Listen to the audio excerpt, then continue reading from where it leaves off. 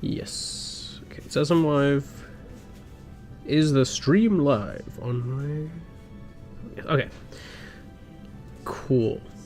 I apologize in advance, and by in advance I mean at the very start of stream, for starting this late. I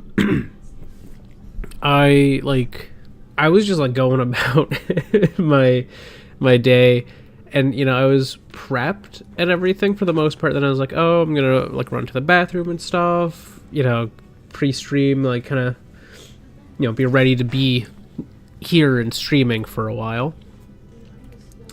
And I come back, I fill my water, and I set my water down and realize it is already 1, and I have not opened OBS. I have not shared the stream online or anything, or I guess in Discord. So I have all of these realizations at the same exact time, and go, oh no, I should do those things. I should get ready as quickly as possible. So I did that, and here I am now, starting a little late, but that's okay. I also apologize for not having streamed on Wednesday. Last week, kind of towards the end of the week, Gwen started coming down with some sort of like cold-like thing, and then she, eventually, as she started to get better, and I'm sure you guys saw, like, last Saturday she was coughing quite a bit. As she was starting to improve,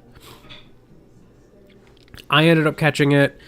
I tend to get things milder than she does, so I did have, like, an easier time with it, but Wednesday and Thursday were kind of the worst of it for me. Wednesday especially, I was like coughing a lot. But I am since mostly better. I still have like a little bit of congestion and stuff. I still get like a little bit phlegmy and whatnot, but it's not nearly as bad as it was. So that's good. And actually, wait, I do have one thing to show. So give me a second. I will be right back. I'm also going to mute myself just because there's noise in the background, and I don't want to have y'all hear that when I'm not talking over it all. But I'll be right back.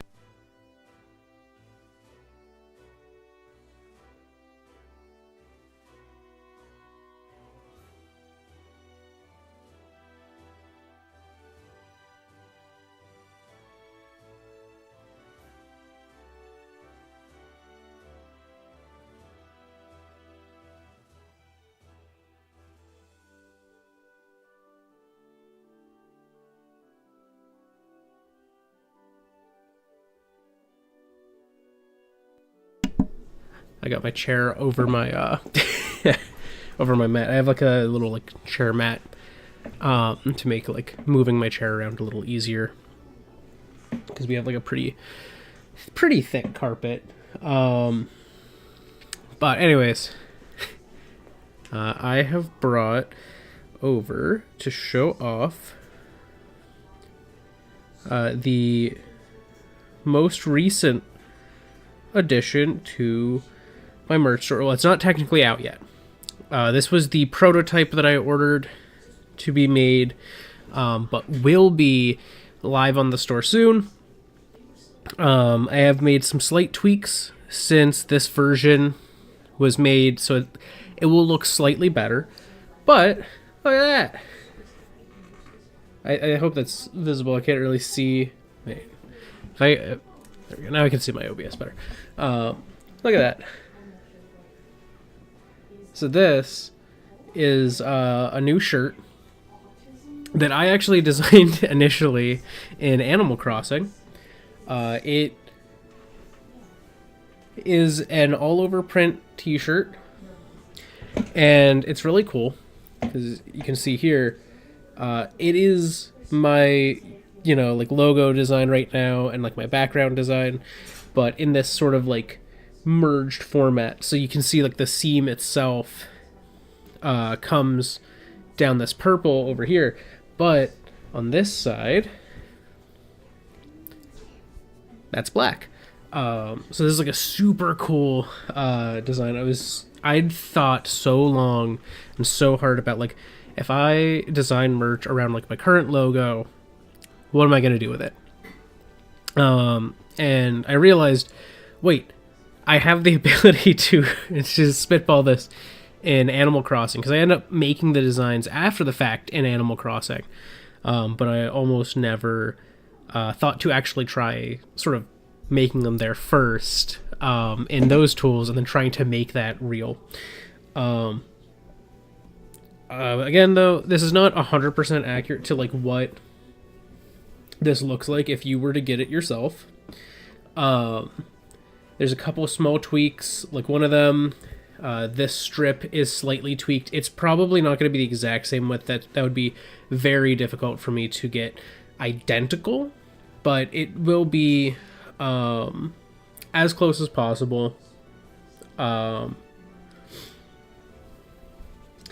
But the other spot is at the bottom here. You can see the bottom is just black and just purple. It's supposed to have a white strip kind of similar to the sleeve. So I thickened that up because you can actually see where that strip is on the inside. It just ended up getting cut off in the sort of like bleed material and whatnot. This design is probably not going to look 100% consistent across all sizes, just by the nature of such a complex all over print design. But it would look pretty consistent with this. I think it looks sick regardless. I'm so excited that it actually came out not looking awful, because I was like, there's a decent chance this looks awful. And there were a couple small tweaks I had to make. Those tweaks have been made. I just haven't made this listing public yet. I wanted to show off the new shirt ahead of time. There's also in the like on spring, my merch store on the DurchBurch spring store and whatnot, there's a second version. It's not a shirt, but like when you go to the shirt, it'll show you like other products with the same design. There's also a sticker that's just the like logo and the circle. It doesn't have like, it's not a full square or anything. It's just the circle and the logo. But I think it looks great. I'm really excited. This turned out way better than I expected. And it's awesome. It took me a while to make it too, because I had to basically build all of this from scratch.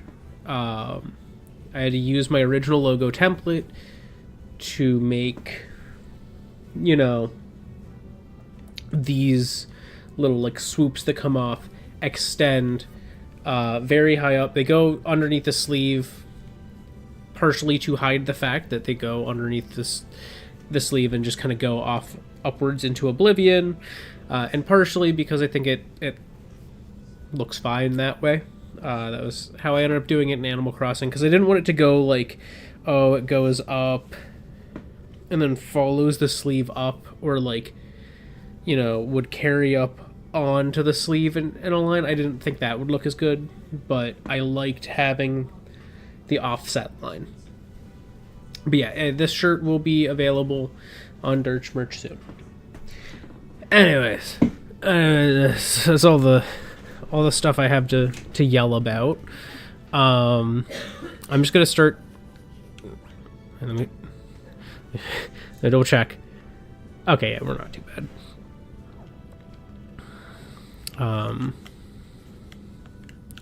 Just gonna train this team up a bit more.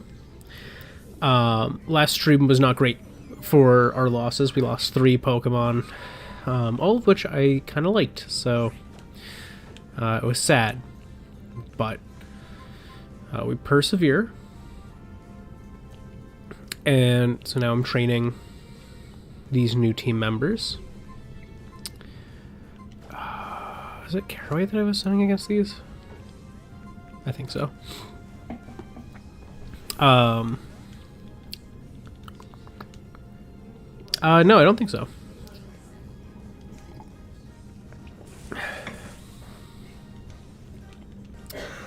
All right. What else was I gonna say? As I alluded to a while back, I don't know why I feel like I don't know if I'm being louder or if my mic is just a little too close because I keep seeing it peaking more than I like it to. But back now, early 2021, I was doing a Pokemon Wonderlock of Pokemon Shield. And I finally,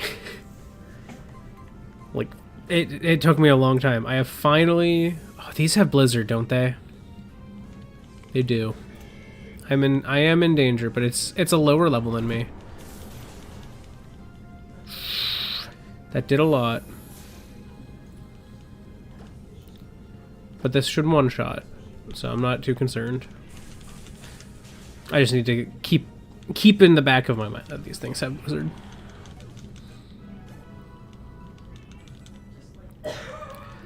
I'm actually gonna run to this grass because it's slightly less dangerous. Stunfisk. Okay. Okay.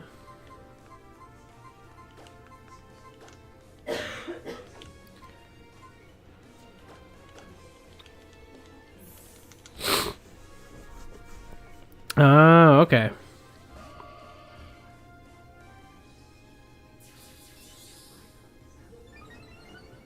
Okay, that kind of sounds like a Is it multiplayer or is it single player? Because that kind of reminds me of, from what I understand, of like Dead by Daylight and its structure, where like it's like multiplayer. There's one monster kind of chasing you down, and you're trying to like fix machines and stuff. I don't know if it's 100% the same, but it does sound kind of like a little bit reminiscent, mayhaps inspired. Okay, cool. It's crazy how many, like, relatively complex Roblox games there are. I have never played Roblox, but I have watched, there's actually been a large uptick in Roblox content from Alpharad recently. He's been on Alpharad Platinum playing a lot of Roblox Squid Game. He just recently started playing something else, because I see there's, like, the newest video is called The New Sonic Game is Awesome, and it does not look like Squid Game again. So, it looks like it's going to be something a little different. But he also had his whole era of playing a lot of the, like, runway one. I can't remember what it's called.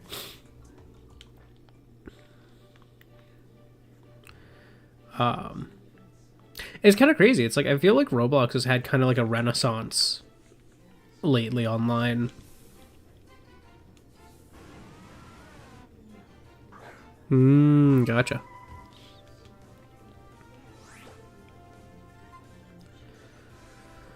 Oh, I need to hit it with a super effective.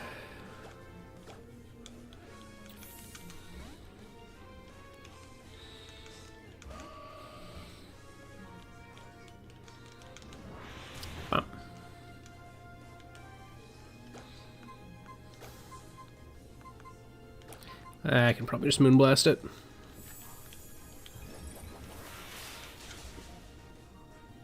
It's funny though, I do actually... Wait. Don't mind me actually hitting random keys on my keyboard. I have had, for a while now, an unredeemed Robux card that It was a, I think it was like a birthday present from a friend. I can't remember if it was like a birthday or Christmas. I think it was a birthday present. It was kind of a gag gift because like none of us have ever played Roblox. Just thought it would be funny. And it was very funny. But I've just had this on my desk since, and I have not redeemed it. But I will say, God, what is the runway one called? Can't remember. That is the closest I've gotten to actually making a Roblox account and using this. Was just from watching the Alfred content. It was like, oh man, I was getting into it.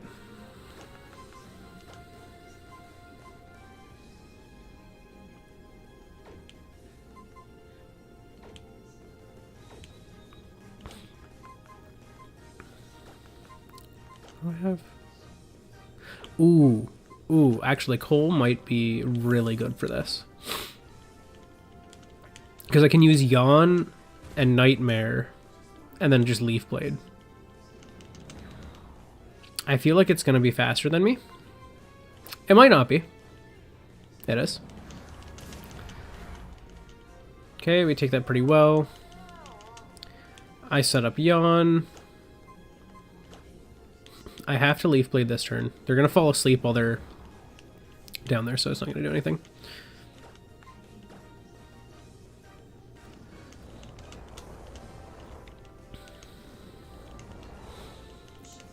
And now I have the Nightmare going, which I think locks them into maximum length sleep.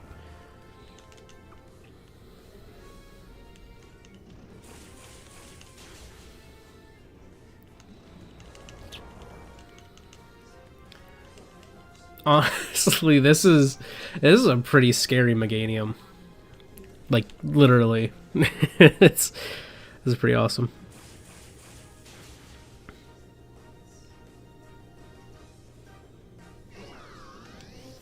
Fair enough. I feel like it's really interesting how, like, Roblox is basically, like, it's a game engine, but also kind of a unified thing. Like you can carry some of the things you get from, like, some games to other games. I don't know how consistent that is across the board, but, like, you know, so, like, there's a level of to which it's, I don't know, I guess it is what Meta wishes their, like, metaverse was like. Oh, and he's gone. Okay, he's gonna hit me.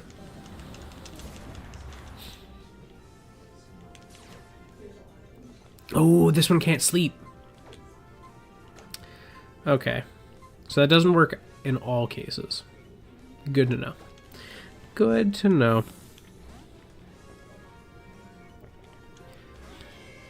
But yeah, no, I think Roblox conceptually has just always been a fundamentally, like, kind of cool idea to me, just from the standpoint of, like, so many younger developers in the game space have probably started somewhere adjacent to Roblox. Like, you know, a lot of people talk about, like, oh, if you want to learn, you know, Redstone, that's basically programming. But, like, to make a game in Roblox is literally programming. You know, like, that's at a much more complex level. You're not, like, in Minecraft, you're working at such a basic level that it could be argued that it's a little harder to understand. Like, it's more abstracted from reality. But Roblox really is just exactly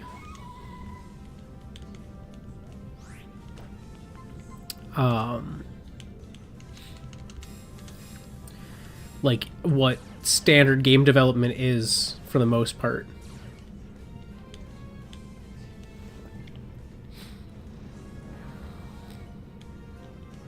Oh, someone could totally do that. I feel like that's...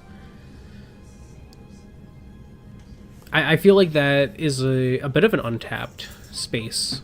But that's definitely something that could happen. Was I faster than it? I think I was.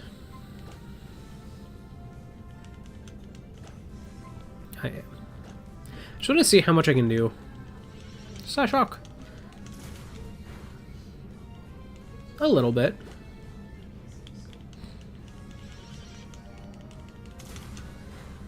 I can do some damage. How much does cut do? Probably a lot less. Actually, because it is also to defense. So yeah, a lot less. I'll just use more Psyshock. I'm realizing that this thing literally has nothing it can do to me. So I'm actually pretty safe to just spam that. But no, I think that could happen. I think the toughest spot would be kind of the monster designs themselves. Like, would you want to make them number adjacent? Kind of like would you want to treat it like how Digimon does, where like you have these designs that are kind of abstracted from those overarching groups of like, you know, like Virus, I can't think of the other ones. But like, you know what I'm talking about, like those sorts of categories. Wait.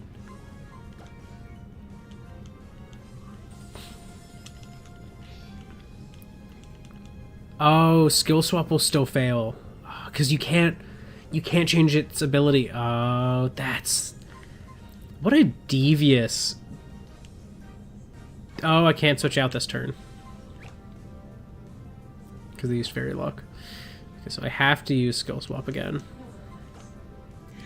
Now I'll switch to Marble. What a devious Pokemon this Druddigon. I wish I had one. Like, Wonder Guard Druddigon that seemingly has low attack. So, like, I don't know if its special attack's high or if it's just super bulky and has Wonder Guard. Like, this thing's crazy. But yeah, like, I feel like the kind of the toughest spot would be coming up with sort of coherent design concepts that you could carry across those different categories. But if you were to, which is part of the reason when I was coming up with the different sort of types, the tags and genres in my Stomon project that I have committed to doing more this year. I will do more this year. And like do a formal big announcement thing. But the type system in it, there's actually two. There's tags and there's genres. Tags function like your typical like type system, while genres are more like your abilities. And every someone can have two genres, like up to two genres, one or two. Like for example, I can reference what mine is. So if I go to my Stomon, here he is. So my genres are by default gaming and art because I, play games primarily. That's my main content. But I also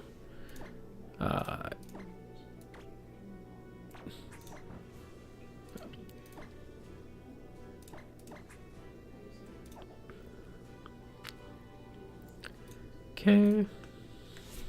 Sorry. My main content is gaming content, but I also share a lot of stuff about my sprite work. So art is the other side of that. But my tags are casual and cursed. And casual you could kind of see as like the normal type,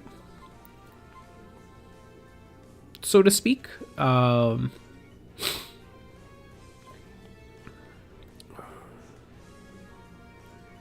The Synchronize, which does nothing. It does have Phantom Force, which does something. Let's see how much it can do. Oh, never mind.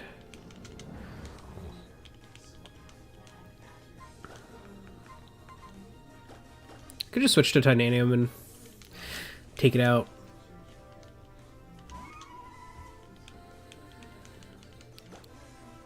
get a little extra experience onto titanium that way, you know?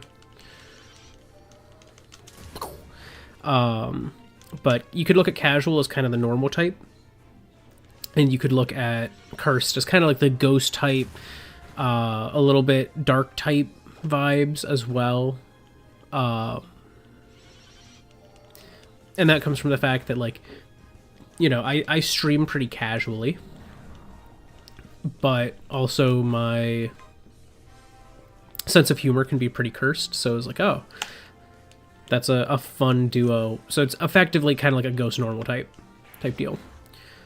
Is the most ready correlate in, like, Pokemon. And mine is a single stage. And then my idea for, like, the shiny system is that the genres can change. So a requirement of that genre system is that, you know, the genres do change.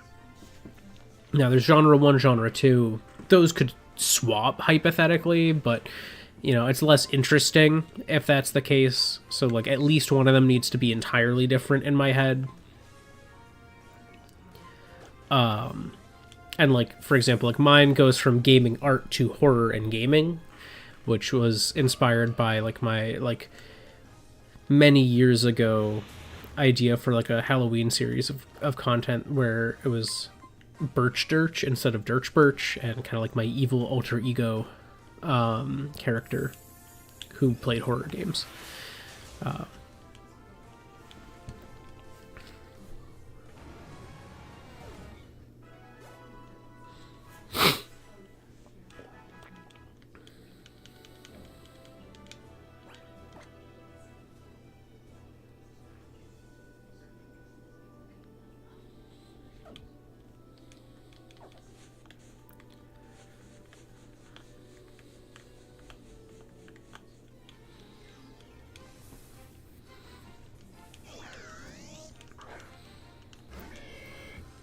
It's nice that this thing doesn't have any attacks it can use against me that hit in one turn.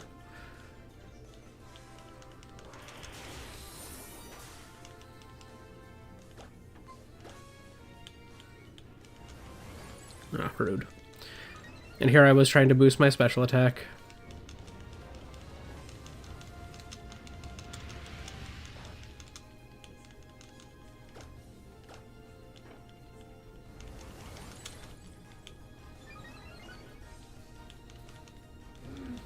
I think it's a 50% chance to boost special attack with Fiery Dance. I'm not getting lucky with it, though. I'll tell you that. God, they're just stockpiling like crazy. Well, hey, if they keep trying to use stockpile, it will fail.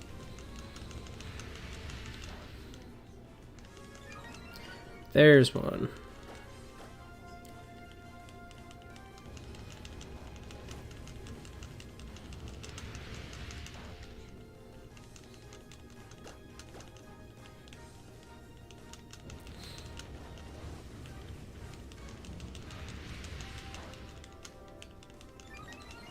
Okay, alright, we're getting there.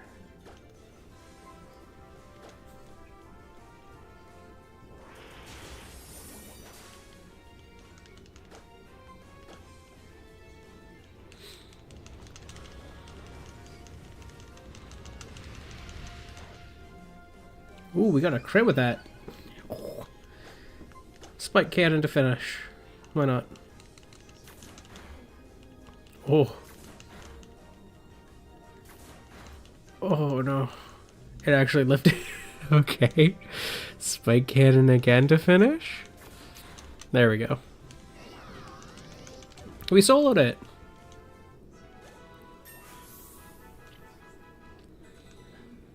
How much do I gain from that? So +1 special attack. Not great, but it's okay. I feel like this thing's HP is a pretty high HP. Oh, the Minans.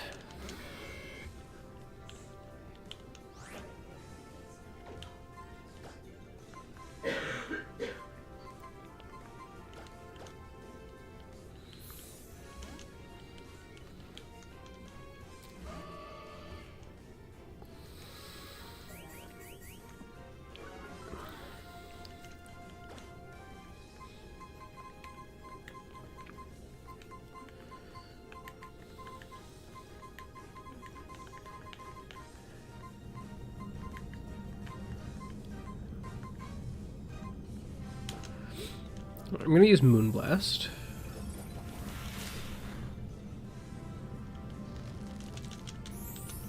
I love seeing random Pokemon using Great. It's so funny, like seeing a Minun just have roots erupting out of its body, just like as it like taps into the ground. I love that. It's so cool.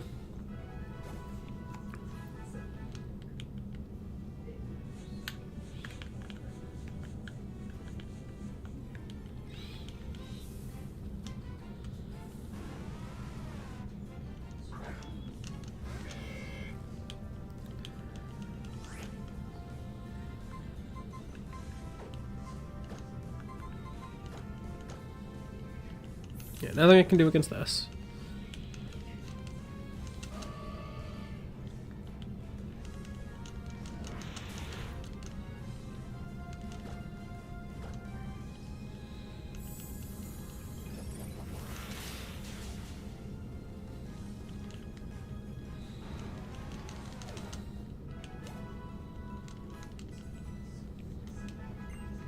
Thousand arrows! That's a physical attack, though, and I'm more of a special attacker.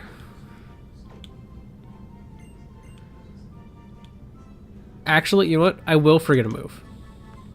I'll get rid of Spike Cannon for that.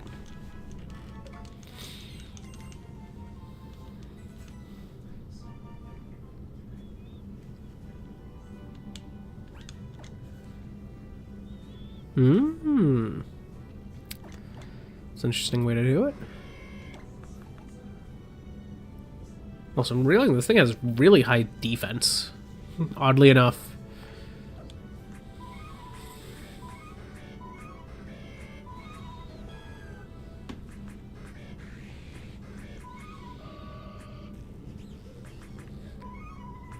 Other stats aren't super high, but like also I'm only level 30. Yeah, attack stat is very low though. But having 1,000 arrows will probably be helpful against those Rotom washes, you know? I just want to see how much I can do with that. It's going to be a lot less than like something like a Giga Drain would do, but of course they're already stockpiling.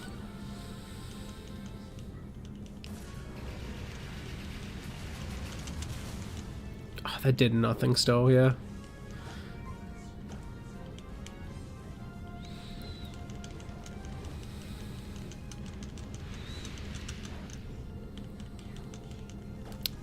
Gonna try to get some offense boost, at least one. Ooh. At least defense is my highest stat. And I have a move that heals me. I have 2 more chances to get special attack boost too. 1 more chance to get a special attack boost. And it's stockpiled again.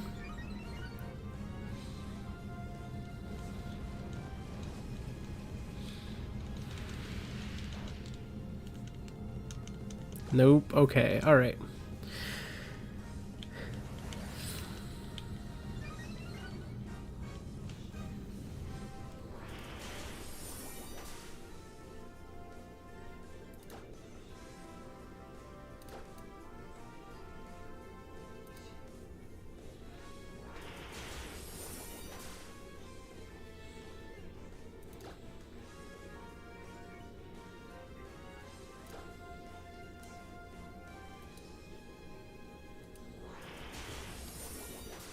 I wonder if this Rotom just actually doesn't have Phantom Force, because I'm realizing it has Block and Synchro Noise, Natural Gift, and Stockpile. I think this actually has nothing it can do to me.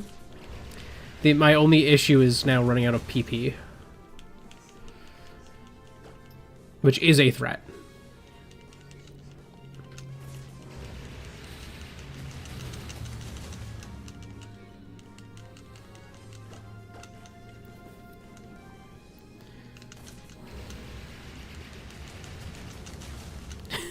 This is ridiculous.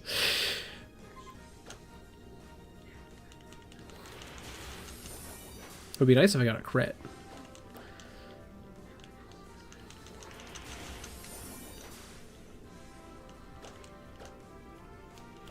I think that stakes it out.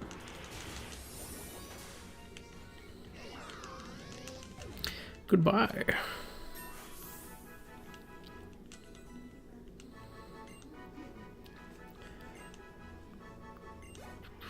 Okay.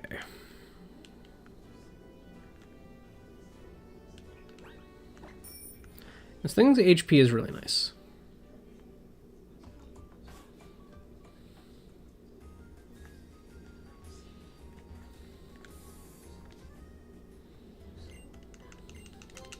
I would love to heal again. I want to get these three to at least like level 40-ish, you know, before I continue. Like, they don't have to be 45, but I'd like them to be on their way to 45 before I keep the plot rolling, you know?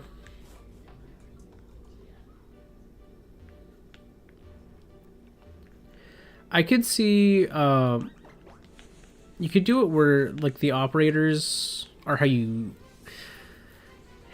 Okay, actually, better idea. A capture system based on, like, less than, more than, equal to, or, like, you know, have, like, less than or equal to, more, greater than or equal to. Have those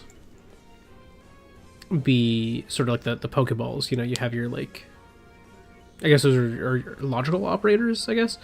Could be, like, how you catch things, and then the others, like, the ones you would use, like, you know, multiplication, addition, subtraction, division, those things could be, like, other items.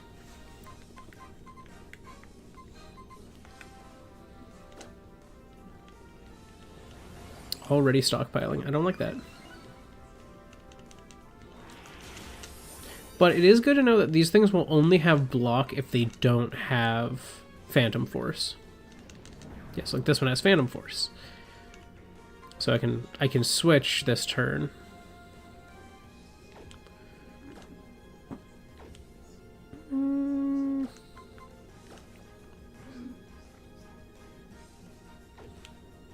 I could use Coal.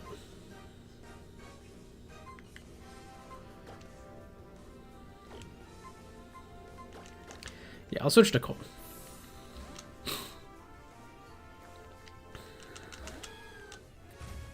Even though Coal does take damage from this.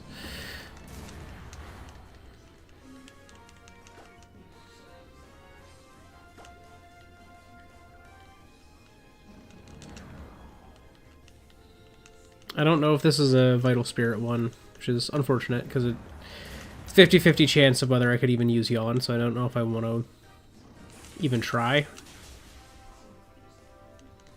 Or if I would rather just fish for crits with Leaf Blade.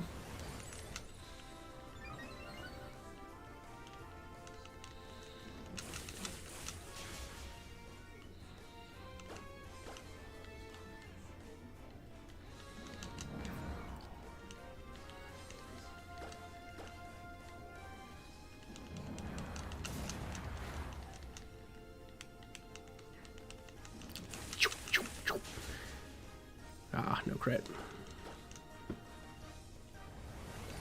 This would be a great turn to crit.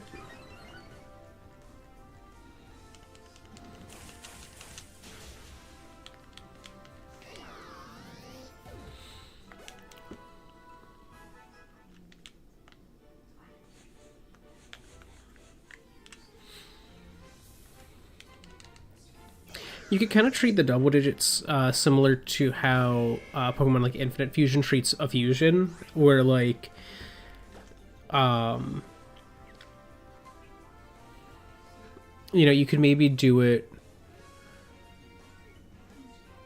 where you have the stats of the first digit is, you know, the baseline, and then you add like a portion of the stats of the second digit to make it so that, you know, 12 is going to be different from 21 that way, because it would have the stats of 1 with a little bit of the stats of 2 versus the stats of 2 with a little bit of the stats of 1. That could kind of allow you to have that. And then the colors could also be similarly, like you could maybe do it where the colors are, you know, somewhere between the two. So like say, you know, you said like, you know, 1 is blue, 2 is green, where 12 would be like a slightly greenish blue, and 21 would be a slightly bluer green.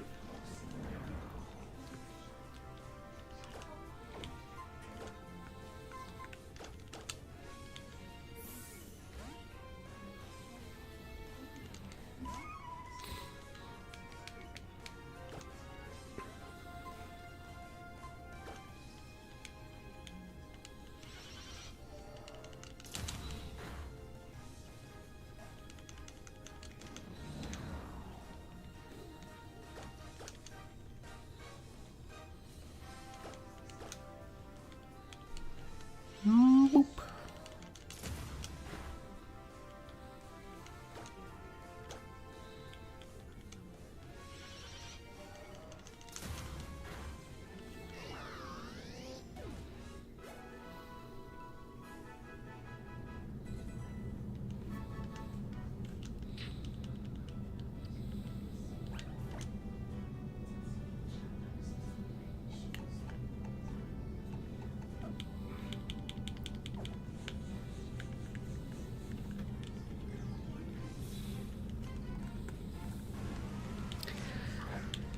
Got a Dredagon. Oh, I just realized Tiger's Eye is 30 now. I actually don't need to lead with them anymore. I need to swap back to Meganium. No. He can take the experience for 1 Dredagon. That'll go to him. Blam.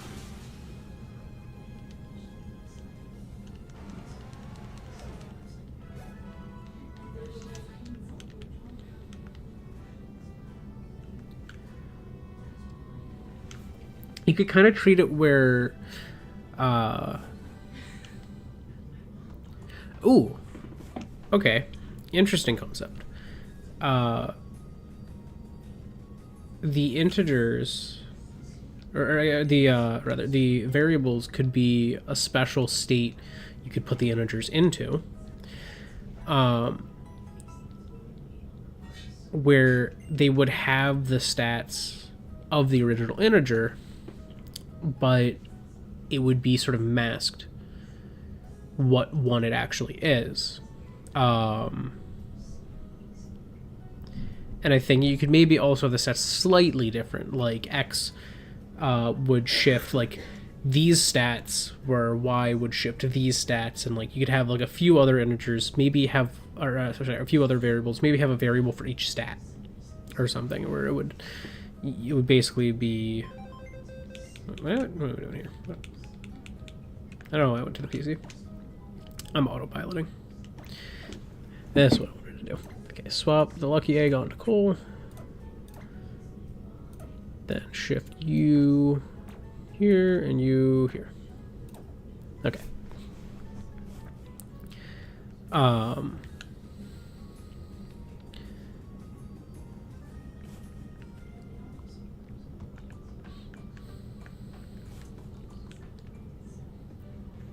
And then you can make it so that, you know, the variable version lasts either for a certain amount of time, or that it would be like until you're hit. Kind of like how illusion works in Pokemon, but instead of just...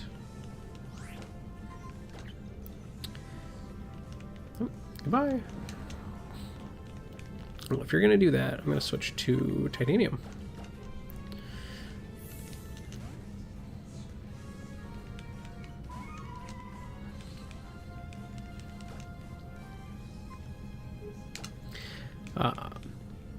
But yeah, you could have it where, like, you know, kind of similar to illusion in Pokemon, but that while it lasts, you have certain boosts. So like maybe X is more offensive, and you could have, like, say you have 5 stats, you have X, Y, A, B, C, or ABCXY or something like that. Very common variables.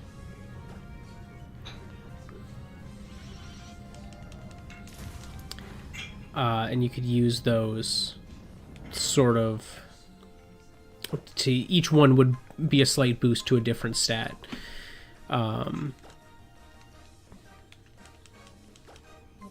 During the duration of the variable state.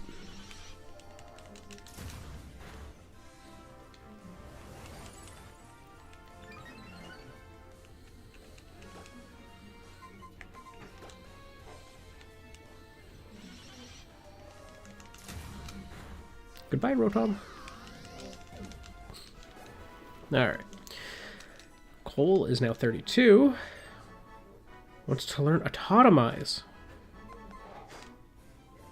Ooh. Oh, but that's the one that just boosts speed and makes you lighter. Okay, never mind. I was thinking that that was Shift Gear, not Autotomize. It's my bad. No, we don't need that. I was going to say, like, if we were getting Shift Gear, that would actually be an interesting option. But I kind of like having Yawn Nightmare as a combo. I think that's very useful. The only thing that would be better would be if we got, like, Spore, you know? So we didn't have to use Yawn. But...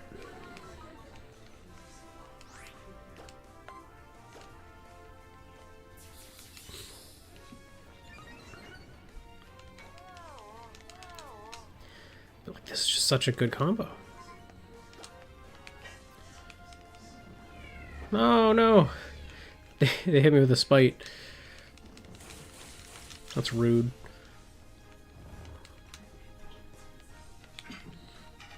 Okay, I'm gonna lock them in a nightmare.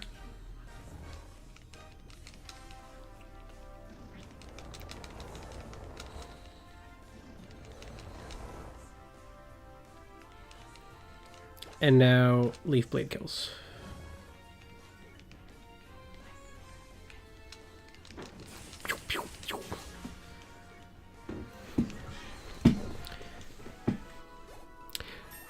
True. I don't know. Oh, that's now we're getting deeper into systems, and that takes deeper thought.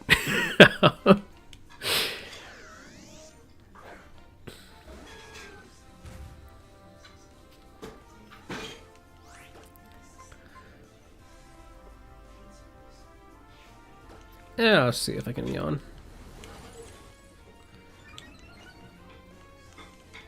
Ooh, we can.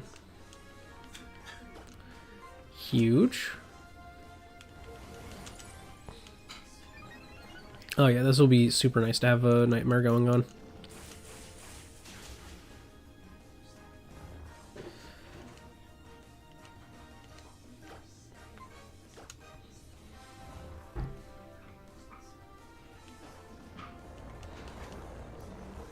You could maybe treat it... Okay. Idea. This is getting deep in the weeds. You make those like sort of alternate forms. Okay, so Nightmare doesn't lock them in for the maximum length. Unfortunate. But yeah, so idea you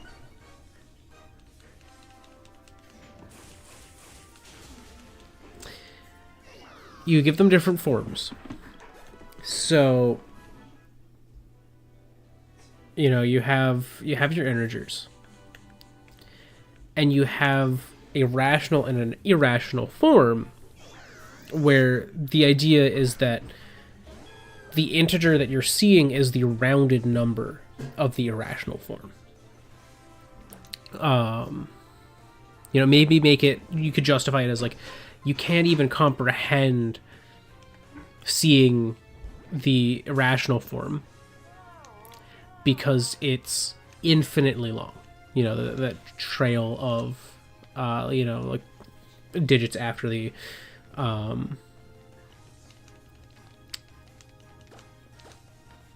like after the decimal point. So they're visually rounded. And then you just have it so that the ones that are irrational, it turns like sort of like the whatever the neutral type is. You don't have one. You have a rational type and an irrational type, and depending on which form it's in, the moves will be of that type. And hitting a rational with an irrational would always be like a super effective, but hitting an irrational with a rational would always be super effective. Like they're kind of like a like counterparts that don't like each other. They don't like to interact nicely. And then that could add like another layer to like the sort of combat system where, you know, maybe this one has the advantage against this number, but it turns out that like you are using the irrational version and they're using the rational one, so you always have access to like something that's good against it or neutral against it. I think that could be a play.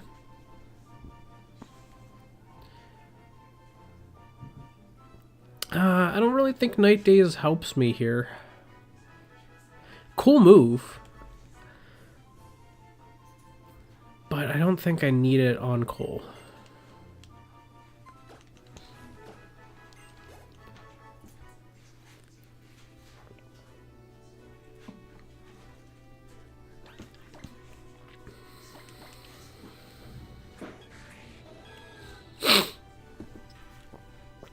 Okay, so yeah, like I wouldn't have, it wouldn't have been bad because I am a mixed attacker, but I think U-turn is just useful. I think honestly this kit is very good, and I'm not likely to deviate from it for a while. I quite like it. Hello, Rotom.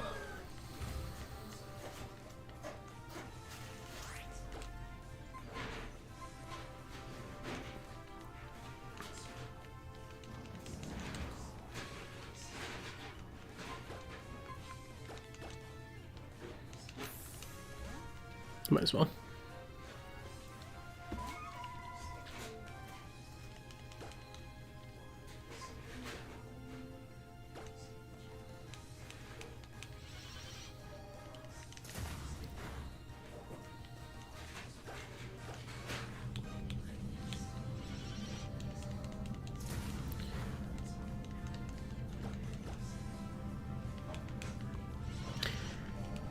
It could be. I think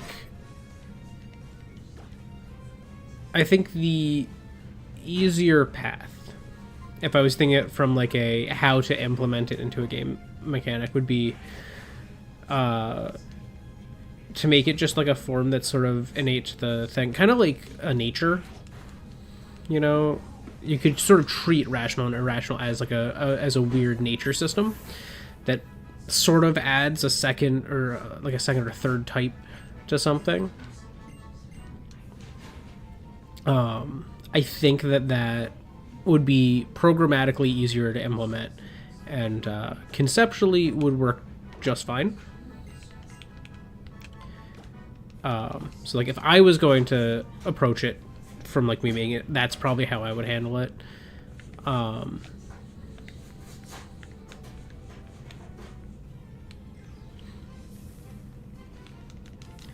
But that's also not fully considering like how a broader system where you're also incorporating like fractions and other things that would play out. So, you know, my concept of how I would do it programmatically might not apply, you know, given the full scope of sort of like what you've envisioned.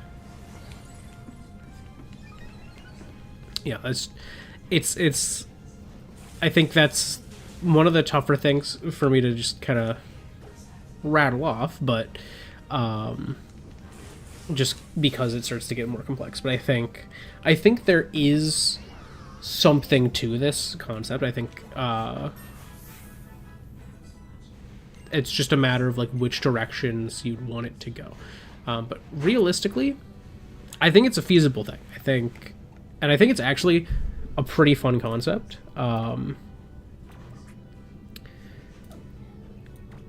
Like I'm a sucker for a monster tamer. Like this is my genre. This is what I love. So I think taking something as foundational and like fundamental as like mathematics that like so many people learn at some level, I think taking that and then expounding upon it into a game system that sort of introduces you to some of these concepts, tries to stay faithful to those concepts, is really cool. Blah.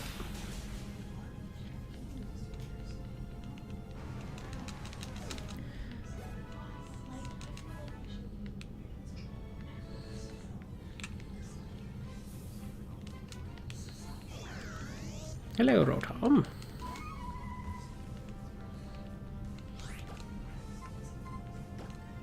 I only have two Sky Shocks. Two Psy Shocks left.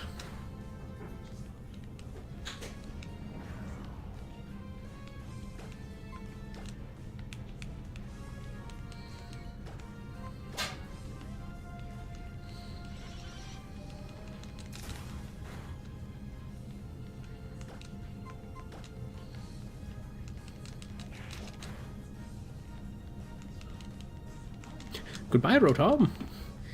Bro's leaving.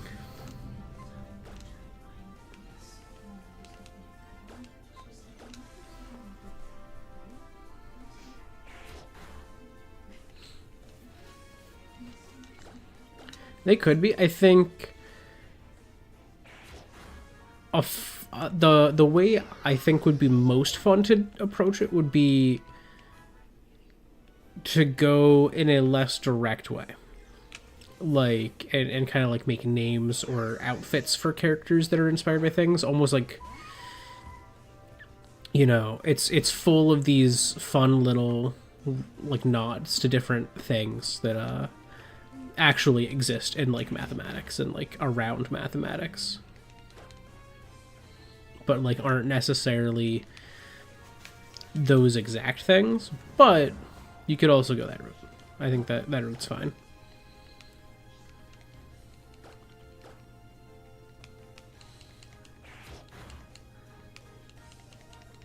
It is your vision, after all.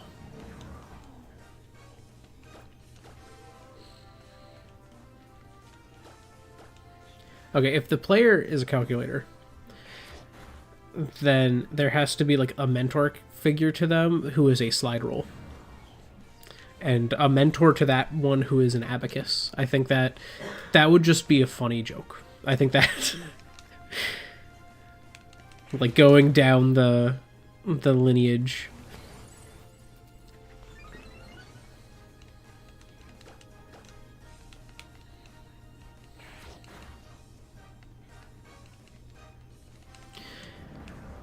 Alright, bro. It just really wants to keep using the old Phantom Force. I have one more... Oh my god. One more turn where I have to use Cut, and it goes down.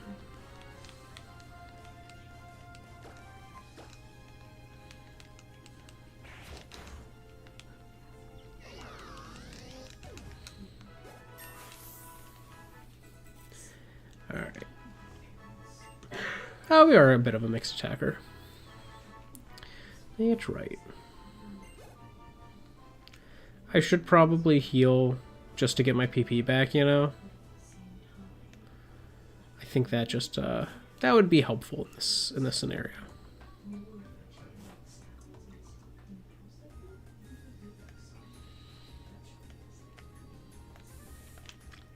I don't know why the first thought that came to mind is, like, you know, like, Jessie from, like, the Pokemon anime, like, Team Rocket, where, like, her hair has, like, that big curve. I'm just imagining, her hair follows the golden ratio curve, like, follows that spiral, and is, like, blonde. like a character who just has like that perfect golden spiral structure to their hair, I think is just that's what immediately jumps to mind there, and I think that's a very funny image in my head. And not just funny, I think it would actually work for a character design. Very, very fun.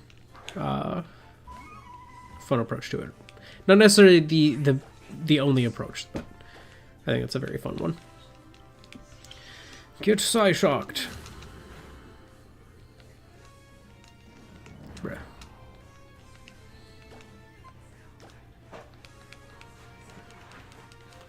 Okay, let me Psyshock again.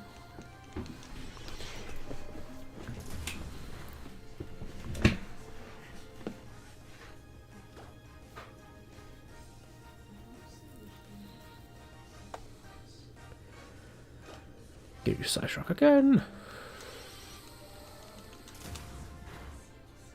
And then now we're in cut range.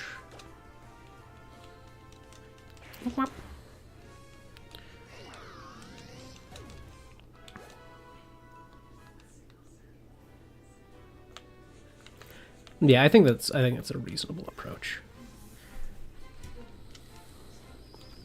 Hello, Stunfisk.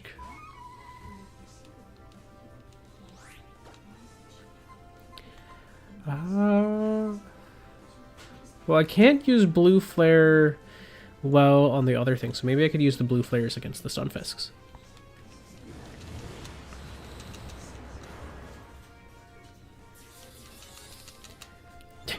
I love how happy he looks when he uses moves that activate that animation set. Ow. Something that can actually hurt my wonderful Meloetta. Rude.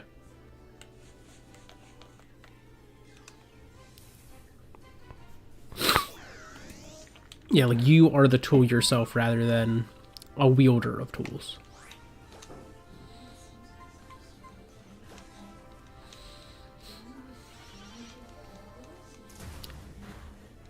I do be going.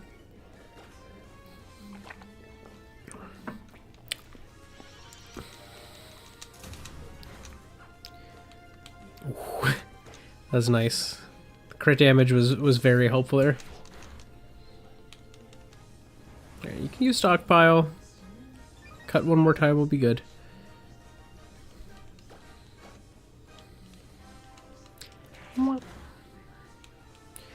Goodbye, Rotom. Titanium's getting there. Watch this entire stream just end up being nothing but me trading these guys up. It's possible.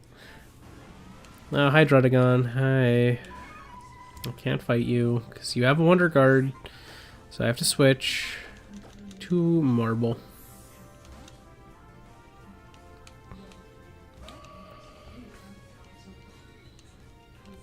Yeah, you use Mega Punch.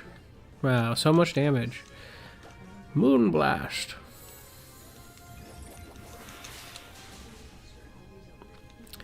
Goodbye, Drudagon. It's going all right. We've basically I've just been training up a few new members of the team after we lost some last stream. I went over how I got sick. I'm mostly better, but that interrupted my ability to stream on Wednesday.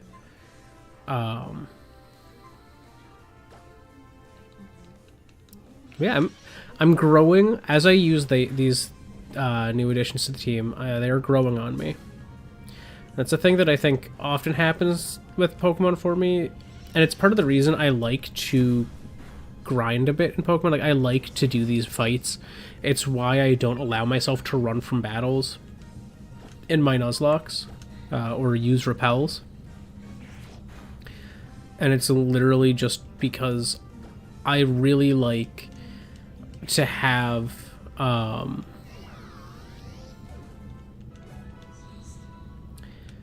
the time to connect with my Pokemon.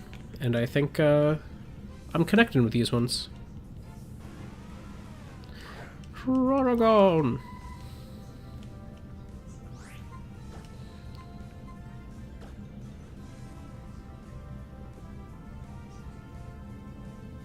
I don't know why the outline for Meloetta's hair stops at the bottom. It's a little weird to me. I'm not a fan of that.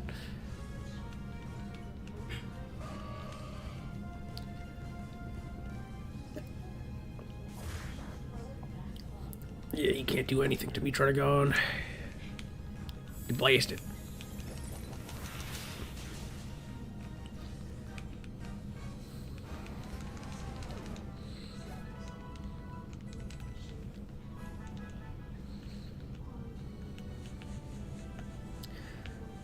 The biggest question at this point is, where am I going to go to train after I've trained these ones, you know?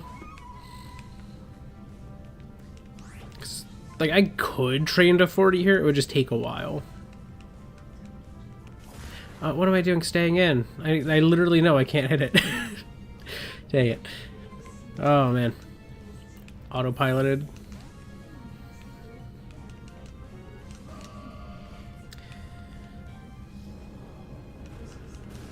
I forgot that thing had Shadow Ball.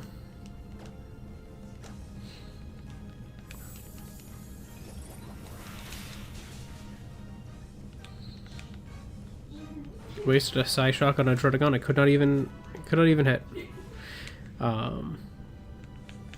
Ooh, I can show off again the thing that I showed off earlier on stream.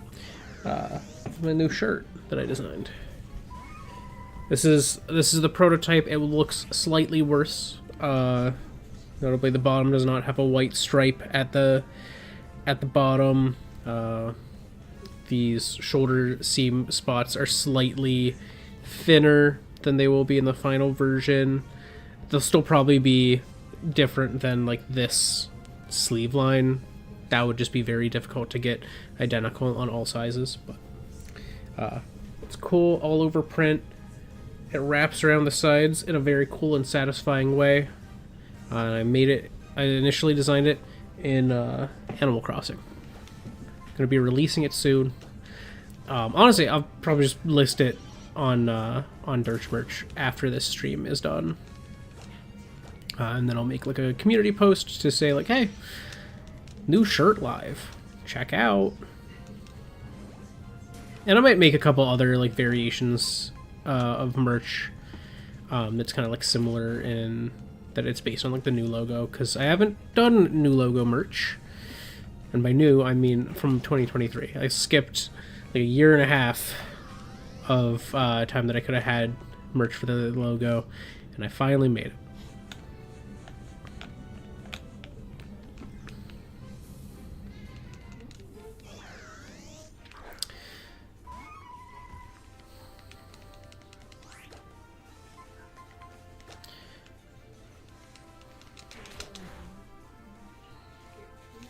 That wasn't bad damage.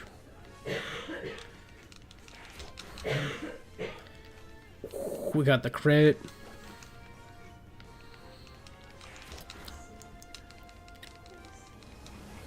Of course, they're using stockpile now. Also, I do want to state, I'm going to announce this soon as well. Games I Love is coming back this year. Games I Love will be officially starting. It'll initially be the first Wednesday stream of February will be the first Games I Love at this rate.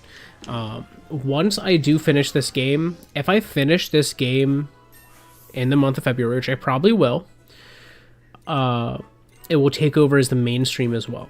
So the first Games I Love will likely be, I was hoping it could be Saturday the 1st. It's not going to be, because there's no way, because I would have to beat this game today and Wednesday. Which is probably not happening. I still have one whole gym to do. I still have the Elite Four to do. So, like, this will probably be, like, another 3 streams. So most of the Saturdays in February will be Pokemon X. But the first Games I Love stream should be happening February 5th. I have a list of games that I have chosen. They're different from last year's, so you will not see any repeats. Doesn't mean you won't see like similar things or something like that, but you will not see any repeats from last year. It is an entirely new like set of games. I had to dig even deeper to find some more that I wanted to feature. One of them I did announce earlier is Xenoblade Chronicles X. Obviously, Definitive Edition is in March. I don't think I mentioned this in the original stream, but I will be playing on my Wii U save to show off like some of the cool stuff that Xenoblade Chronicles X has, and to just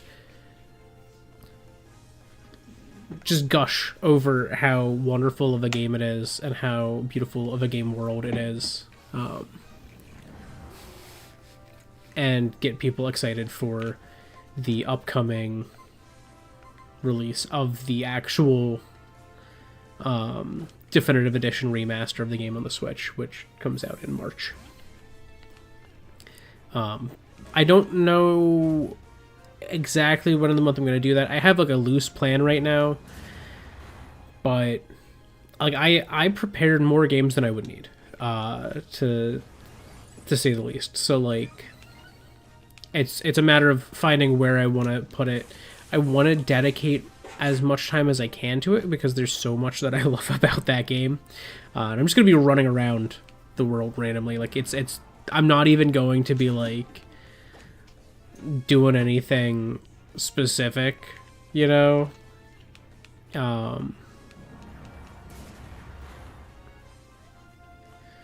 Like I'm literally just going to be running around being like, oh man, look at how cool this is. See that thing? You can go up to it and then like actually go up to it kind of stuff. I love Xenoblade Chronicles X. It's such a cool game. Like and this, you could take this as a good or a bad thing. I usually take it as a bad thing. I have played like 200 plus hours of Xenoblade Chronicles X on the Wii U, and I have never beaten it. I have gotten like 80% of the way through the story, I think. Roughly. And that's as far as I've ever gotten. I've played on one save. Like, this is not me like restarting and doing it repeatedly. Like, no, I've literally put like hundreds of hours into this game. I have not beaten it. And that doesn't like upset me in any way.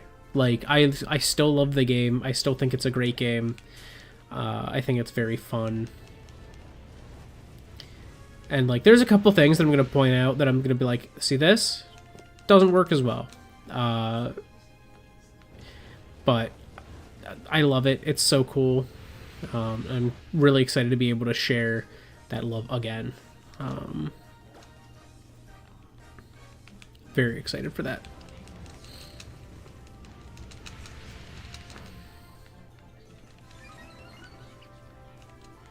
Okay, we got a special attack boost. I'm gonna get good drain now. Huge damage. Huge damage.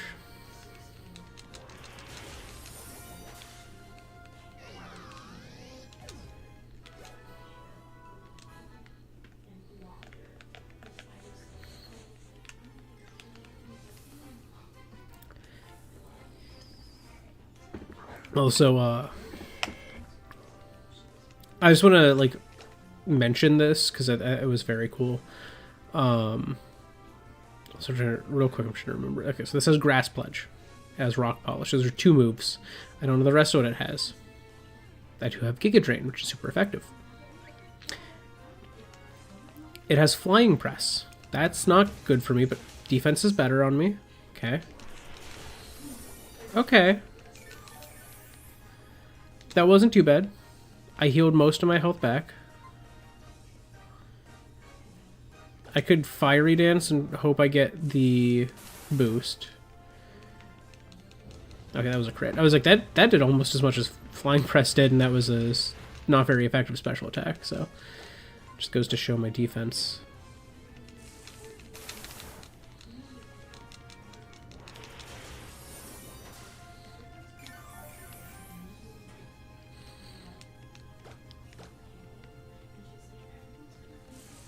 Okay, Stunfisk is...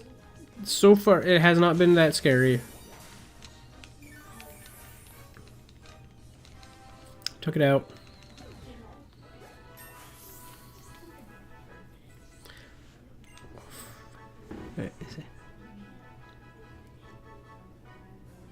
I know, right? It's also, I gotta admit, it is a very funny animation to have on a Stunfisk as well. I mean, let me rewatch one of those. I just want to, because I wasn't paying as much attention as I could have to it, and so I want to appreciate it for what it is.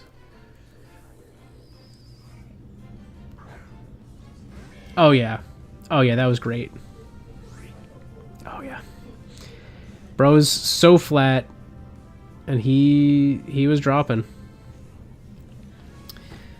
Oh, got another one. I don't want to fight another one. I would rather fight one of the washing machines that I can heal off of as well. Flying Press is super effective against coal. I'm just going to switch to Silica and just nuke this. Favorite Ben 10 alien? Let me think on that.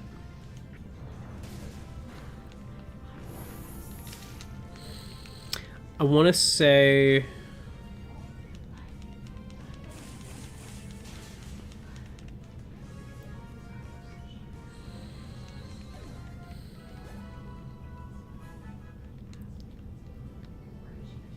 I am partial to pre-cloak off Ghost Freak. I am partial to that one, from the original set. But I also really like...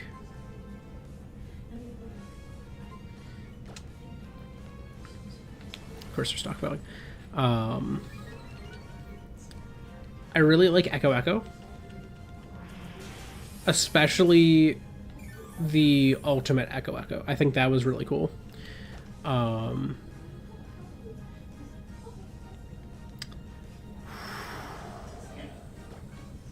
Spider Monkey was fun.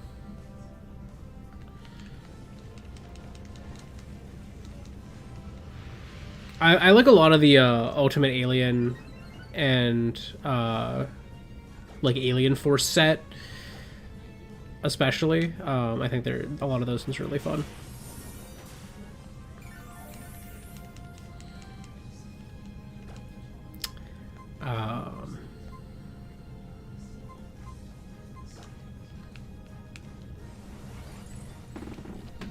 Those I think those are the ones that stand out the most to me, but I do like a lot of them. I think there are fewer bad alien designs than there are good ones. Yeah, I said that right. There's a lot of good ones. So it's hard for me to like pin down a singular favorite, but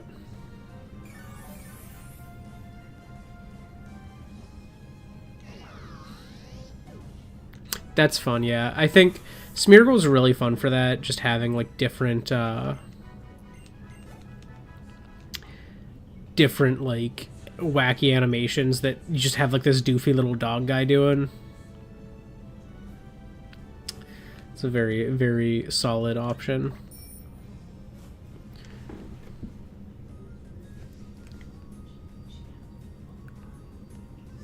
Okay, all fours Little Goober. Which Little Goober are we talking about?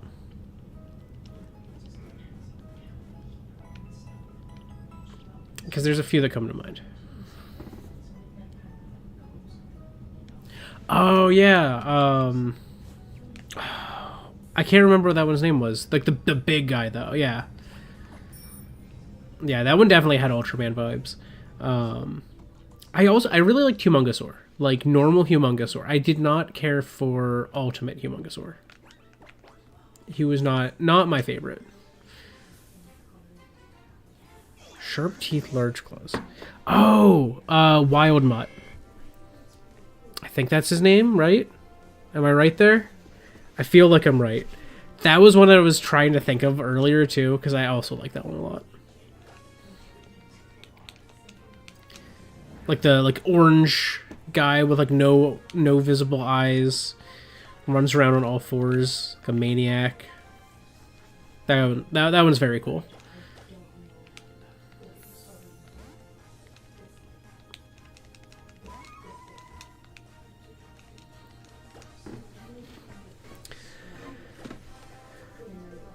Let me see. I'm gonna look up a few.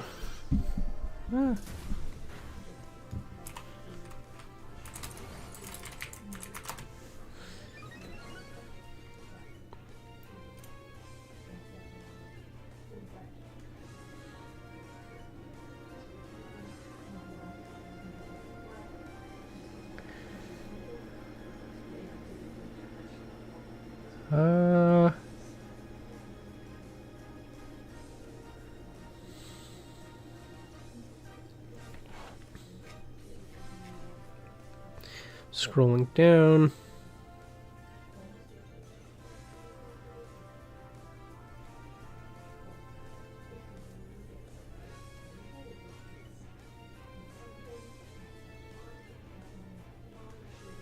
I'm not seeing him, but I'm also not seeing...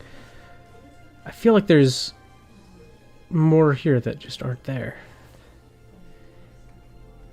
Alright, what's the original set? I want to see the original...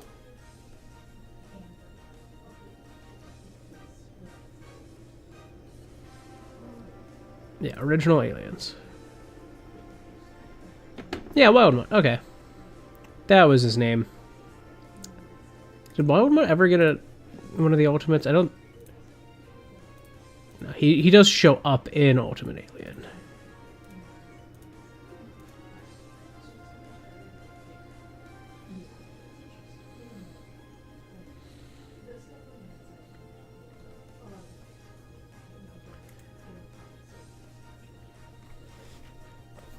I didn't realize Cannonbolt was in... I guess it was in the original a little bit.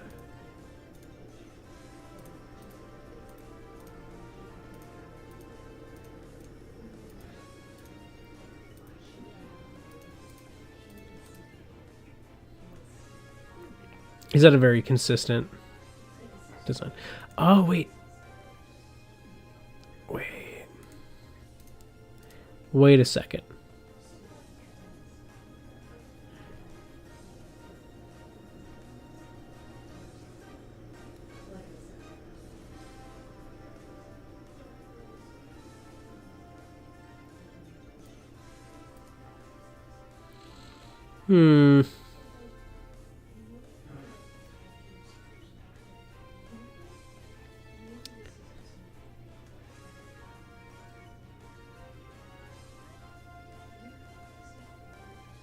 Oh my god, I forgot that Wild Mutt showed up in like the live action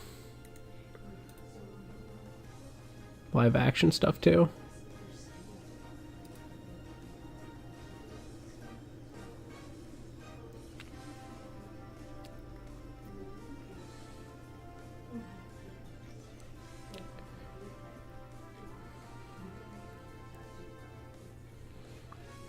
I don't think he did get an Ultimate version.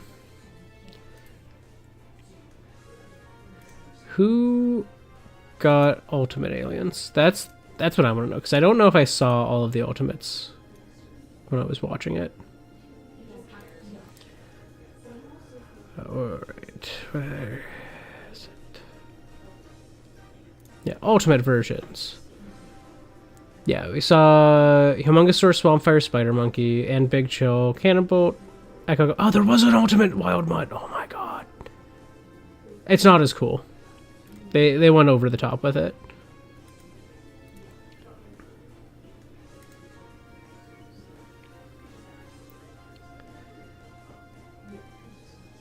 Way Big. That was the guy. Yeah, because there's also an Ultimate Way Big. Ultimate Echo Echo is a really good ultimate, though. Alright, anyways. I was just staring around the Ben 10 wiki. And the stupor. That's fair, yeah. I watched some of the original series. I watched a lot of it. I don't know how much I watched. It was before I was really paying close attention to, like, more serialized shows, like Avatar: The Last Airbender, Ben 10. They both had, like, a full plot. But I didn't pay close attention to that until a little later. But Ben 10 Alien Force, I got super into.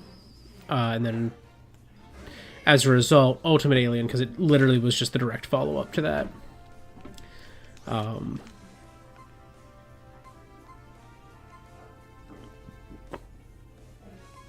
Very good shows. I really liked them a lot. I want to, like, rewatch them all someday.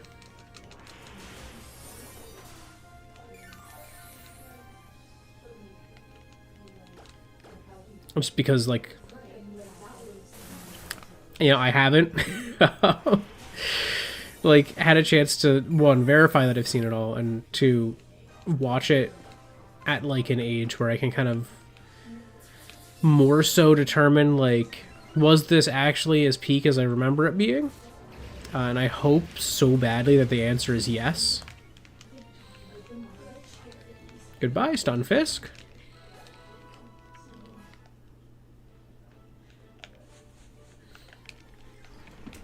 I'm trying to think. I was also the same way. Like, I didn't follow, like, Adventure Time super closely, and I remember when I found out that they started leaning more serial and less episodic, I was a little bit annoyed, because I was like, that show is so good as an episodic show.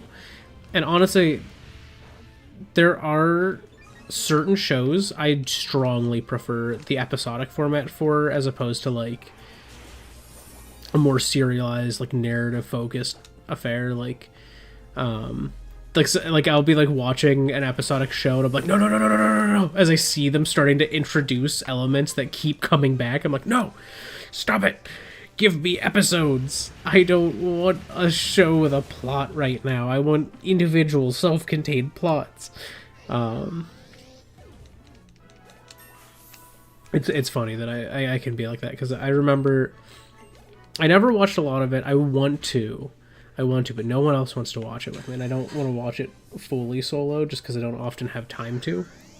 But Gegege no Kitaro, which is the easiest way to sum it up, Japanese Scooby-Doo. It's a show about a kid who's, like, a half yokai,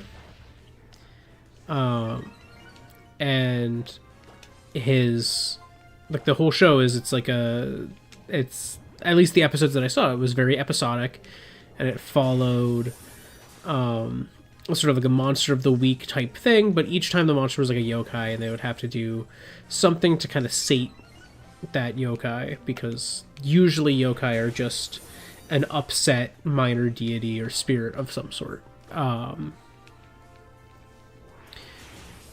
And I really loved that show. I just, I haven't had a chance to watch it in a long time. I was watching, like, one of the more recent versions after I'd seen it in it was like a Gaijin Goomba video, and I was like, oh man, this sounds like really fun, and I really did enjoy it. Like, I really do like that anime. But there was, like, a moment where they were, like, kind of introducing something that was gonna be, like, a more serial element, and I was like, no, don't take this away from me. I didn't get far enough to see where it went with that, but I was really enjoying that it was a very episodic show. There's other shows that are similarly, like, more episodic, that sometimes have serial elements, and so the hope that I have, not having finished watching the anime, is that it kind of goes in that way where it's like, you know, it builds up a little bit so that there can be a series of like serial episodes, and then it goes back to being episodic after that until like the next set of serial episodes come up. Because that was how it was with like the like show House, which I really love. Phenomenal drama. That show is mostly episodic. Like, it's, for the most part, you could start watching House and you could just stumble across any random episode and you'll get a self-contained narrative that's very like good. And there's some elements that shift, like certain characters and stuff like that, like, you know, slightly serialized things. But the number of actual, like, truly serialized episodes is pretty slim. Like, there's not a lot. Nope. Give me an energy ball. Like, for example, there's like a series of episodes, because it's a show about a doctor who happens to be a drug addict. And there's like a series of episodes where he's in rehab, or like a series of episodes where he's in jail. So there's a few special cases where a singular serialized narrative is told, but otherwise, like, the show itself is a very broadly episodic show. And that's something I really liked in some things. And like, that was what I was really into when I was younger, like when I was like a kid. And nowadays, like, I have an appreciation for both, like both types. But there's some types of shows that I just really like having, like, that sort of monster of the week vibe where it's like, here's the problem that we have for this one episode, and we're going to like figure it out. Yep. Goodbye, Rotom.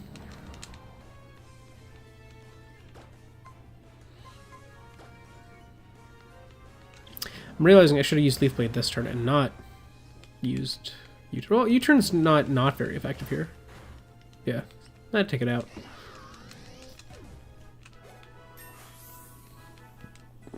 Cole is actually 36 now.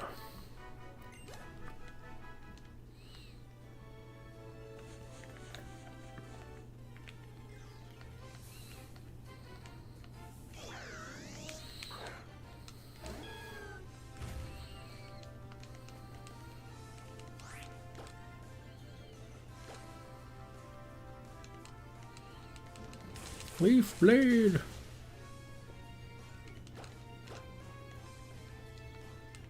Oh. There it goes.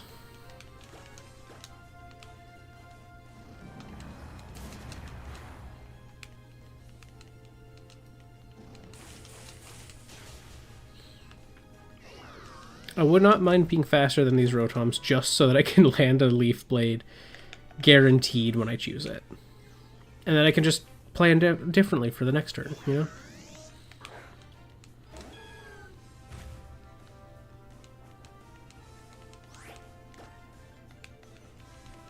Leaf Blade.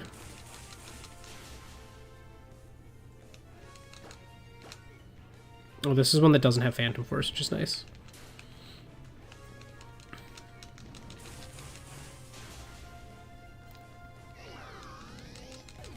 Goodbye.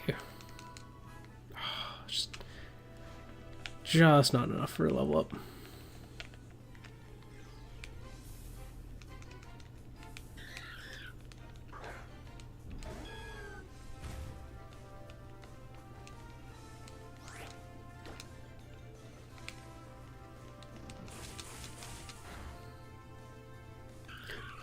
The one shot with Leaf Blade.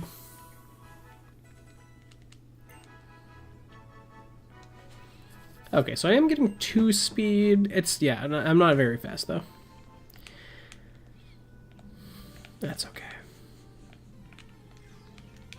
I feel like now that this set of new Mons can actually fight on their own, I'm actually feeling confident that I might be able to do plot today.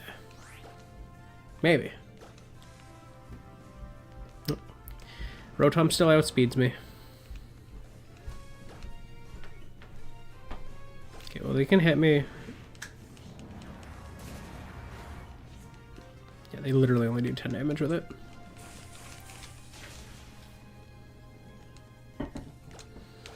Anything else? Nice.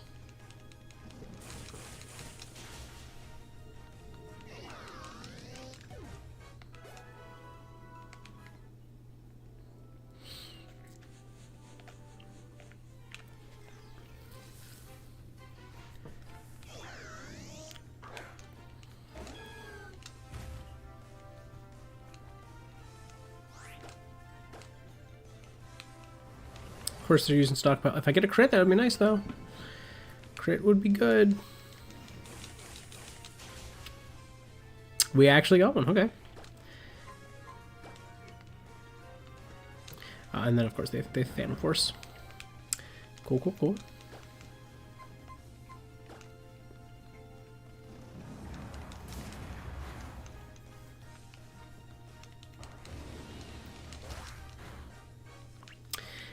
Extra cool. I'll send in Titanium. She can finish it off.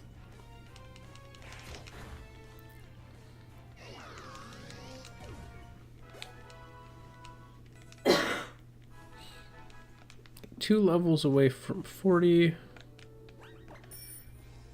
That said, I'm low on PP, so I need to go heal.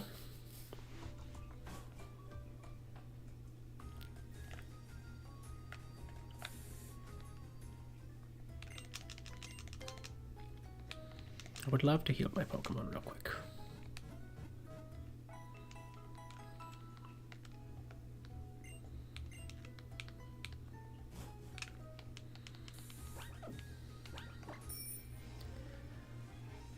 Doop. Oh, it's funny. A lot of people are like, "Oh, we're gonna get news. We're gonna get news soon on like the Pokemon Legends ZA. We're gonna get news on it soon," and it's like, we're probably not. They're just gonna wait until like Pokemon Day. Like, why would they? Like, people were certain we were gonna get news like this month, and I don't think we would. Like, why would we get news this month when they're just going to announce more on the day that they always announce stuff? And exactly 1 year away from when they'd first announced the game.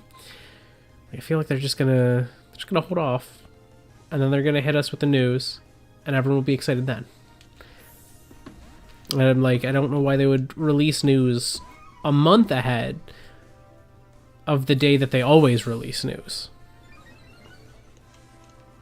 and like a special dedicated like trailer. It's like there's no reason for them to do all that. Like they'll just release when they release it.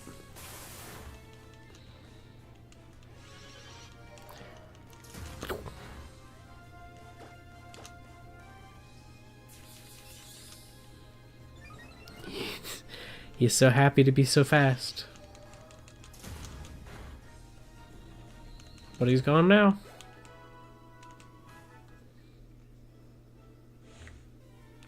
If it hadn't had Intimidate, I wouldn't have swapped, but the loss of damage on my Leaf Blade was a little disheartening there. I was like, I'm not gonna risk that.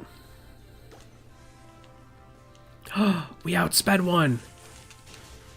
That's huge, because now I know that I take it out this turn. I don't have to waste my PP on misses.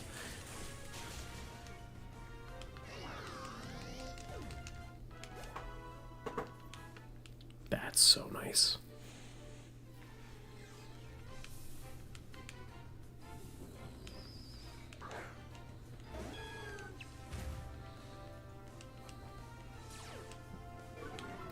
Okay, Intimidate again.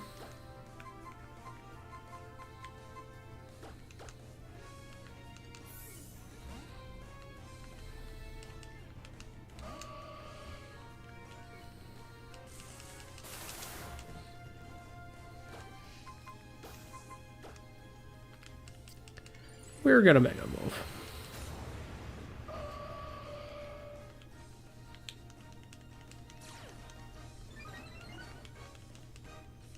Nice.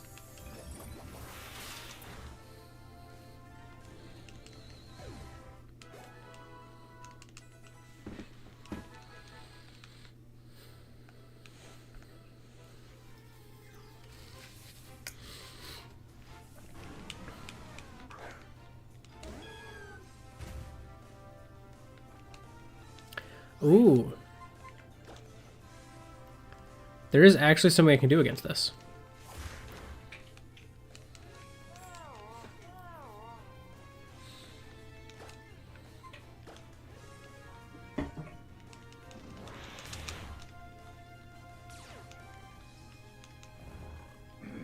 Okay, so now that it's asleep, set the nightmare up.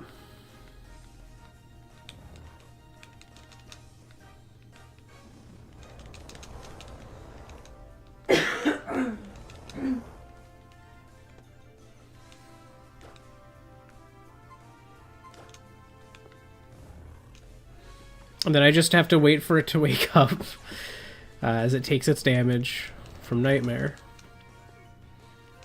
And I just put it back to sleep. Do it all over again.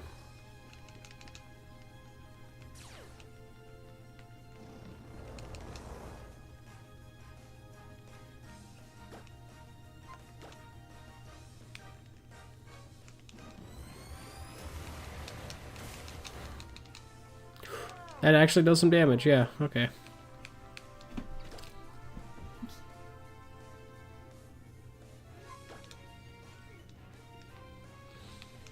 Alright, well, he hits me with that and then he falls asleep.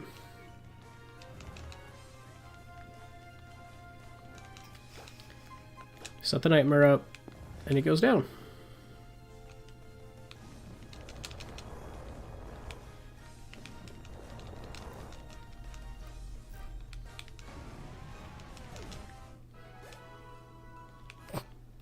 Didn't even fight it.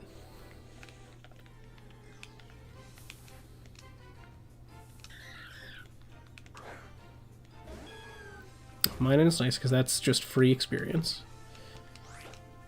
Smack it with Leaf Blade, goes down.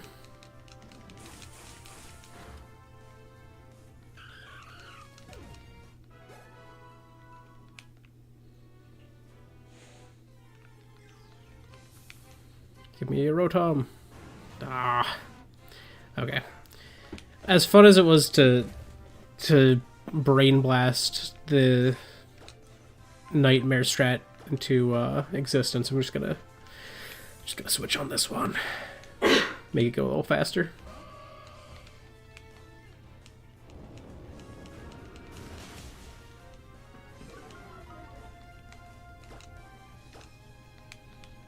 Moon Blast.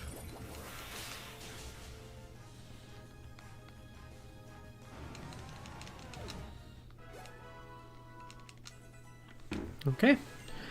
Oh. I'm good. I don't need ring out.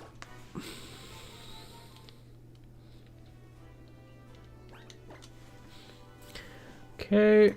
Swap the item. Swap lead. And Tiger's Eye is going to evolve again soon. Like, we're going to have a Blaziken very soon here. So that's going to be nice.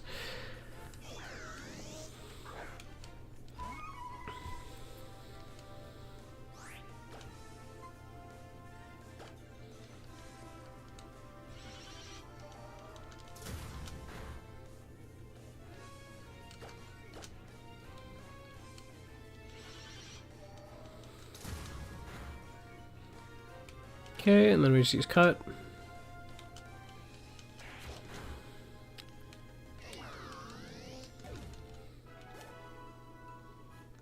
That was a nice one too, because that was one of the ones that doesn't even have like a... Oh, of course. That was one of the ones that doesn't even have like anything scary.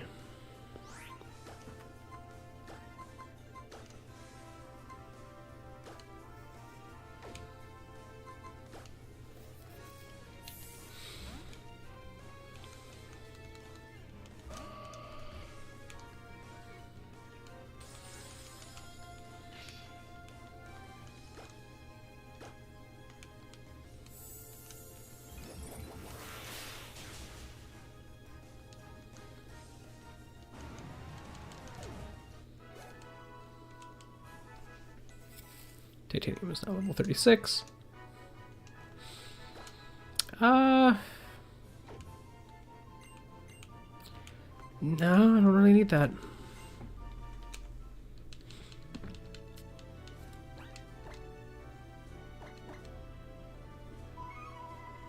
So just wanted to see. Okay, we're doing pretty good on stats. Defense is still, yeah, like definitely it's weak spot, but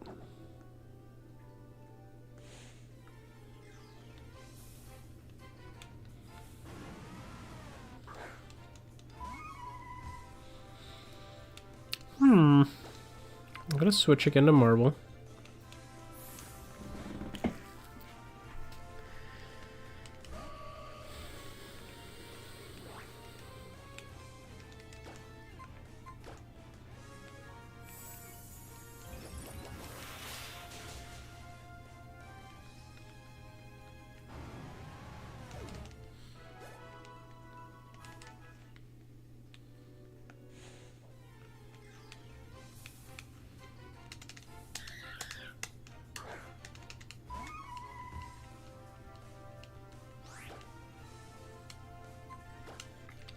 I feel like I just one-shot a mine in because that's what I was doing before. Yep. You just have no defense.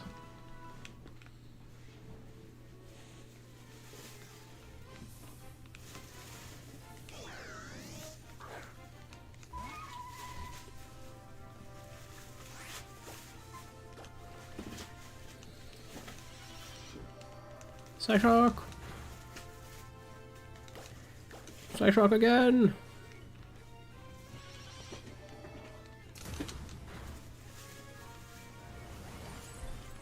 Okay, then I think Psyshock and then cut should be enough.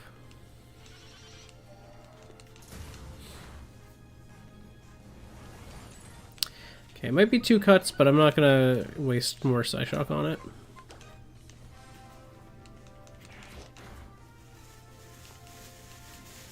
Yeah. Yeah.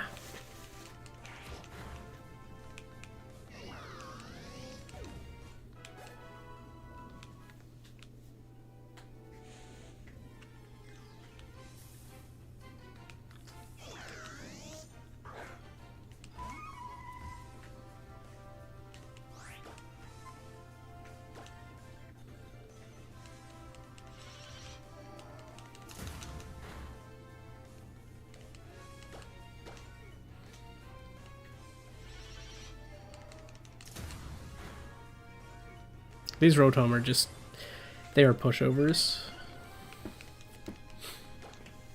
Like they have nothing they can do to Titanium, so we just beat them. Like very easily.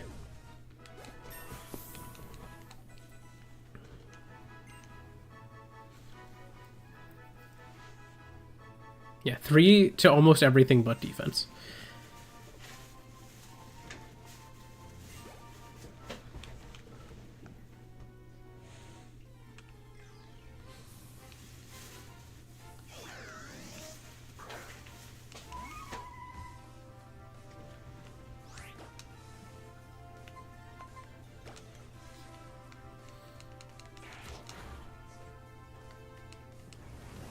Oh god. This is gonna be a long one. And this is one that can use Phantom Force. Like so.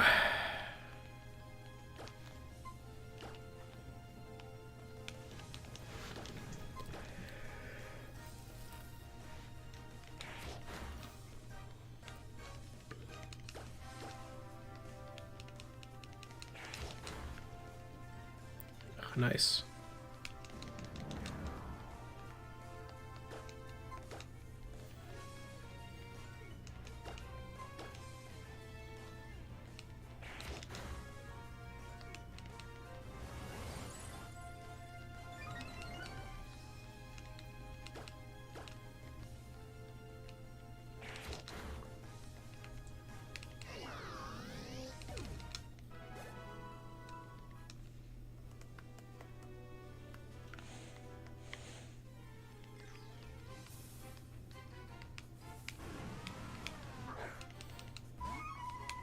here's one that I can't do anything against.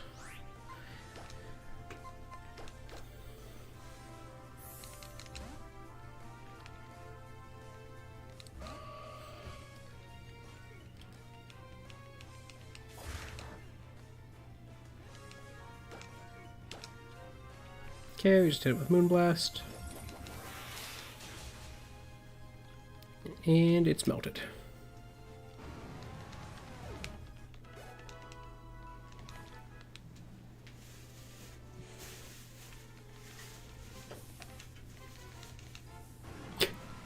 Another one.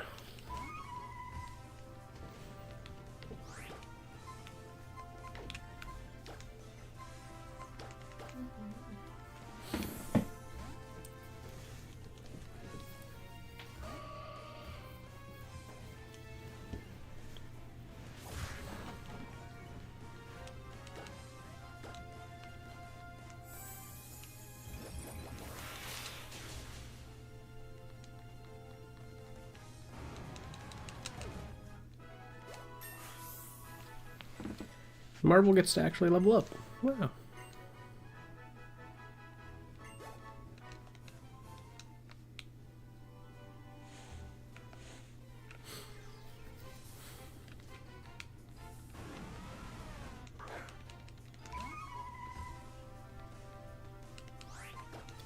After this one, I'm going to go heal again, just to be able to use Psyshock again when I fight my next Rotom.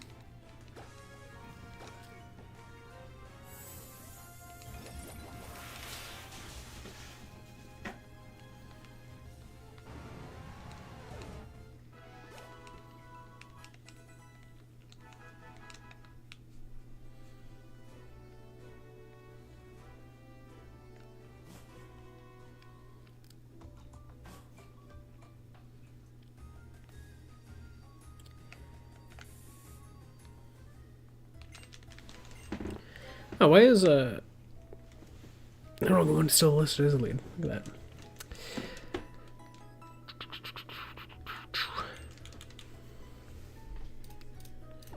Get the lead on this. Oh no, never mind. Marble is supposed to be. Okay.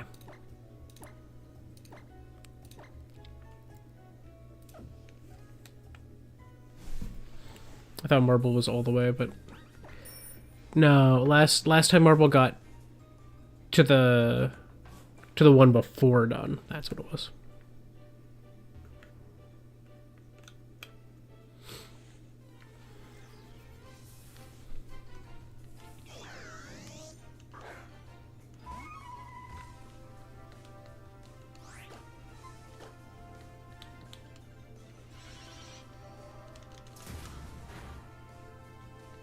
Oh, this is a bulky one.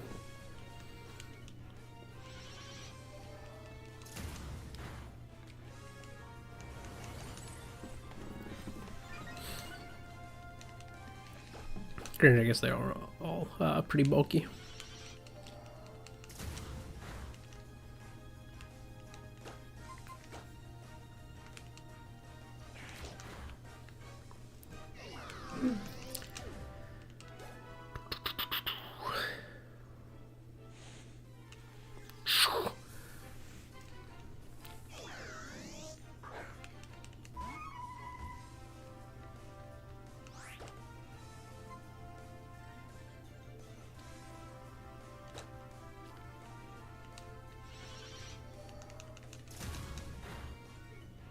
Yeah, that's what I was expecting to do.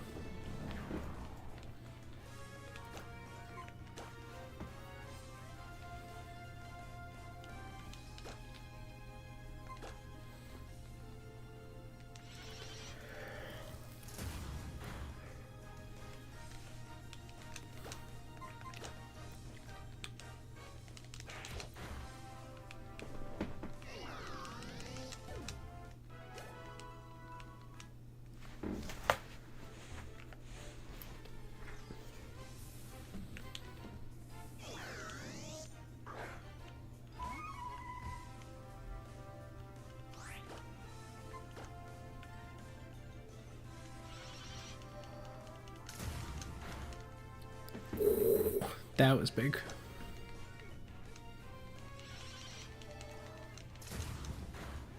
This one has to have like a bad nature or something for its defense. Because that was a lot of damage.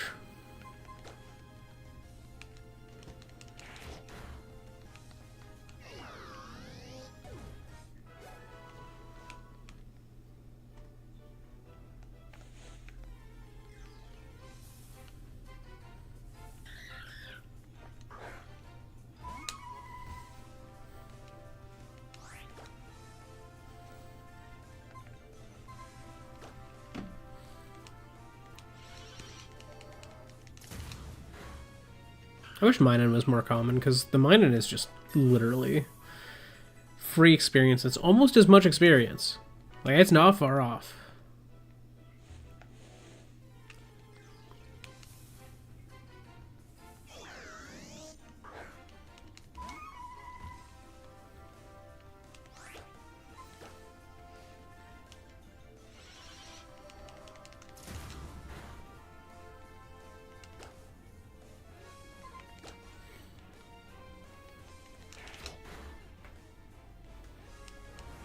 Oh, there it is. There's the stockpile.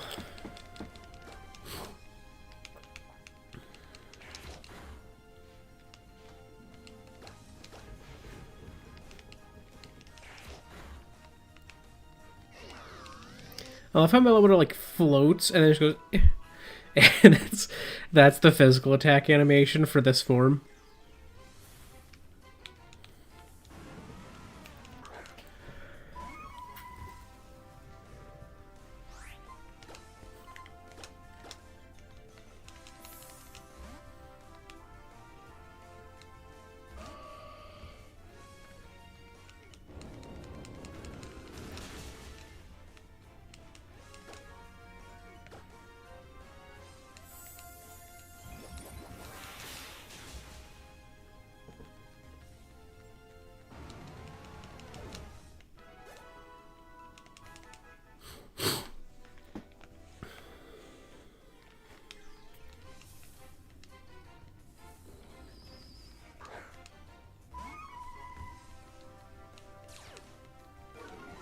That's fine. Stunfisk is allowed to intimidate me. I can use Blue Flare.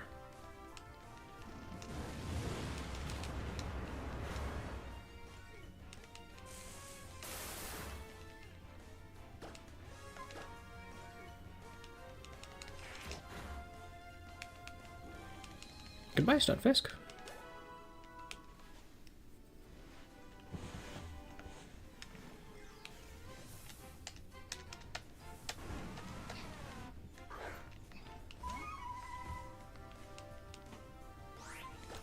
I think I'm 2 battles away from being done on Titanium. And then Tiger's Eye should be pretty quick.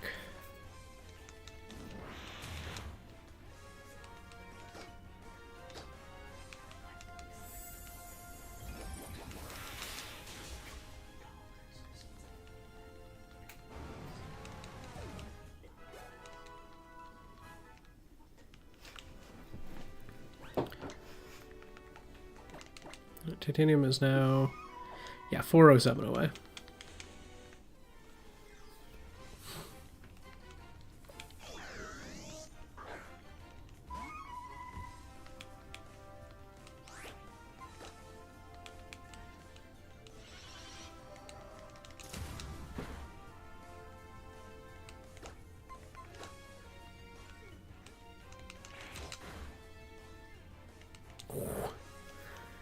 The crit on the cut was very nice.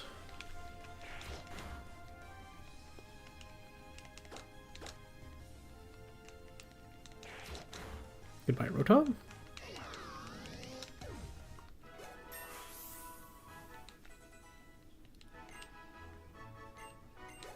And Titanium being like one of the mythicals obviously means it's a slower trickle of experience, so Tiger's Eye will be nice and quick.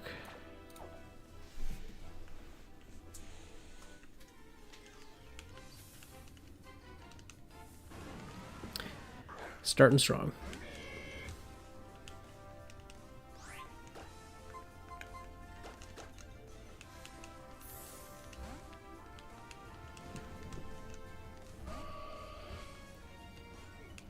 At least the Druddigans are, like, decent experience yields.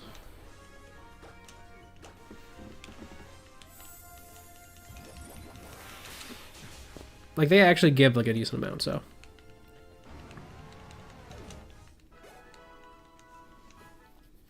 That like, helps a bit. With how annoying they are, like, having to, like, switch to someone else.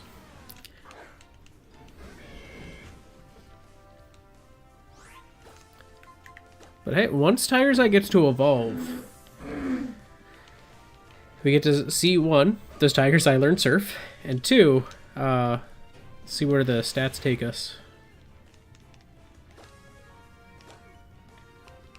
Like, right now we have, like, I think defense, special attack, HP. Like, those are the 3 stats that it seems to have. I think speed's not bad too.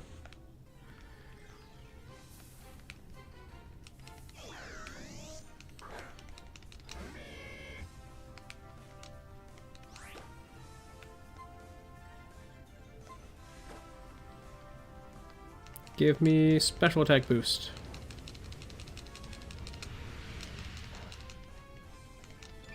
Yes. No. It's okay because they're using stockpile. Maybe I'll get a second special attack boost and we'll cancel that out. Also, speed does not seem to be good if I'm still slower. Nope. Another stockpile. Okay. Okay, Roto.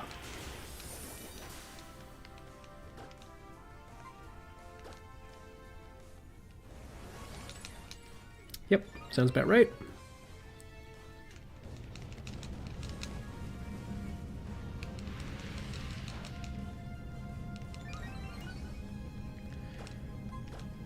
There, I've canceled out all of their boosts.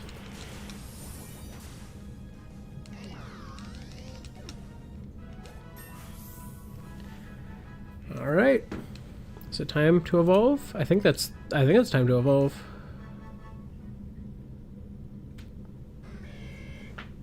Yes. Okay. Give me a second to just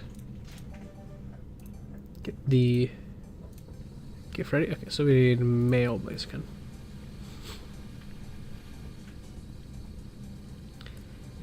And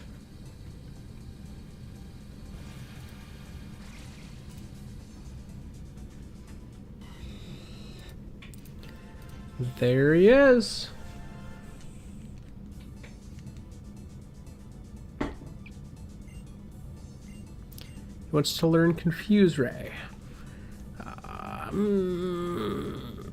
Is that useful to me? I haven't used Tailwind. So actually, Confuse Ray might be useful. Like a guaranteed status condition? Sure.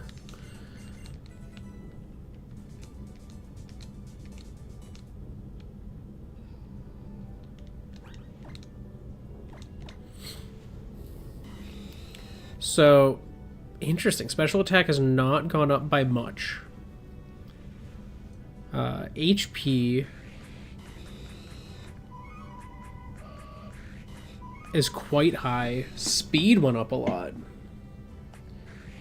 Or at least a chunk. Special defense went up a chunk. Defense is still very good. And now we have Shed Skin.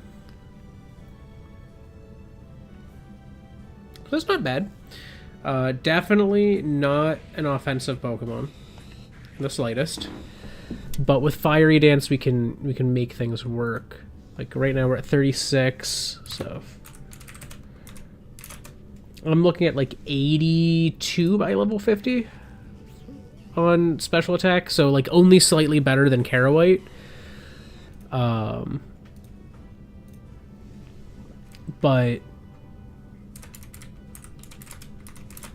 195 hit points by level 50. So the highest base HP of anything on the team.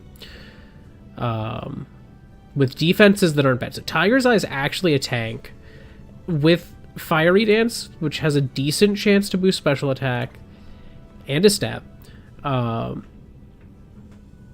Drain for survivability. And right now, yeah, we still got 1,000 arrows. It's not great, but it's fine. Okay.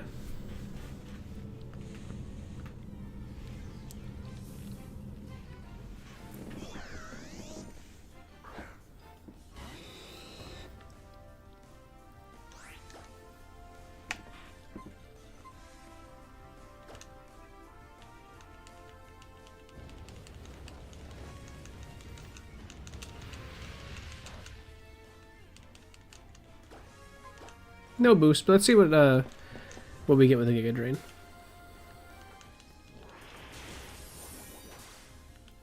Yeah, only slightly better, but we got a lot of defenses out of evolving, so like that's still pretty good for us.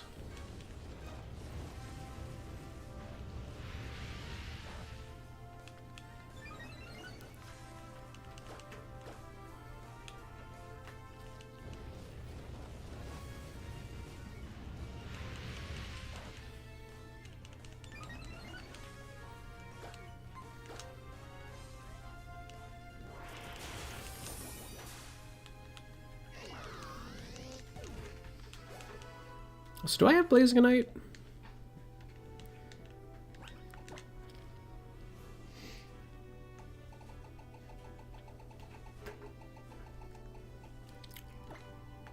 Wait, just temporarily, I want to see. Okay, so.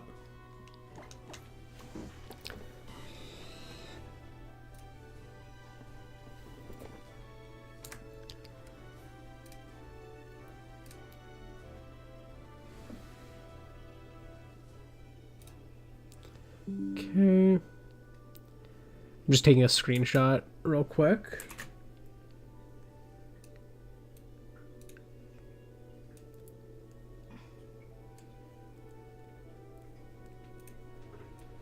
Just so that I can reference where my stats are now versus when I'm megaed.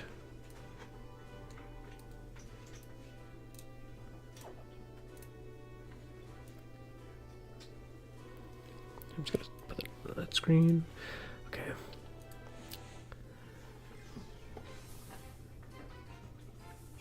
Oh, perfect. Level 36, please. Ah, all right, that's fine.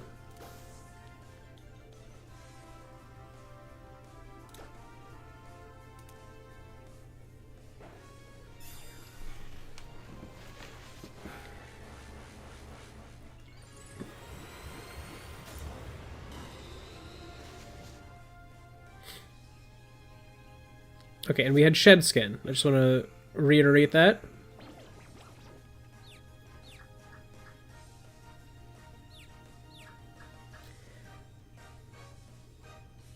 Okay, well, it did nothing. So I have 152 hit points, which means my HP increases.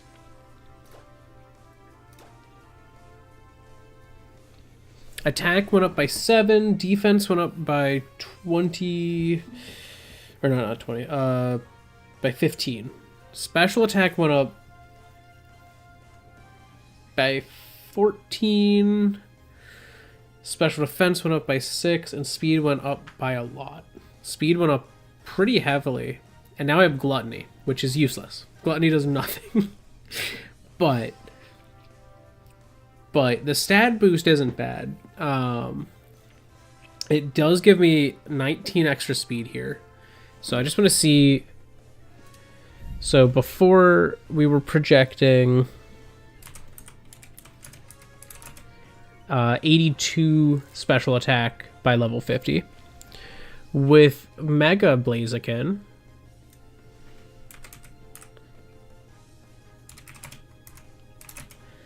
we project 101, which is a little better.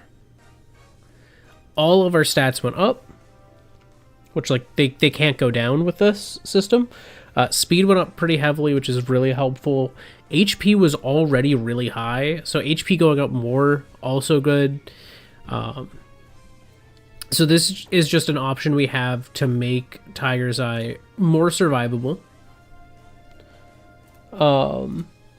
And just generally stronger. So, cool to know that we have that.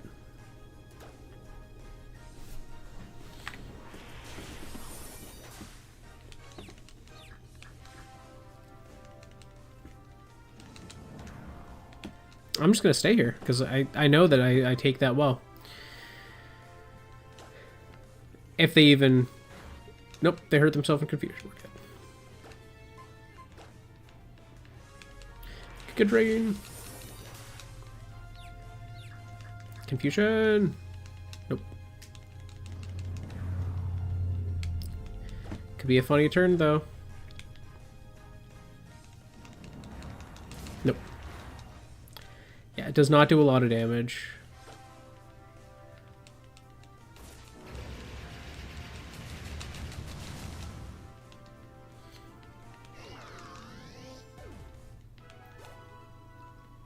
Okay, so that was definitely cool to see. That will be what I'll be running later. For now, I am keeping the Lucky Egg on, just because it'll make training faster. But once I've hit level 40 and stuff like that, I'm going to be swapping to Blazikenite. For sure.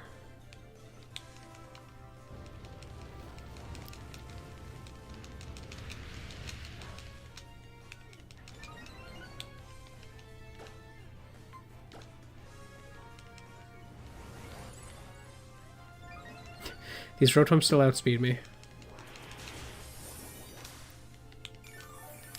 At least I know I can Mega Evolve and outspeed them.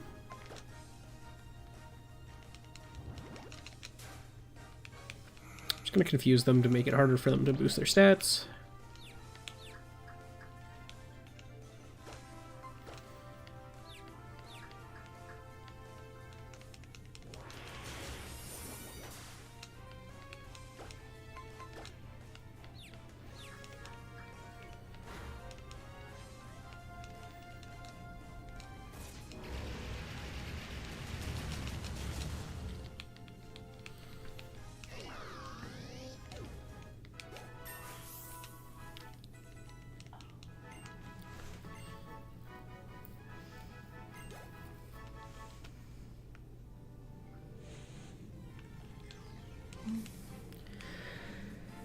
Alright.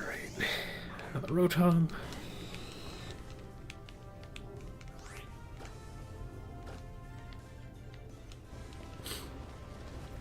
So, I'm like right on the speed level that the Rotom has. Because I'm faster than the 34s, but slower than like the 36s.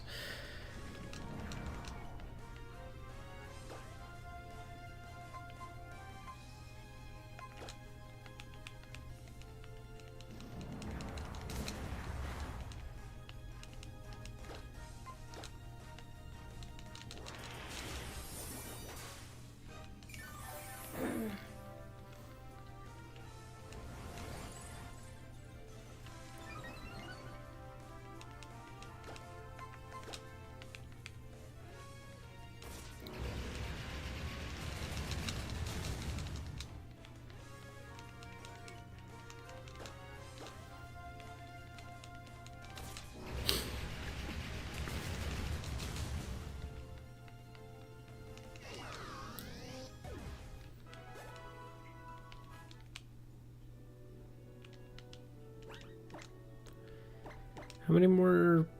I have 1 Giga Drain left. Okay.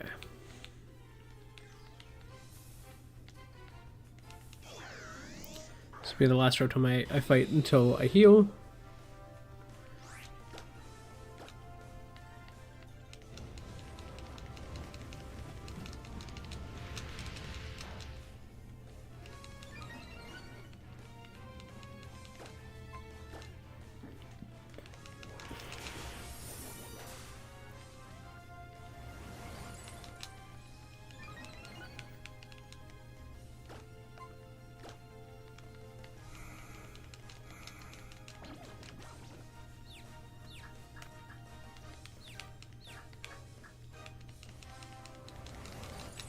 It's annoying, but it's okay, because confusion's gonna help a little bit.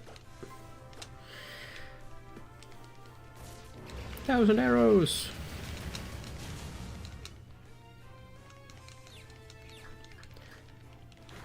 I love the idea of doing chip damage by using a legendary signature move.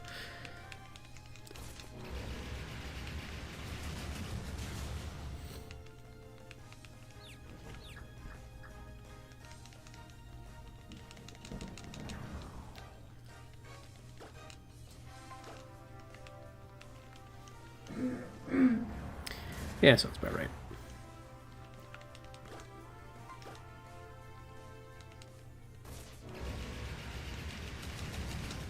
Oh, I forgot to see. Do I learn Surf now? There's a chance. It's a small chance, but there is a chance. And if not Surf, I could probably still get something. Nope. Okay. We learn Protect.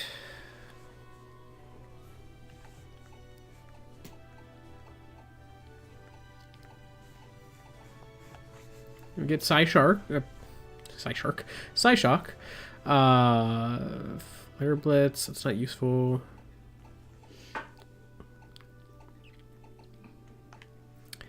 Stomp is not useful. Blue Flare, but look, everything gets Blue Flare for some reason. We do get Teeter Dance, but I think Confuse Ray is better. They function almost identically, but Teeter Dance would confuse my allies in a double battle. For that's the cost, but like the upside would be I confuse both enemies. We get Hyperspace Hole. It's not a bad option to have, honestly. I might use that instead of 1,000 Arrows.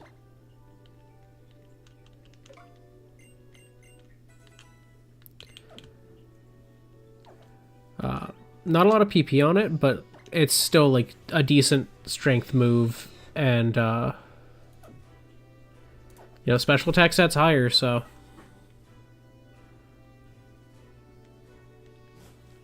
it's just the better option. I don't know. We haven't learned a level up move yet. I don't know what strength attacks I'm in now that I've evolved, because that kind of reshuffles. You know, the level up moves are not the same across all things. So, like, I've definitely, by evolving a Pokemon, I miss out on a lot of possible moves, but by not evolving, I also miss out on the ones that the evolved form would get. So there's like a cost and a benefit to it. Like, hypothetically, if I was using a really low level Pokemon that was like an unevolved one, like a first stage, and I had at a low level some really powerful moves, I might want to not evolve immediately just to try to get another really powerful move before I evolve. But it's not always something that's going to be like a useful option.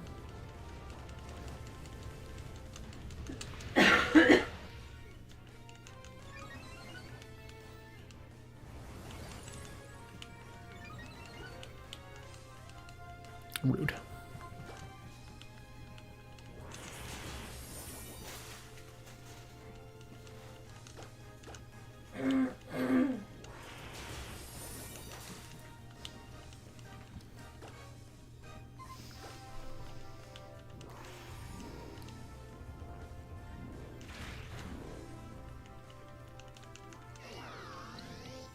I like Tiger's Eye just sneaks up behind them and gives them a little spank.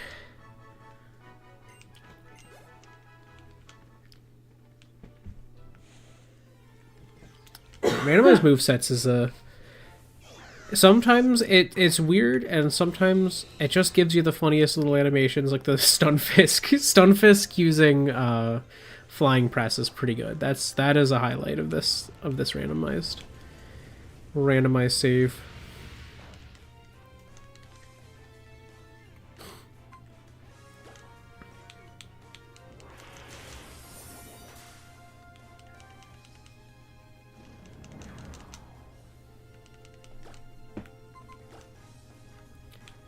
Yeah, I was gonna say, I'm like, I imagine Hyperspace Hole can't connect.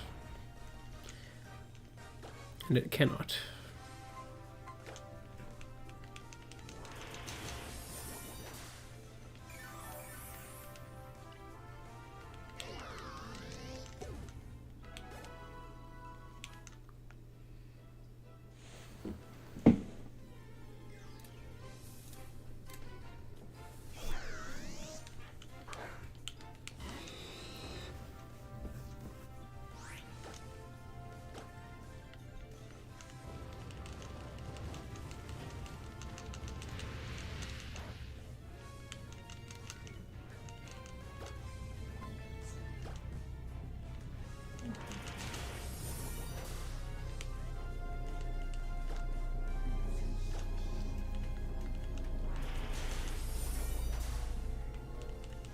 I was gonna say something like that. I had to have been a crit. Sure was.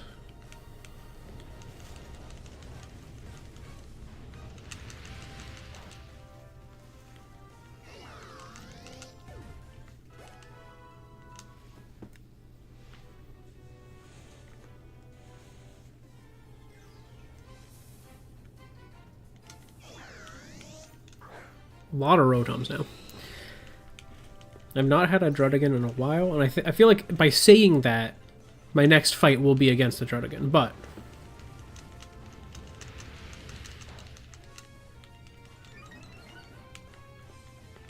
I'm not opposed to that. I'm fine with that. They're good experience.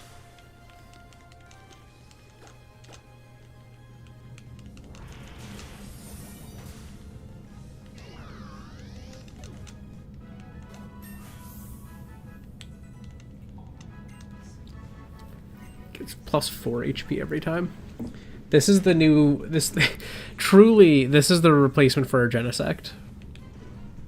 And I don't think there's a single double super effective against firefighting. So, while there are a decent number of weaknesses, it's less likely that we get nuked in spite of our bulk, you know?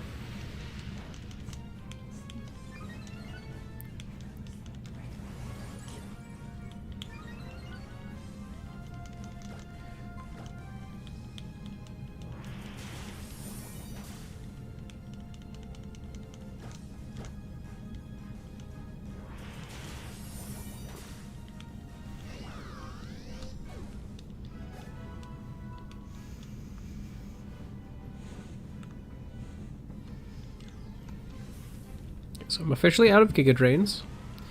Here we go.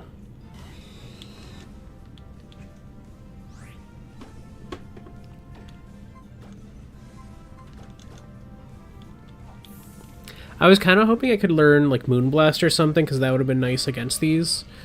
Not like I wouldn't have had to switch. Would be nice, but yeah, still fine overall.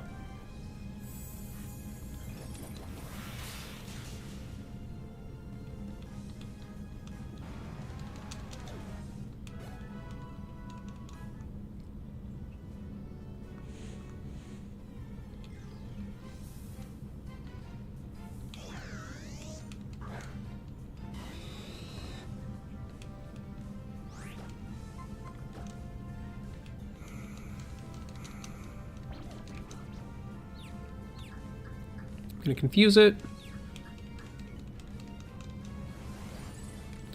I was hoping that the confusion would prevent the stockpiles, but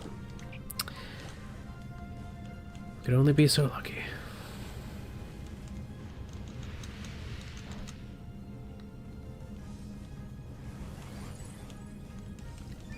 And he snaps out of the confusion so that he can keep going.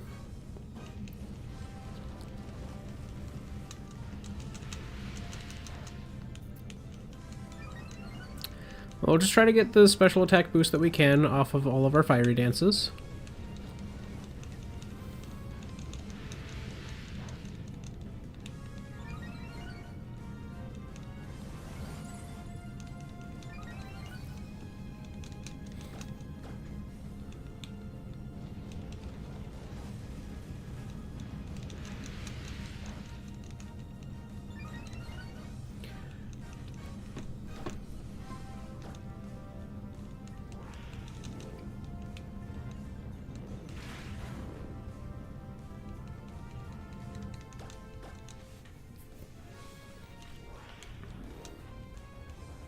I think this is the only possible way we could have beaten this with the PP we had left.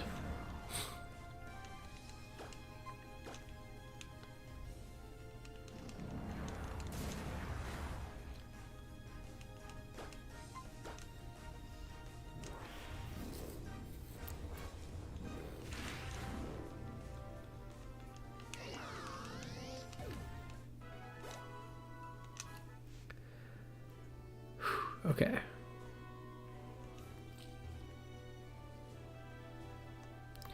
I'm literally one fight away against anything.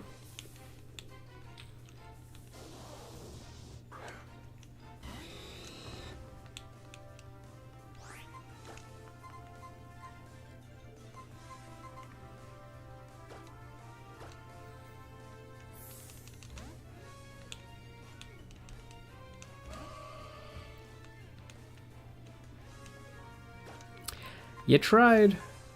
Not that that would actually do again anything against anything on my team, but still. It'd be gone. I have been training my team up a bit because I lost a few. To say the least. Well, I mean, literally a few last stream. So I've been training new members. They're pretty good, so I'm happy enough with it.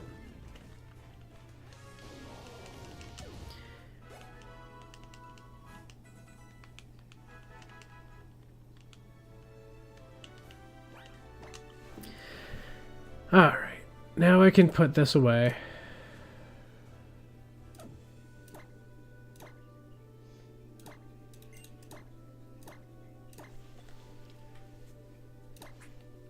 You get your Blazikenite back.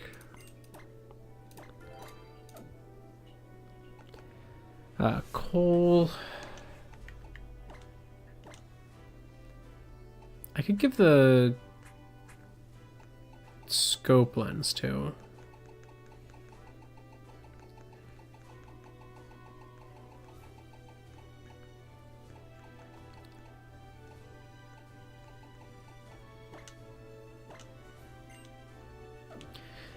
And there's actually no benefit to giving titanium anything. Well, technically there is, but only if I use like only if I swap my abilities. So there's not a lot of benefit. I don't know if the costs would outweigh the benefits there though, because it's like I could swap abilities and lose Klutz and then have my held item work, but then at the same time doing that I would end up in a scenario where, you know, I have a held item that I can't use most of the time, and if an opponent has knockoff it does increase damage because I'm holding an item that I can't use. So not sure if that's necessarily the best option. Alright, Tiger's Eye, you can go back to where you belong. Cole, you're the lead. Oops. And then now we just fly to actually continue the plot. Yes, Geosenge.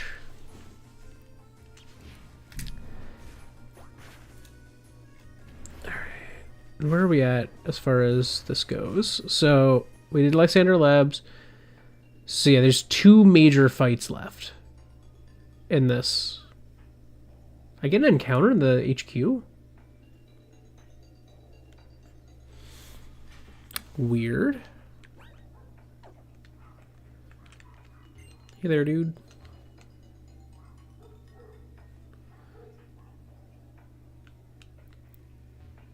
Yeah, that's normal. That's supposed to be here.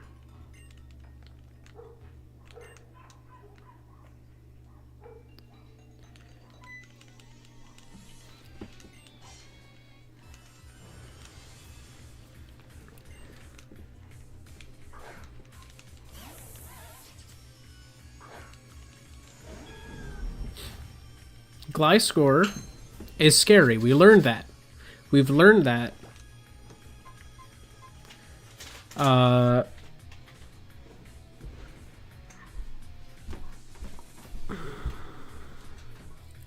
Gliscor is a special attacker. I think I'll switch to Silica, because I think it had an ice move, but I think that ice move was sheer cold. The last one we fought.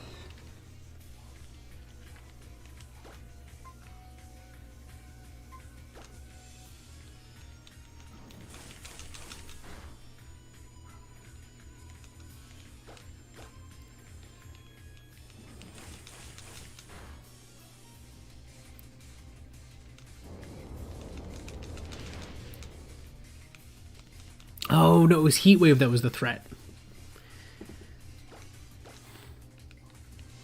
Something else had sheer cold. Well, still, we took it out. I made the safest switch without even realizing it, so.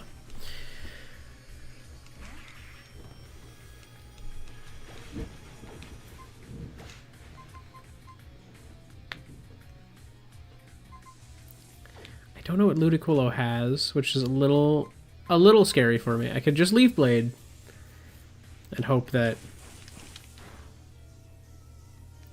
those options aren't great. Okay, we got the crit.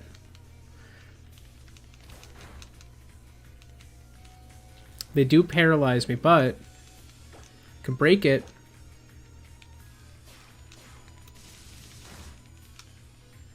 Okay, that didn't do a lot.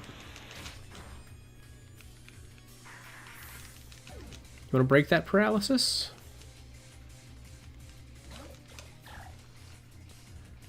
Does not want to break the paralysis. We'll drink some milk.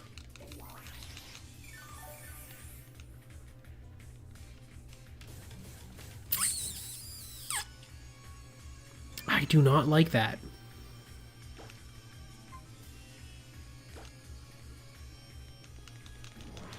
Flinch. Or die.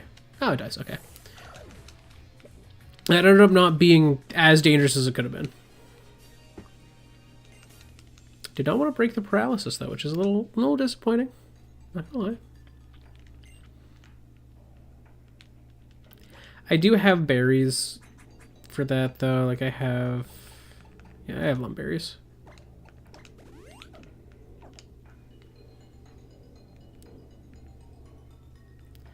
Whee! I'm not in this alone.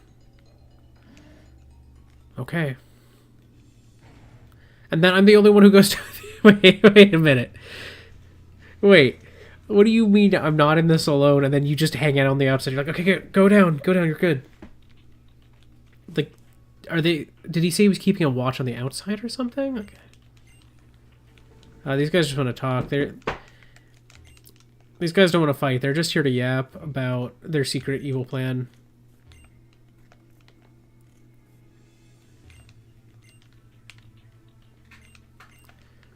Oh, God, we do have to catch a legendary. And I don't know what legendary it's going to be. Legendaries are random, too. How many balls do I have?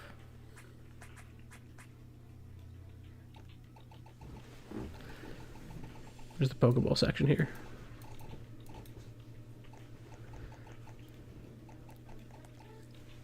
We do have some. Not a lot. I could probably stand to get more Pokeballs. So before I do all that, I'm just gonna leave and buy Pokeballs real quick. Because I forgot that I have to catch a legendary down here. Because I think it's fight, catch legendary, fight. I think that's the order of operations here.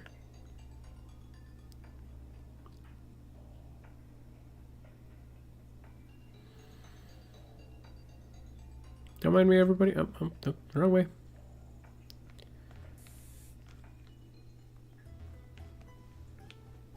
Oh wait, did I not talk to this guy?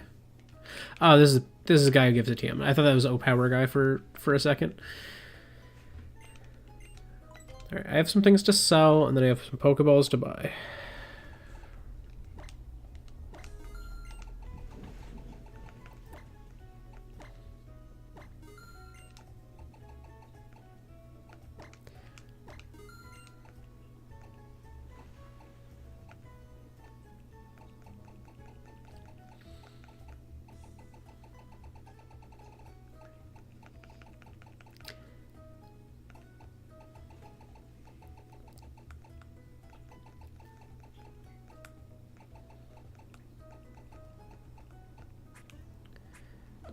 Okay.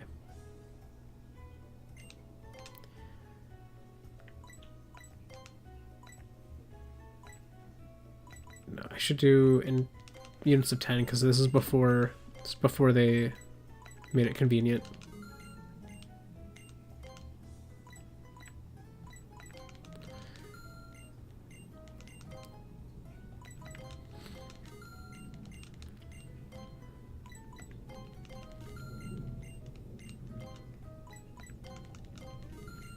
Gonna buy one more set of 10. And thankfully, for once, this will be a legendary encounter where we have multiple Pokemon who can, like, paralyze or sleep, you know, or provide some sort of status condition aid. And the one that can paralyze also has the nice convenient... Okay, why are you outside then? Has like milk drink to stay alive, so we have an easy enough time, like pretty much the easiest time I could have had to catch this legendary. All right, hi Lysander. I believe this is when I fight you the first time, the normal way. Oh, now you're here.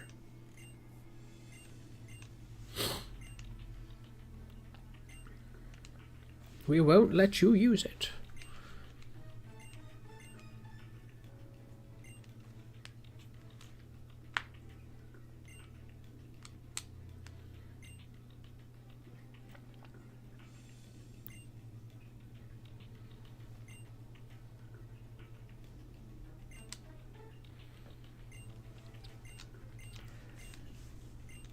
Bro's a little crazy.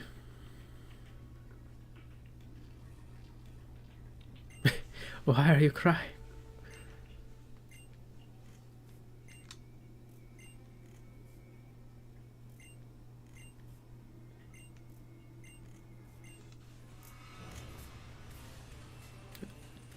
Lady Wellington. I love that everyone from Team Flare is Lady, but I love that Lysander got such a fancy name like Wellington. But every time I see Lady Wellington, I just see, like, my brain just goes, Beef Wellington. Alright, so Mandibuzz is the lead. Marble could Mega Evolve.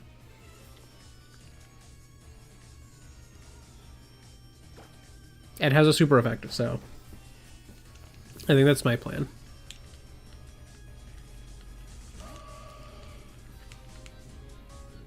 Oh, huge.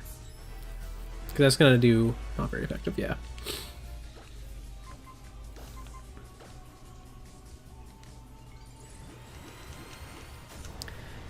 Marble's going to mess this one up. Special attack? Oh. Alright, that's fine, though. Still one-shot the Mandibuzz.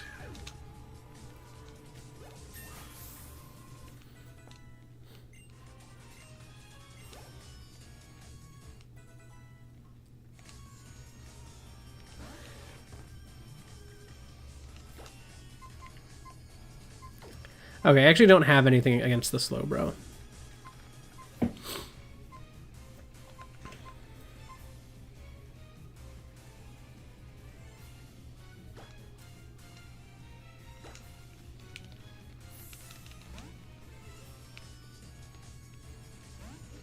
If I remember correctly, Slowbro does not have a lot of stats that are offensive. Okay, Dragon Dance could give it some offense, but...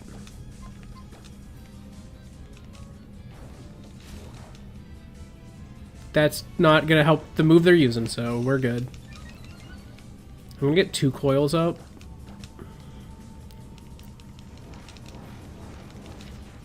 Like, I don't care that it's faster than me, you know? I just want the bulk and the damage.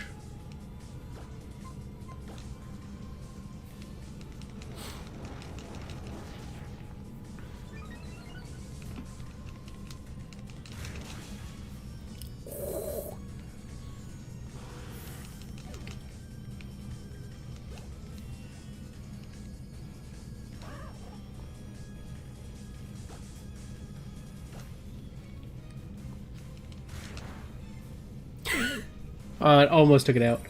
Oh, you have Technoblast? Wow.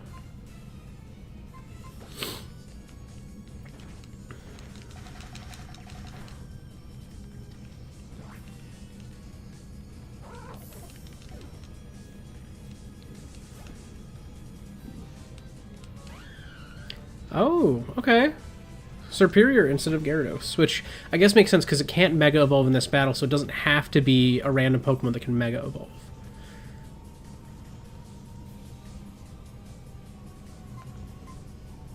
I could rolling kick for the really good flinch chance.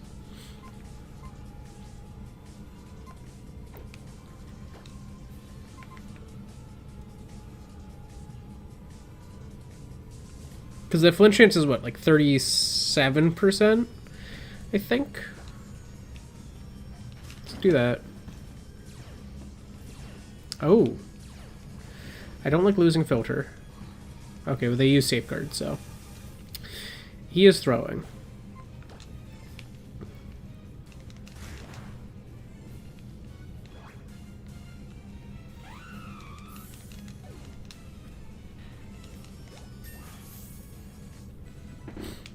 Carrawhite is sitting pretty.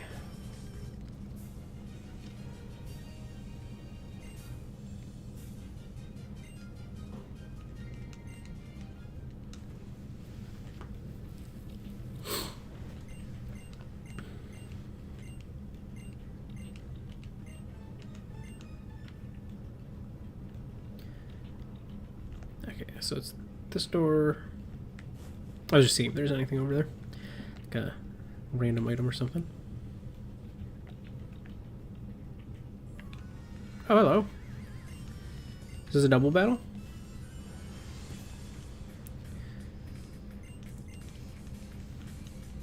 But like a multi-battle double battle? Ooh, Nidoking. It is.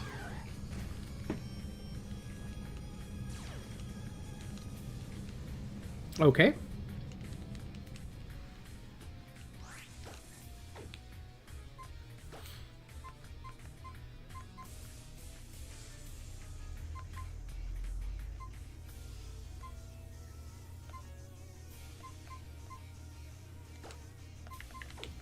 I don't have anyone with water moves. If I had a surf use right now, this would be awesome, but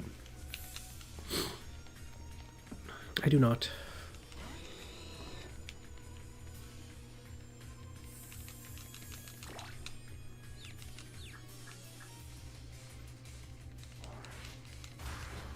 Okay, they really do not like my partner. What? Okay. So wait, he's running a Primeape with Drizzle that has Crab Hammer. I don't know what its physical attack stat is, but that is awesome. That is actually an awesome set. Alright, I'm gonna take out the Nidoking.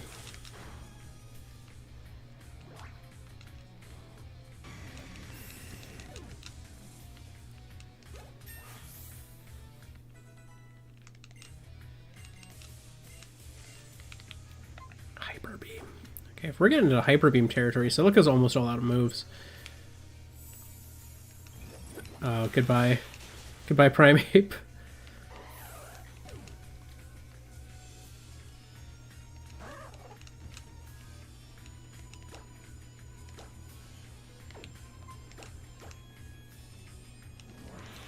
If Simipour has a stab move, the Rain is also, again, helpful.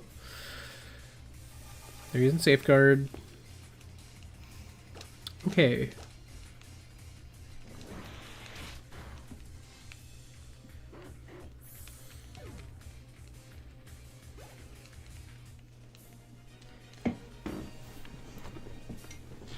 Get wrecked.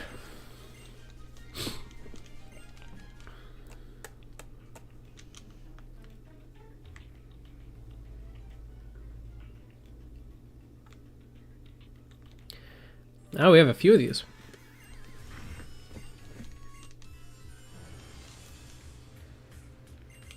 Well, I haven't... Wait. I love how they're all Joe. Because every grunt turned into Joe, I think.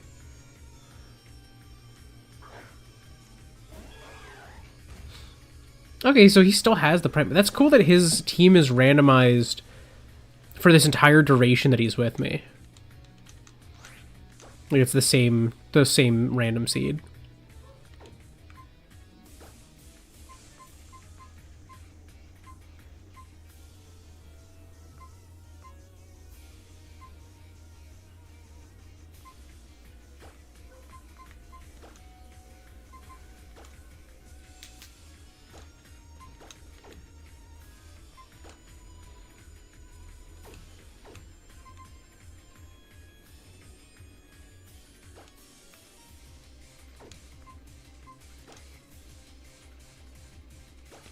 I'll do the switch.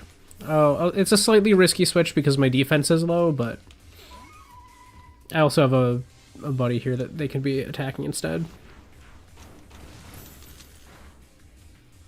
Okay, special attack seems to be where that thing's strength is.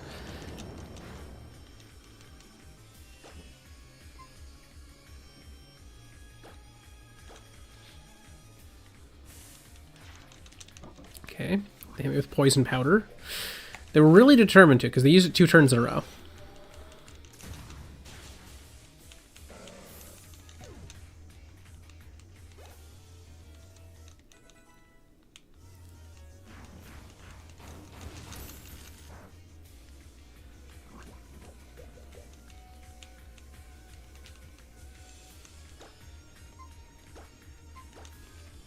Even with the rain, this is probably still decent damage. Does that hit both? Nope, just hitting Primate. Oh, I whiff. The Crab Hammer is working its magic, though. Like, it's doing so much damage.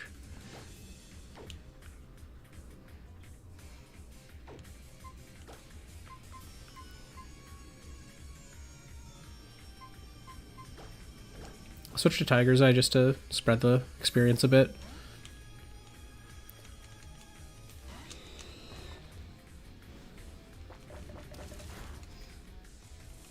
Okay, that was actually a smart switch because I switched to someone with higher defense.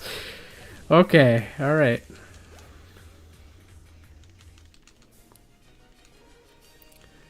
Ladies Joe and Joe.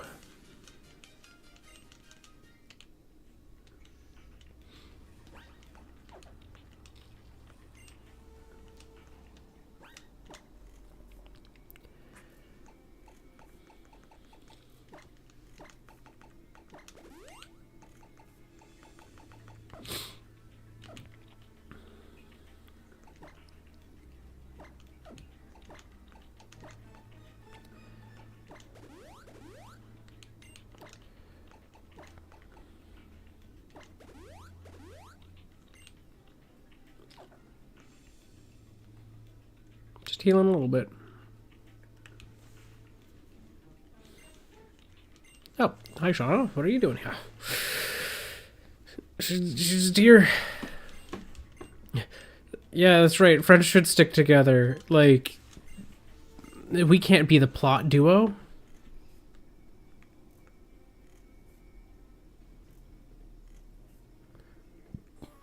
Okay, then we just left her behind.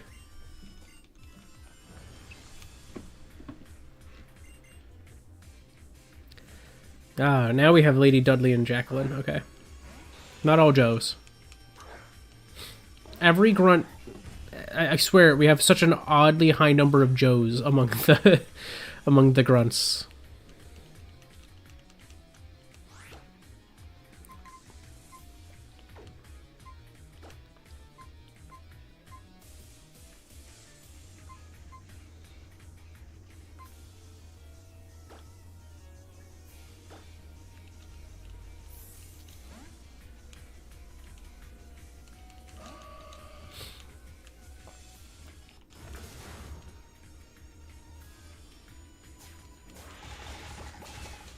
Oh my god, that just nuked the Primate.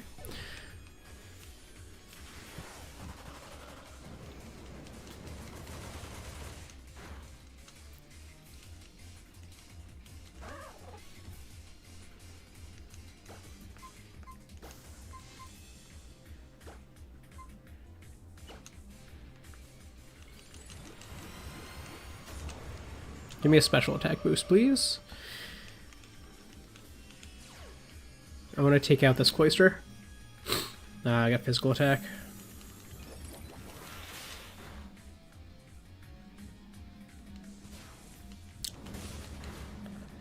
Okay, Marble lives.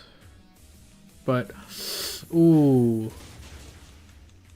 Oh, they took Marble out. That's bad for me. That's bad. I should have hit the Crobat. I don't know if Meteor Mash would have killed in the first place anyways. Dang, that's a sad loss.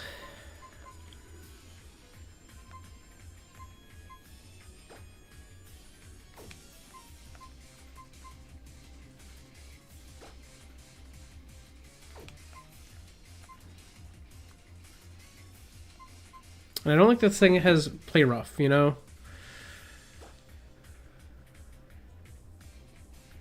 But they won't know what silica is when she first comes in, so.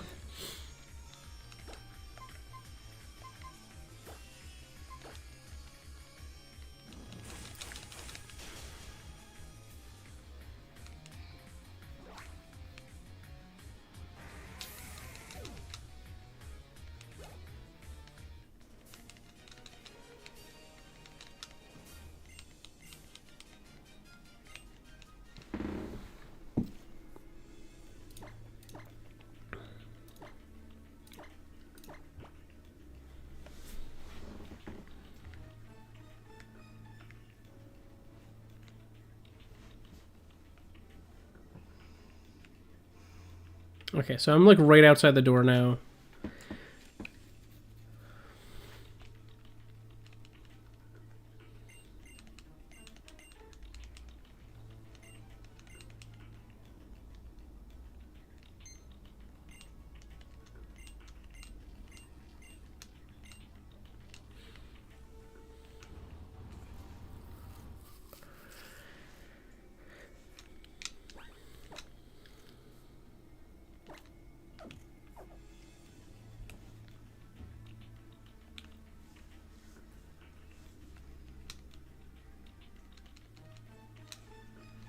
Time to save Xerneas.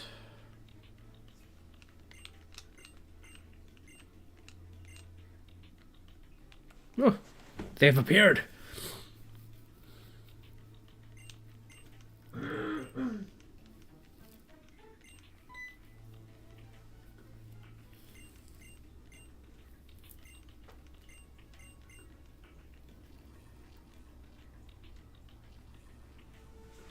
Could I have to beat all of them? Ooh, I don't like that. That's a lot of trainers. I imagine each one has like one Pokemon or something though to make it, yeah. Another Wellington! Oh my god. How deep is the beef?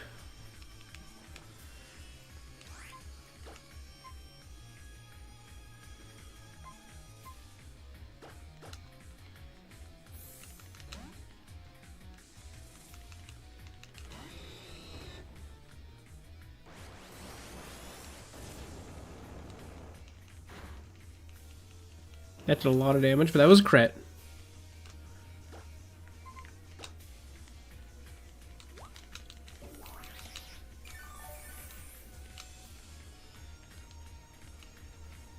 Oh, and we dodge.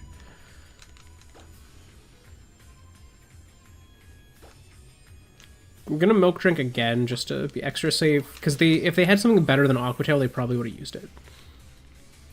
They have Land's Wrath. Which is fine. Leaf Blade.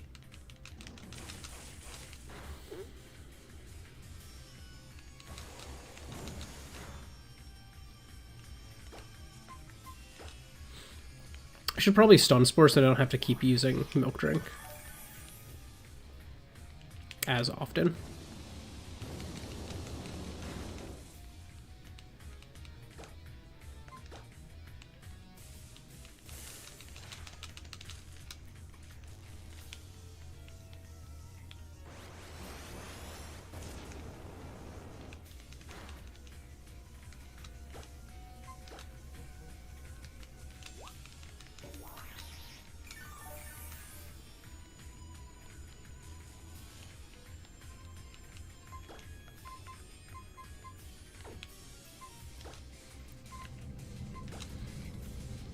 I can go for Paraflinch.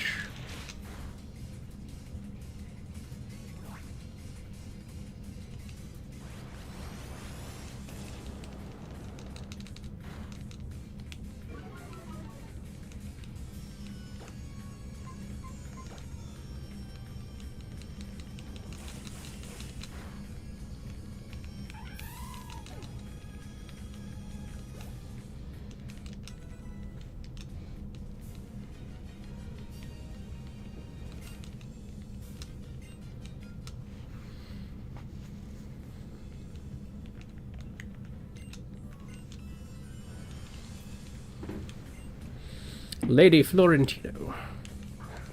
She has 2, though. I don't like that. So the guy next to her probably has 1. And this is the harder trainer.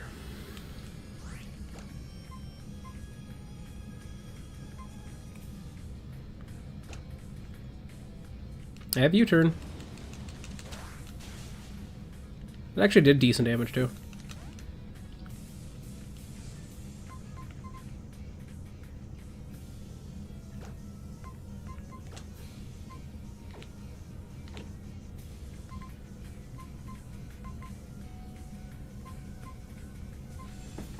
If it has a stab psychic move, it doesn't hurt Caraway at all, but Caraway's health is a little lower. Titanium it's not very effective against, so I think I'll switch to Titanium.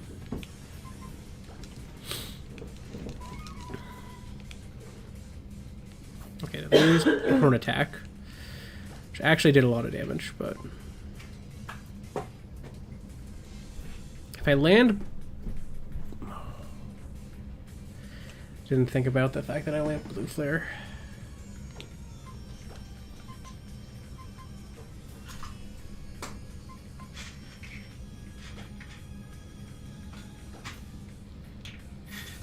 I'm gonna switch back to Cole.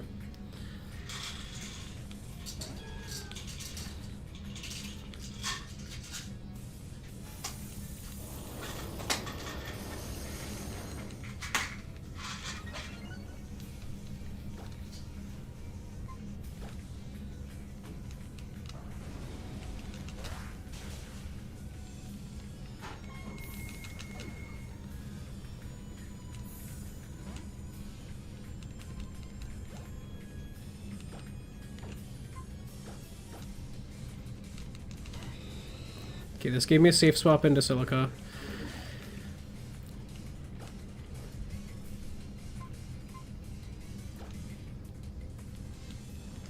I get to land a super effective Leaf Blade. And these just set grassy terrain, so I'm fine. And I heal from this too, a little bit.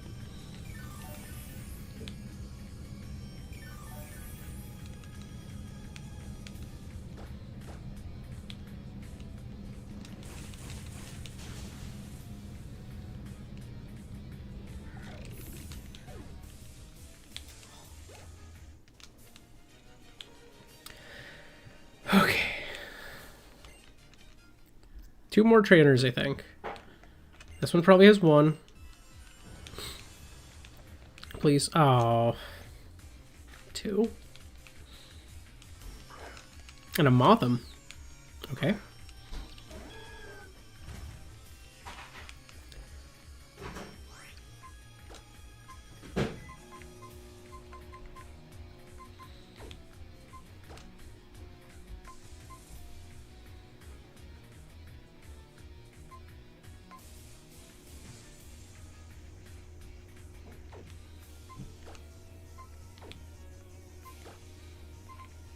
I could try using Yawn.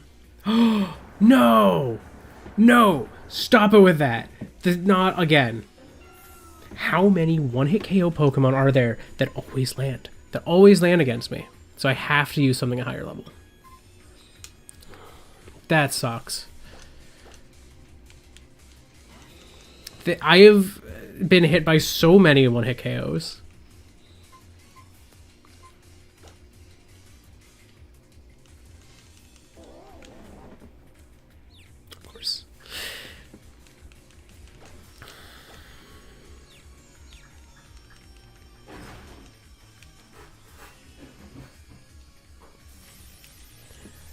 That's special attack or special defense? Special attack, okay.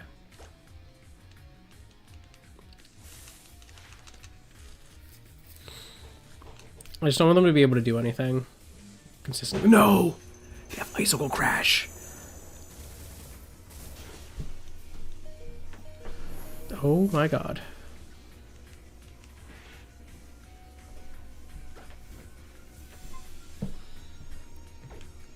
Okay, wait, I might have... I do not have... Oh god, okay. Well, I need to be healed. How much health did I have beforehand? Did that do more than half? I had 122 and that took me to 38. So they did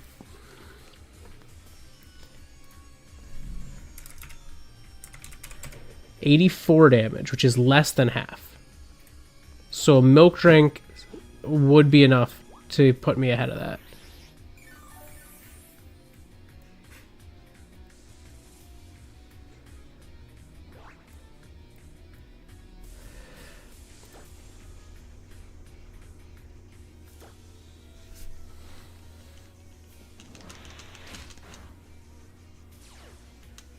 Oh, and they have poison point. Are you kidding me?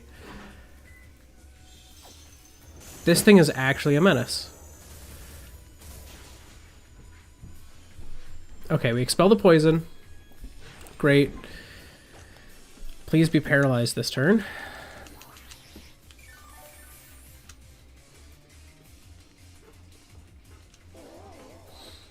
Okay, well... idea. If they go for it again, and they do land it, Tiger's Eye tanks it very well. Didn't you just do that? How did they know I was going to switch?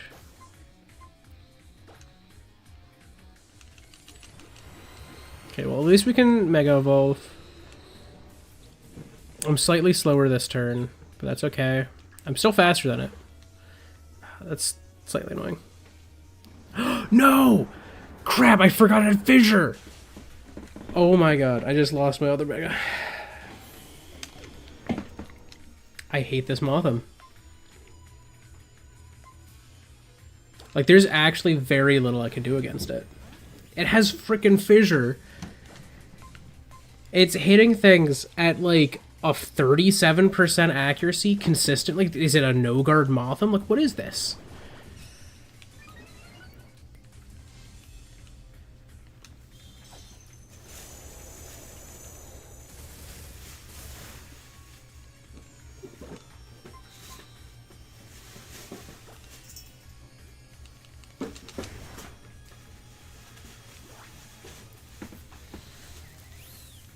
That puts me in a horrible spot to finish the rest of this stuff today, though. Because, like... I'm going to have to fight Lysander. And my team is not doing so hot. And I have to do that after I catch a legendary. God. I swear, I'm going to, like, friggin' team wipe today. I still have one more dude to fight, too.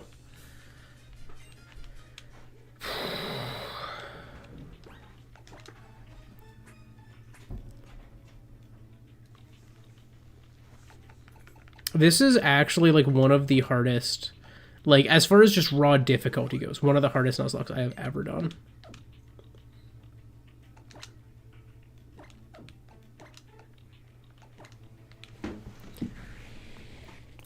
I am barely keeping it together. Like, I've lost three Pokemon in the past 2 streams, like, twice. So that's 6 Pokemon total. That is ridiculous. Like, the sheer volume of deaths is insane.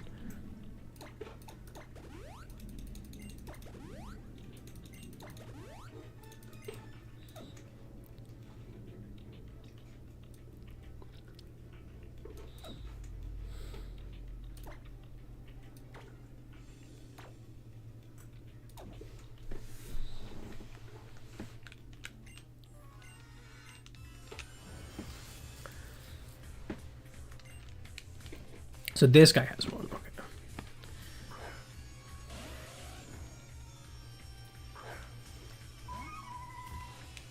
And his one is a level 50 Ponyta. Where was this guy in the last fight?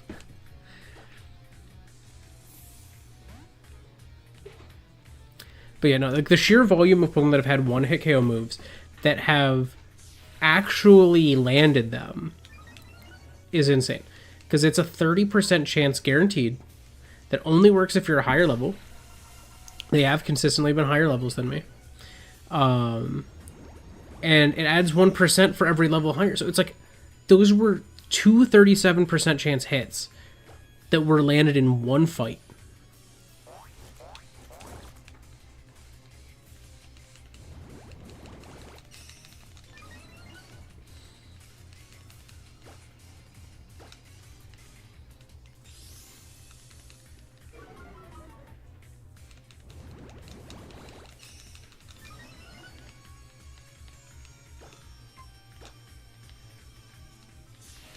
This freaking barrier ponyta too. Like this thing's annoying.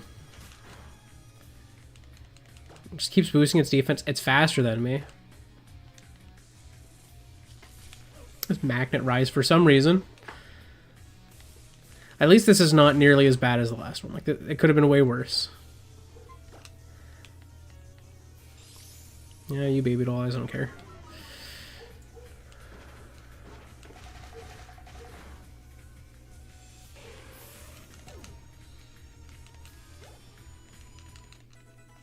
Yay, titanium. God, I was so excited to have the Mega Blaziken too. That's really what this Nuzlocke has been so difficult for, is just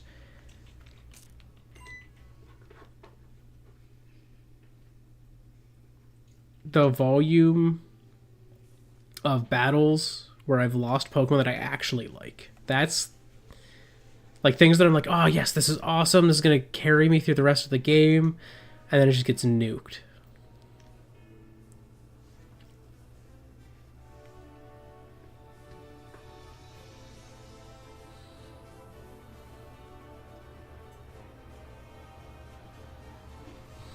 Hello, Xerneas.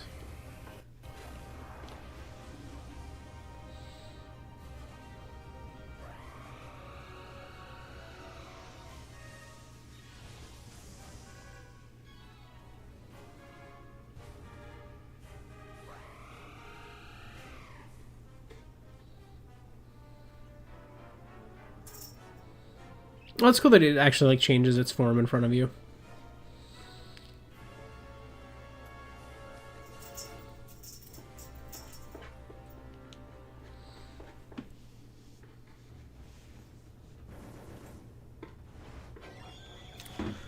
It's Arceus!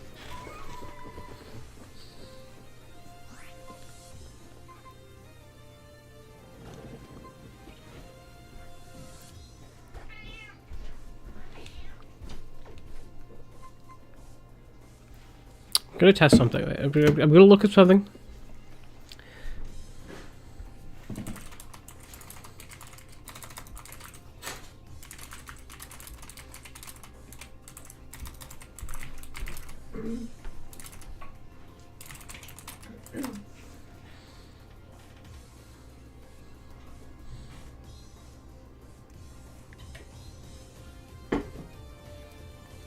Yes, okay.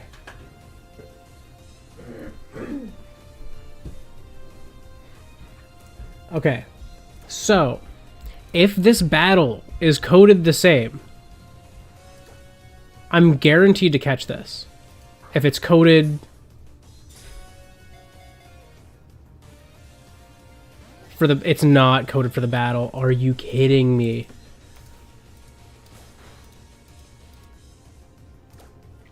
Okay, so this is going to be tough. It's going to be tough.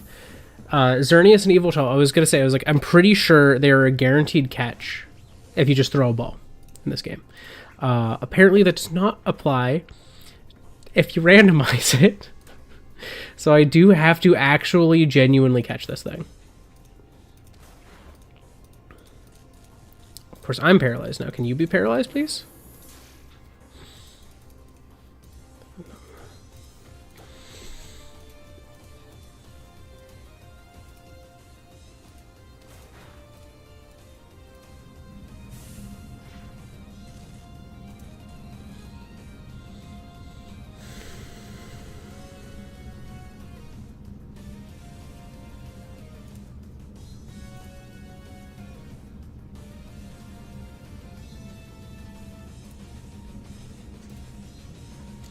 So don't mind me just marking my dead in my tracker, because I forgot to do that. Okay, well, I did paralyze it.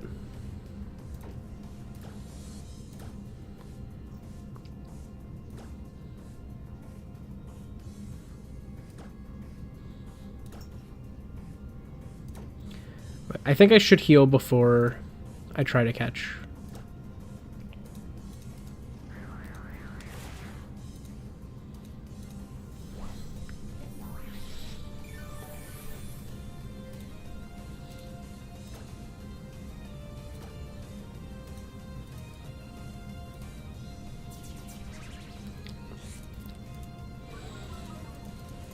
I would love to snap out of my paralysis, please. Thank you. But now I'm probably still slower than it, even though I'm free. It has Wonder Guard? I can't damage it.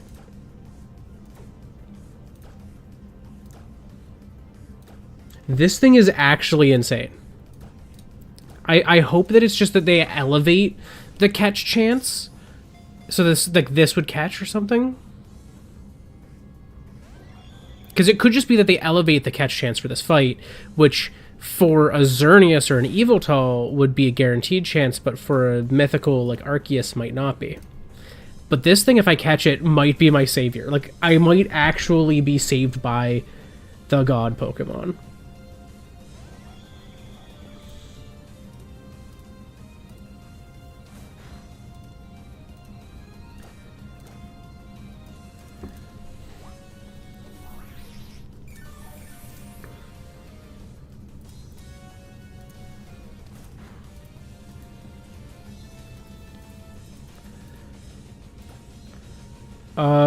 I got a lot, but the real concern is that it could just kill me. Does this place count as dark? Let's find out. We're in like an underground secret lair. Did not work. Okay, well, the paralysis is helping.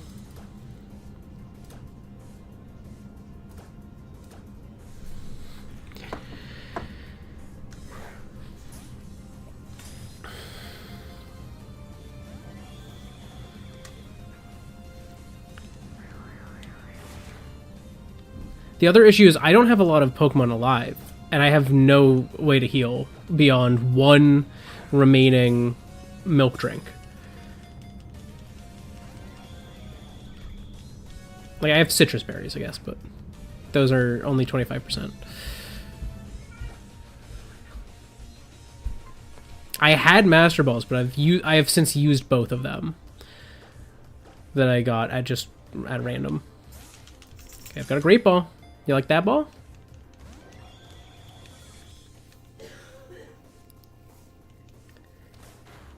Why can't this have just been a guaranteed catch? Like, why is this my fate?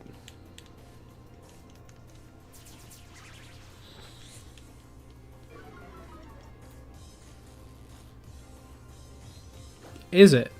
I thought it was just a Pokeball.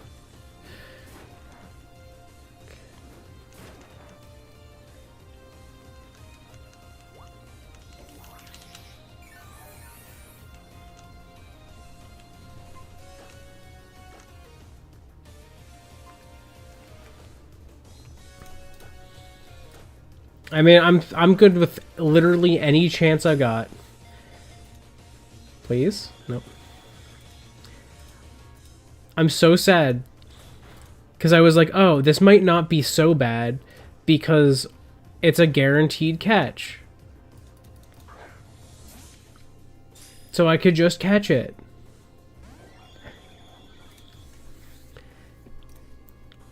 But not anymore. Okay, it only has physical attacks. So Caraway could switch in and boost. Wait, Caraway has a fighting move. Caraway has a super effective. Wait. We have a chance. The only downside is I don't want to boost my... Oh, God.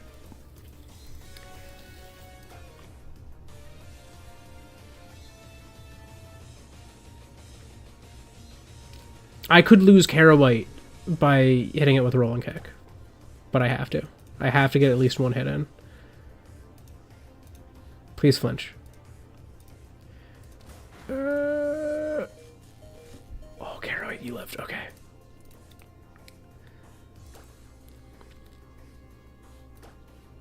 I am in such a bad spot.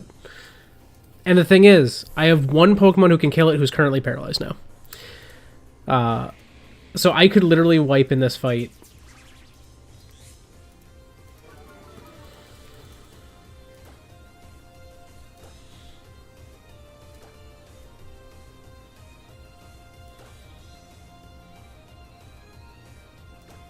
I'm just going to throw, like, a Citrus Berry at myself.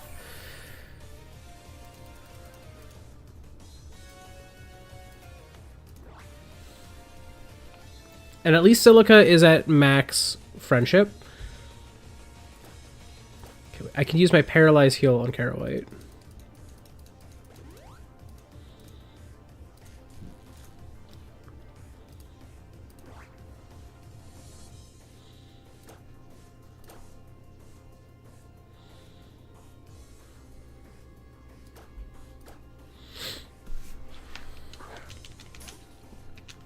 Please, like, your health is lower.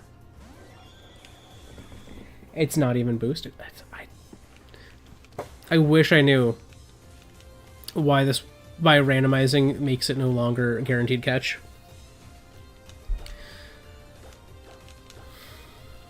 Because, like, this battle, literally, you could throw any ball, from what I've heard, and you will catch.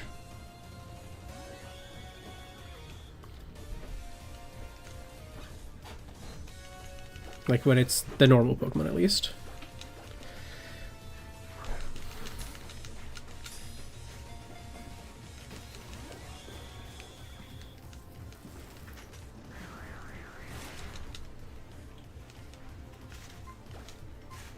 I am literally out of milk drinks.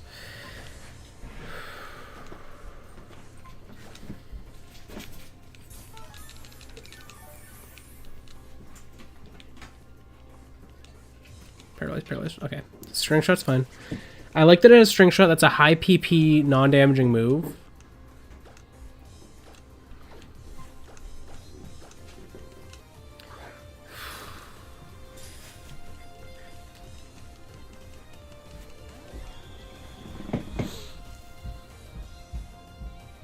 Why are you like this, Arceus?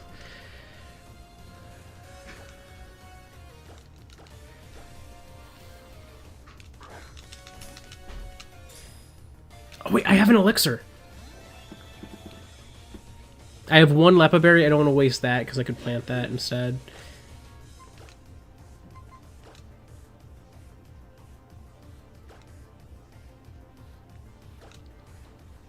So I use my max elixir, and then I can use milk drink again.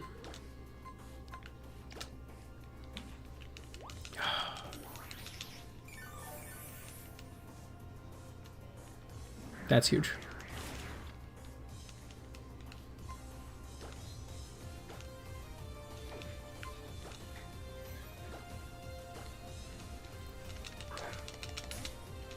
Please, just stay in the ball.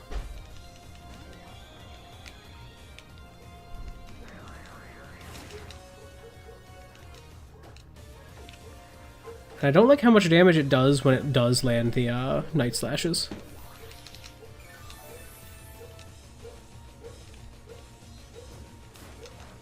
Rock Blast is fine because that's not guaranteed to do a lot of damage, and it's always not very effective against Silica.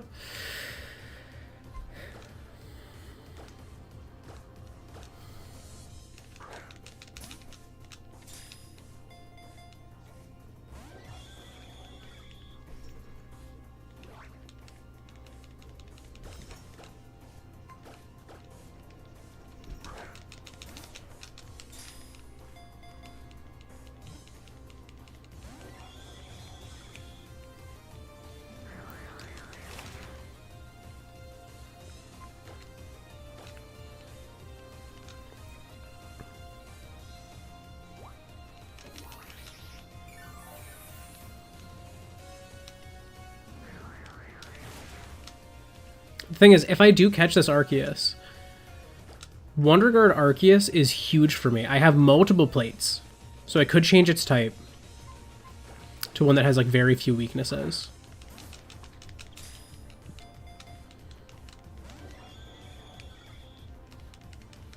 I think, honestly, though, normal is one of the best, because its literal only weakness is fighting.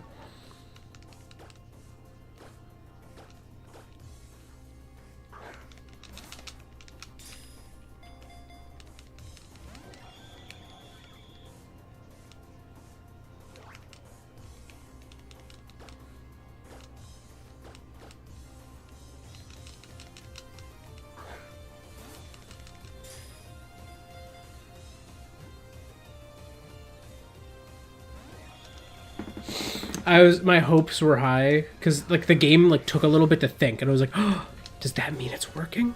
Do I catch it? No.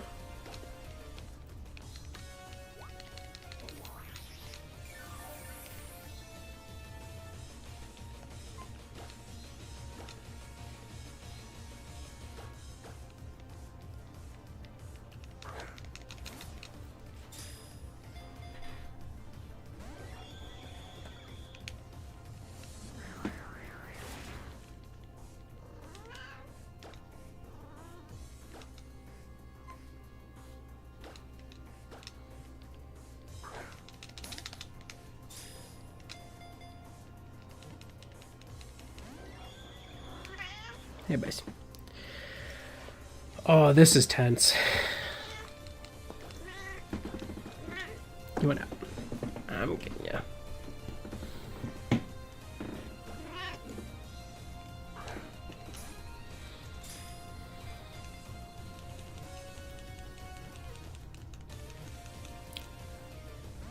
Oh no! Why do you have to torture me like this, game? That was so close. Sure, we'll just throw this, because why not? Like, I have nothing better to throw.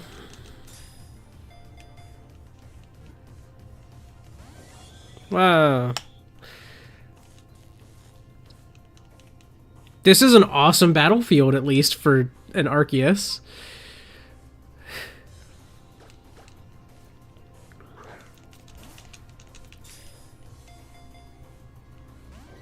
It would be nice if I could get, like, a critical capture or something, you know?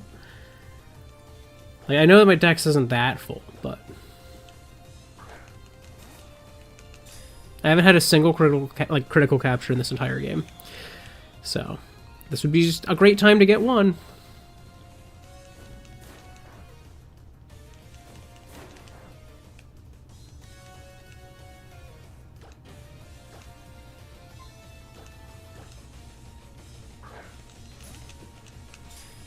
Do you want to get caught?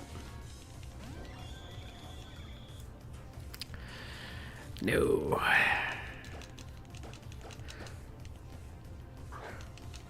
How about now? This ball's nice. Not nice from the last ball.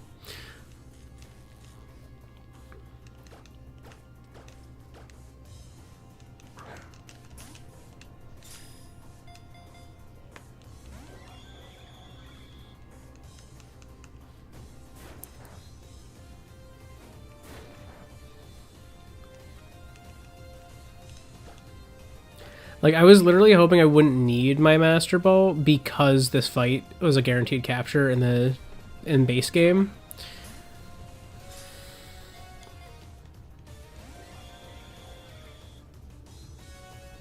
I'm surprised that they coded it such that it's different if it's like an Arceus, you know? Like, what about this fight?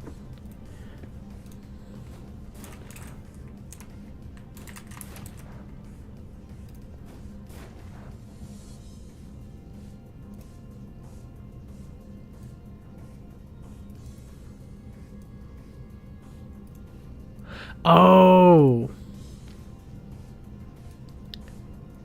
Okay, interesting. So Xerneas just has an easier catch rate in general.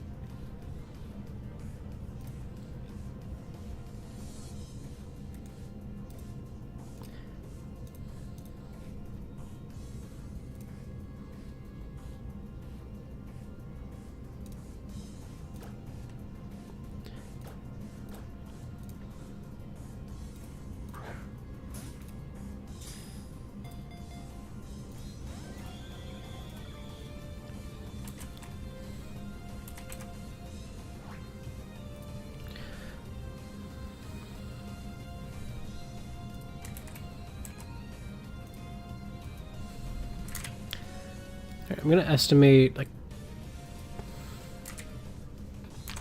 51% HP roughly. It's paralyzed.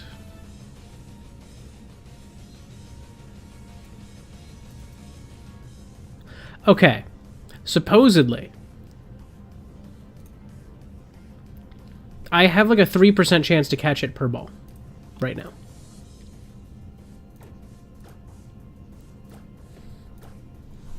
So it's not unlikely that I catch it, at least.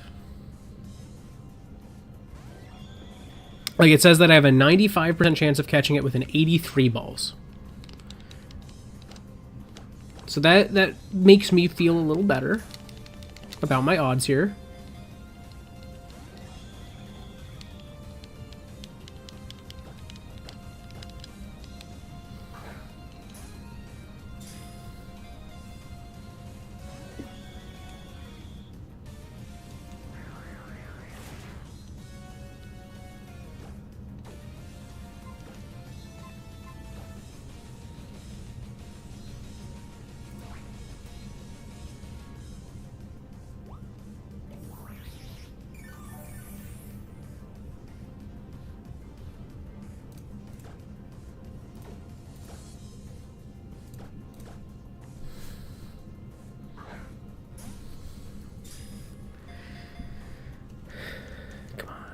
Please.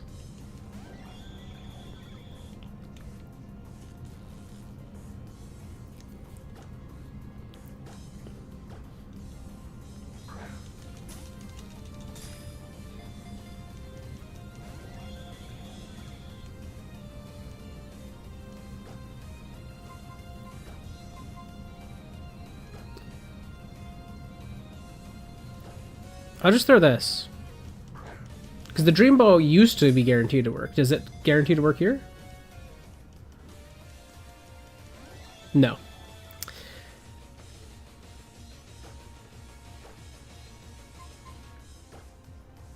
I'll throw a repeat ball, just why not, you know? We haven't caught God before, but we could try catching him now. Nope.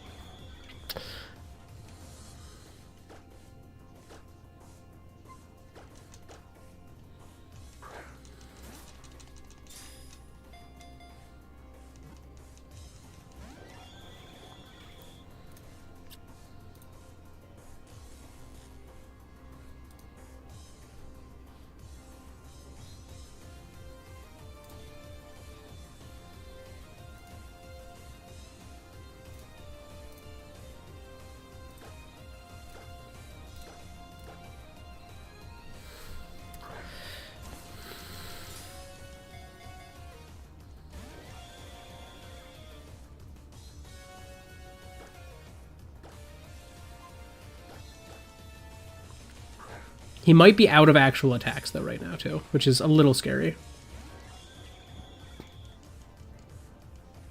Because he's spamming String Shot.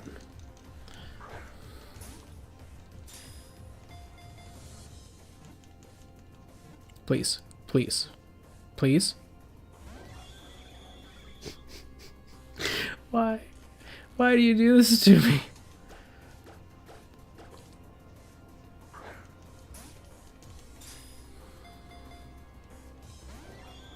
Please, I have lost so much Arceus. Just get caught. Just get caught. I have lost 2 Megas today. I have lost a Legendary before, a Mythical before, actually. Like, please just...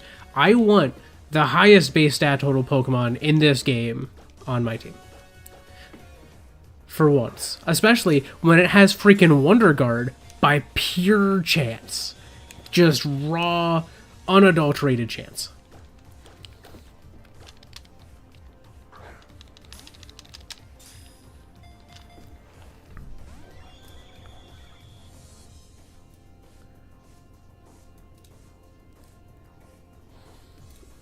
Alright, I need to... I just have to see how much does String Shot have? 40 PP. Beautiful. It is a 50% chance to catch this Arceus in 20 Pokeballs. And the fact that this has 40 PP, some turns it can't hit. I know it's already used a bunch of string shots, but that's helpful. I have some time. Let's go up.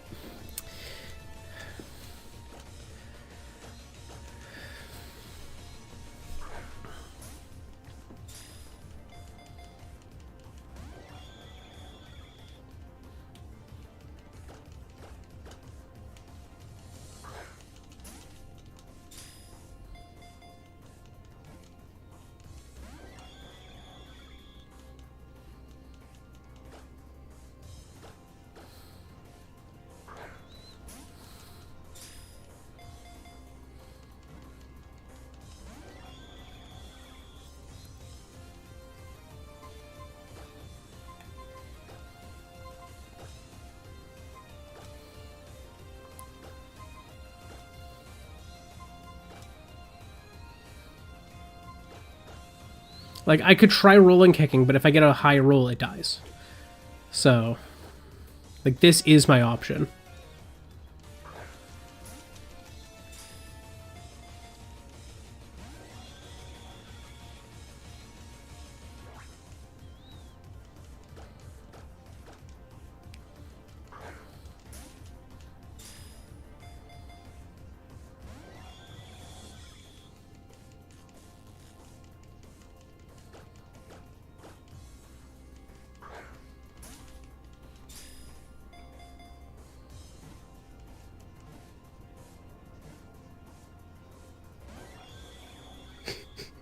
My hopes don't even get up till I get the third shake anymore. Like, I'm just like... Please.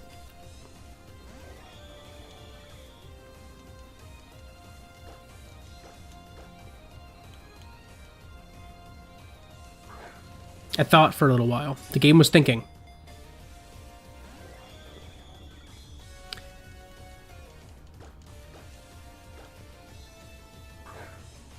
Maybe I'm just hallucinating, but it takes a little bit of time sometimes.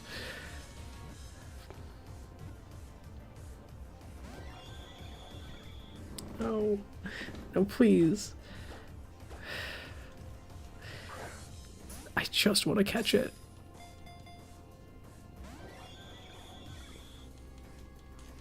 Thank you for being paralyzed. The paralysis is extending this for me. Like, I don't have Confuse Ray anymore, so I can't even, like, confuse it and, like, let it hurt itself in confusion some turns.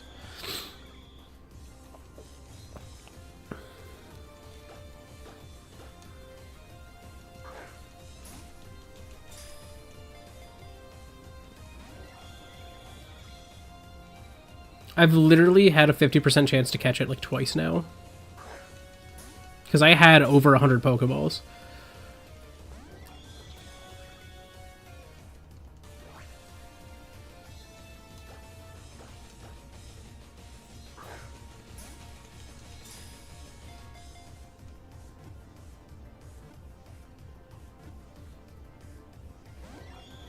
No. All right.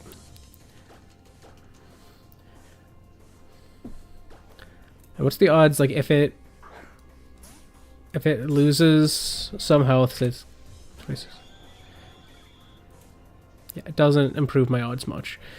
And then a 1 doesn't improve my odds much. Like, literally at 1 HP, they're at 1% HP. It's exactly 1 hit point left. I only have a 50% chance of catching it in, like, 15 balls. So, this thing, like, the health isn't a huge concern. It's just I don't have better balls.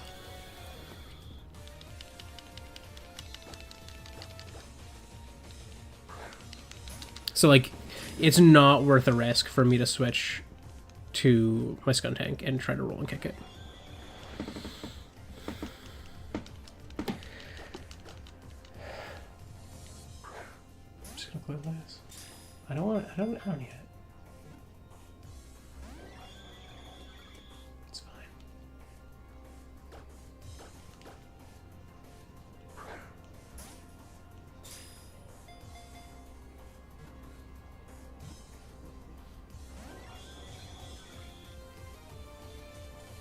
I'm zen about it now. I don't need this. I don't care about Arceus anymore. I just am. See, that's fine. And he's paralyzed.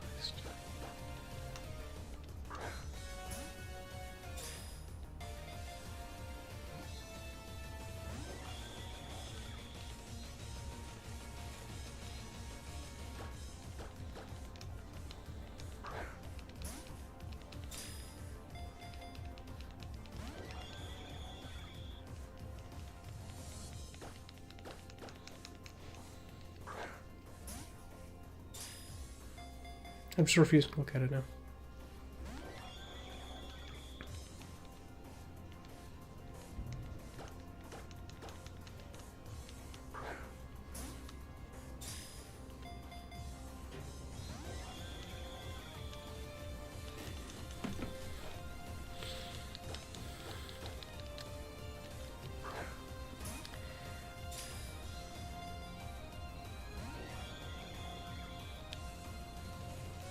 I'm just so in need of something, and this Arceus is that something.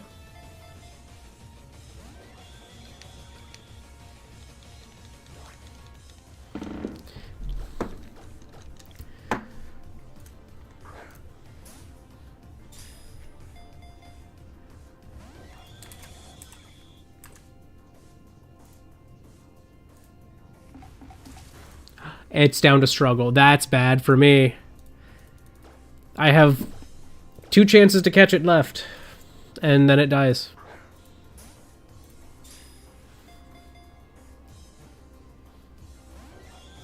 One chance to catch it left, unless it's paralyzed. But I don't even know if paralysis checks happen when they're using struggle. This is literally the last chance. I catch it here, or I don't catch it at all. Oh, it's not likely. It's nope, unless the paralysis check hits.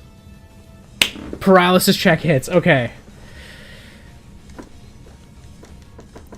It is a slightly higher chance to catch than it was, but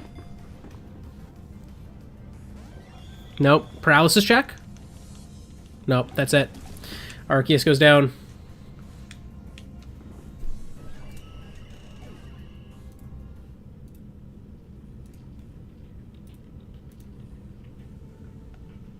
I literally have to fight it again. I have to catch it.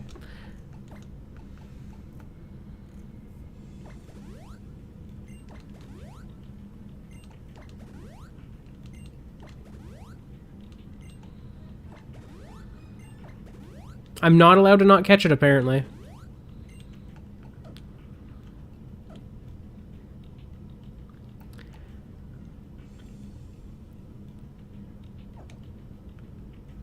Okay, well...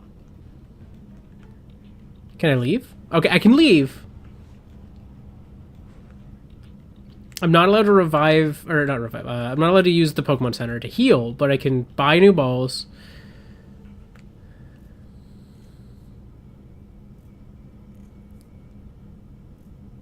I can restock. I am allowed to do that. I can add some fodder to the team.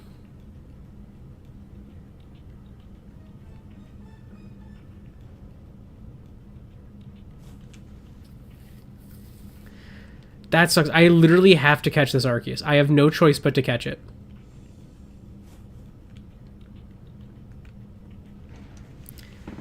My game progress is blocked by needing to catch an Arceus. I don't have a lot of like living Pokemon that are good. So, I don't know.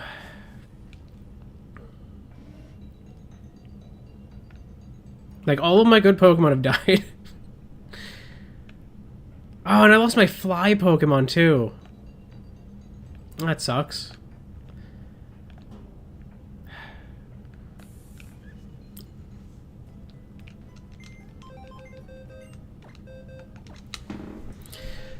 Well, I might as well keep the Blazikenite and everything on these guys. So okay, so the first one to die...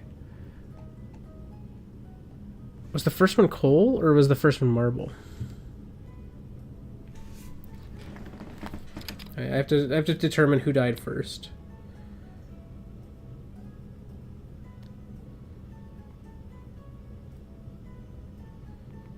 Okay, marble died first, then coal, then tiger's eye. Okay. Boop. Bop. Boop.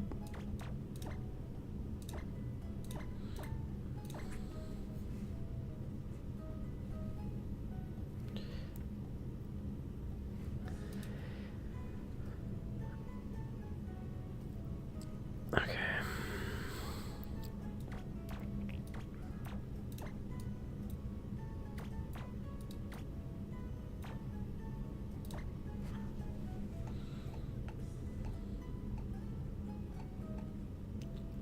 I have one Pokemon with Spore. I do have a sleep user who is way underleveled.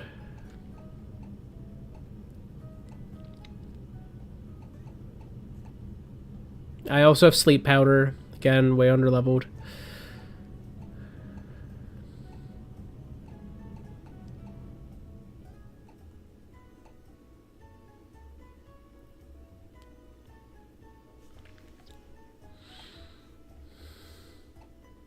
Okay, wait.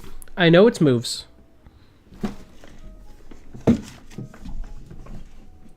So it had Night Slash. That was one of them.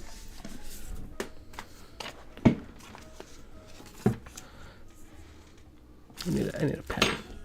Alright. So, with Night Slash, I have String Shot. What else? I had the Force Palm. And it had Rock Blast. So, the biggest issue here, Spore on Dragonite is good. Rock Blast will kill it. I am only level 31. I am going to be slower than it. Even, like there's nothing I can do to stop that. And there's a 25% chance it just kills me. So, like, I don't know if that's even beneficial to add.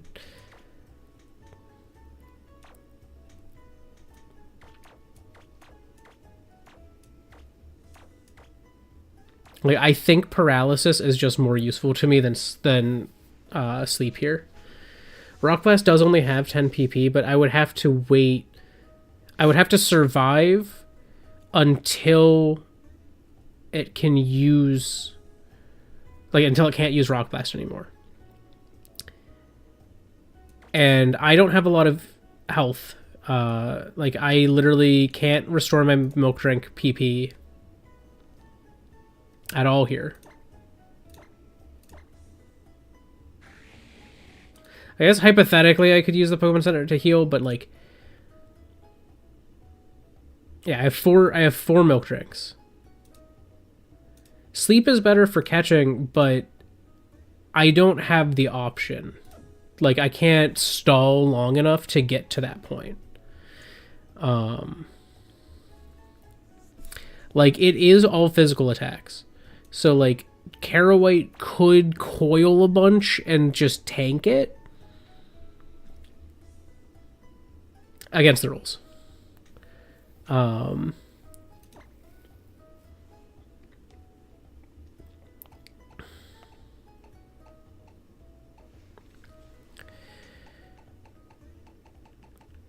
Like, I can't currently use the Pokemon Center to heal, or the PC to heal, until I beat Lysander the second time.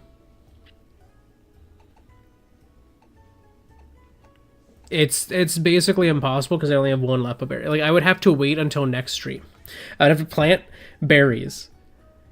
And then next stream, pick those berries. I'd have to grind Dravite to have levels so that I can stay alive.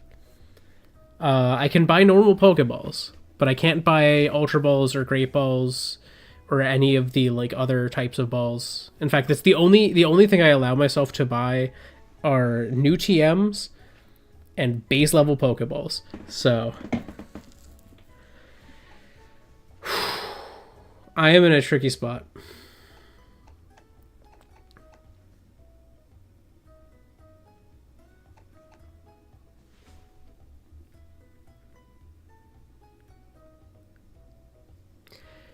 I don't really... I have like one thief Pokemon technically, but the issue is to farm the Houndberries, since the item spawns are based on the Pokemon, I would have to find Pokemon that carry berries, and they're all randomized. So like, jeez, like this would not be nearly as hard if this thing was not like literally a Wonder Guard Arceus that I'm required by rules to catch. Oh my god.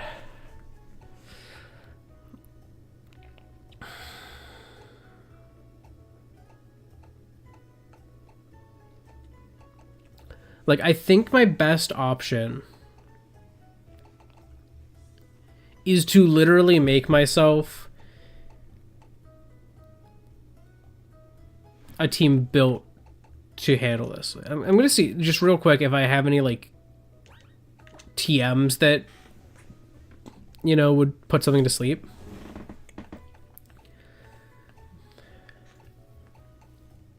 Okay, I have Roost. That is a stalling option that can help.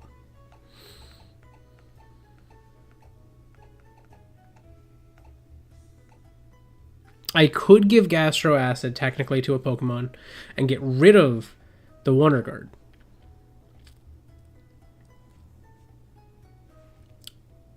Not a super helpful play, but it is an option.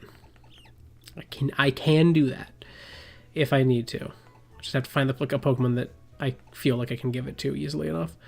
I could use Protect to stall, but on Protect turns I can't be catching.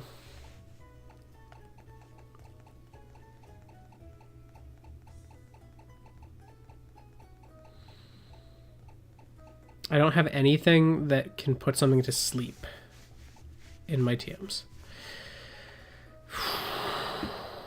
Okay, do I have like a...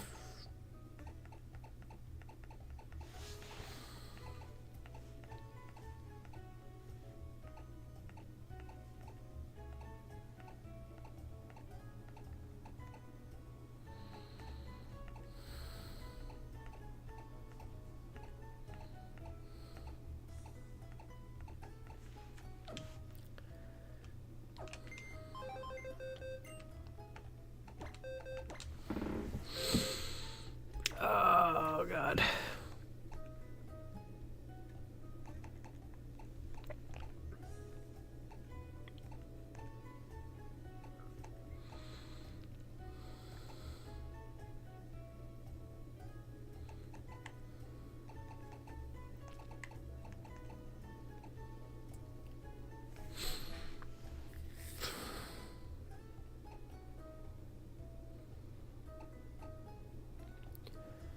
I think it would be hard to grind too.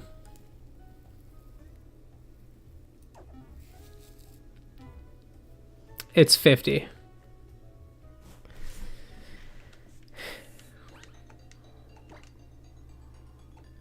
And I don't have a fly Pokemon. I just forgot. I lost my fly Pokemon, so I have to pull something out, give it fly.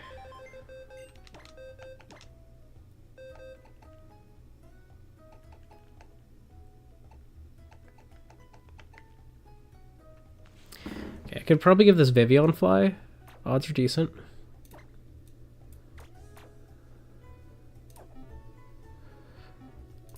I think my only option at this point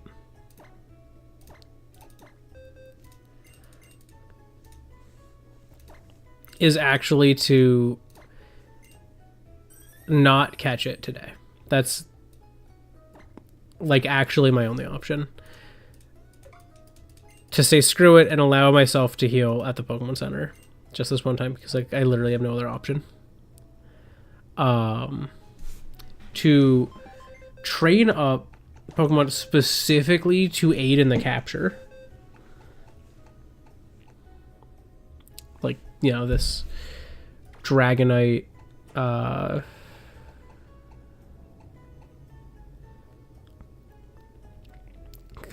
this Pidgeot, like this Protean Lunatone, maybe.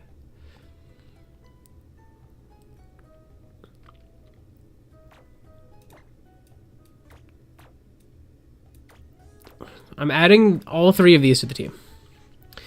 I am gonna, I think, say screw it and allow myself to heal at the Pokemon Center, like, specifically because I'm gonna have to grind. These 3 are gonna have to grind, which are not gonna be able to do that during this, like, sequence without healing. And these 3 can't be, like, left off the team to do that, you know?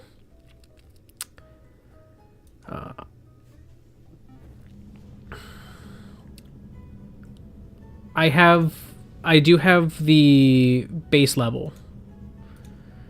If I turn on capture power level 1, that is a decent increase. So I think that's going to have to be part of the strategy.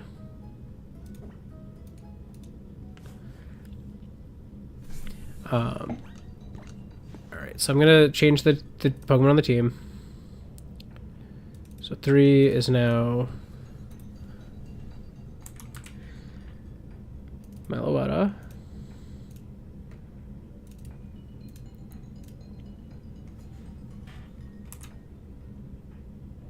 I think it's Archipelago is the one that I've got. Yeah. 5 Dragonite. 6 is a Pidgeot. Oh, sorry, no, not Pidgeot. It's the Lunatone. Whoops. There we go.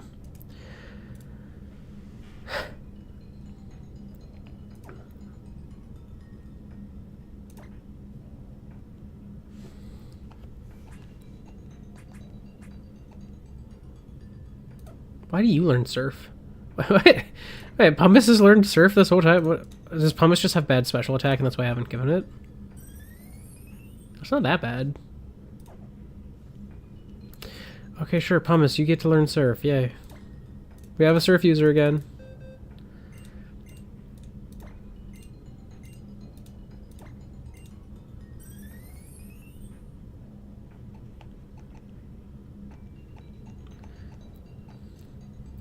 I don't think I'm going to use Flash that often, like, just generally, so I'm going to get rid of that for Surf.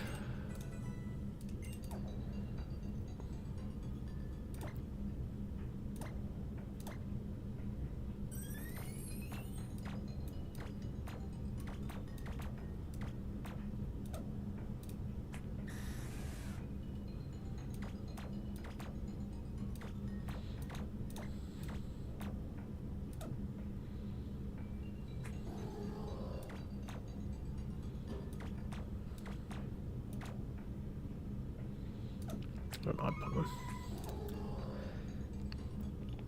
Okay, the lowest level in the team is Lunatone.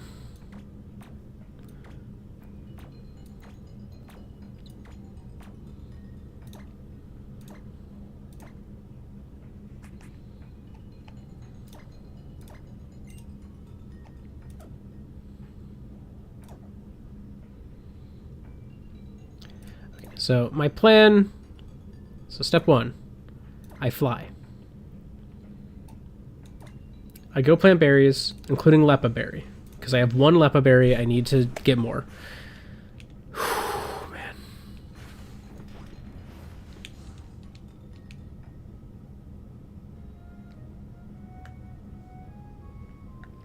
I'm gonna need more citrus berries. It's like this is the only way I can get new berries is the fact that I have berries. I can then plant them. I just haven't been doing that in a while. But I need to plant them.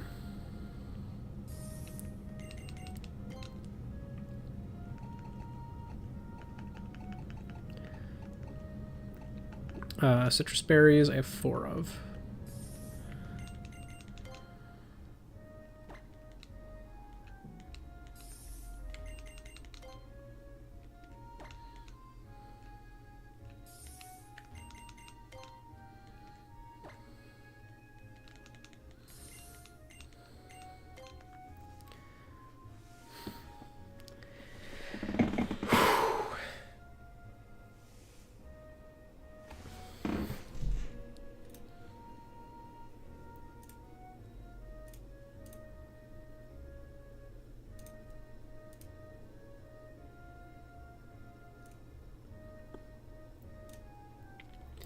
So what's the increase on sleep? Okay, so sleep would be 1 in 10 with capture. Okay. So that would be like a 1 in 7. Or sorry, in 7 balls, it's a 1 in 10 chance to catch at that point, pretty much. And 7 balls is a 50% chance. So I think asleep and O-Power on are going to be essential.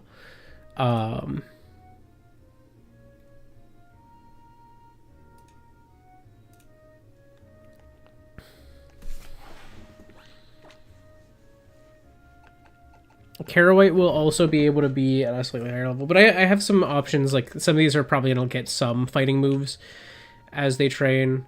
Do I have the experience O-Power? Because if so, I can use that to make things easier to do.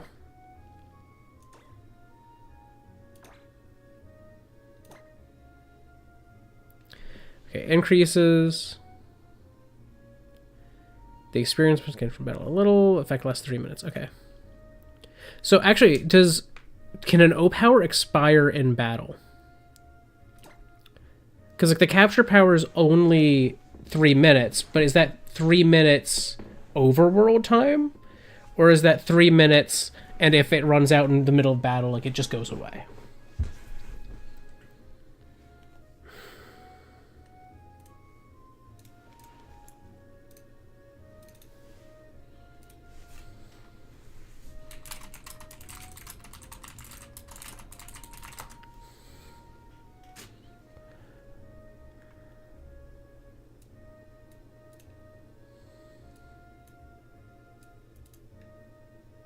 Yeah, regardless of whether or not you're still in battle.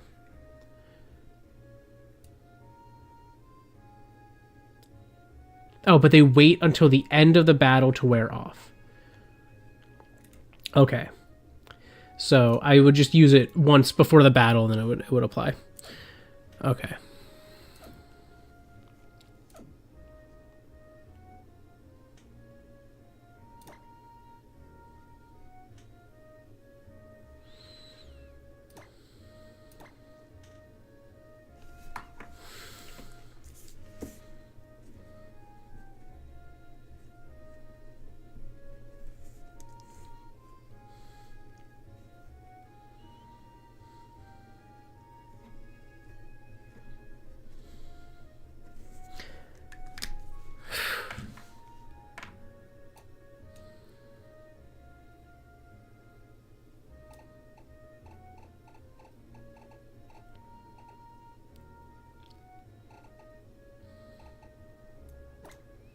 I'm trying to think of like where I can grind, because that area is a little scarier now that I don't have something that can KO the Druddigans, because I don't have a fairy move on this team. Though maybe... Okay, I do have Moonblast available, and I can learn it on Lunatone. Oh, and it's on my on Pumice already, so that's good.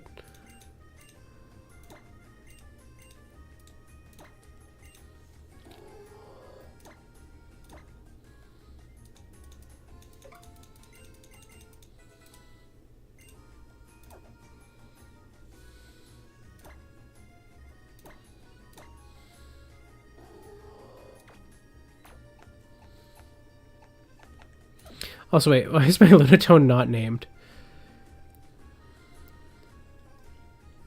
Was Lunatone... Oh, Lunatone was a fossil, and I forgot to name it. Where's the Name Raider? Is the Name Raider in this town?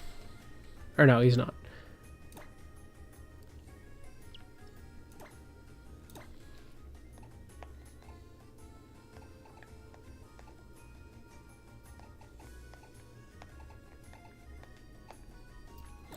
Okay, camp for your town.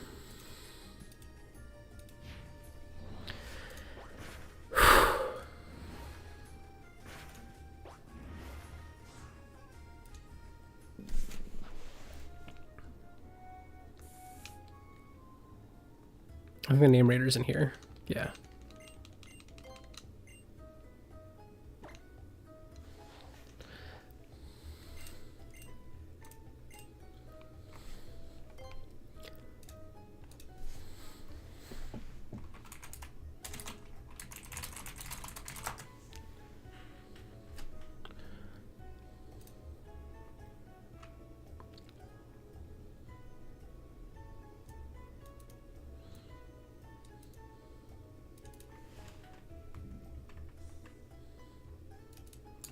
Okay, anorthosite is going to be what I name.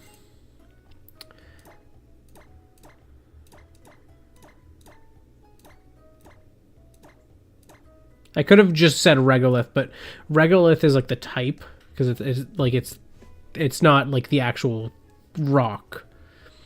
It's just that's what we call moon dirt and moon dust and moon rock all together. But the rock, there's three main ones apparently. There's anorthosite, basalt, and breccia. So we're gonna go with anorthosite.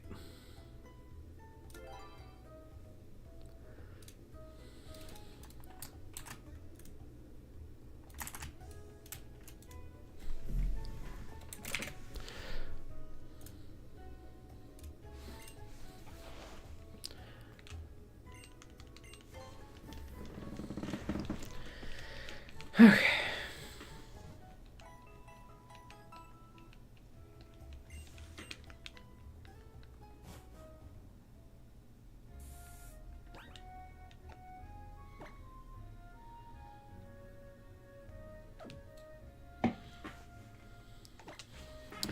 So I'm going to fly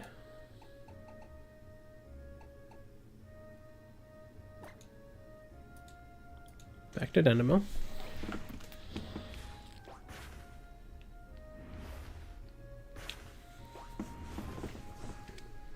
I'm going to do a little bit of the grinding on stream today. Just a touch. I'm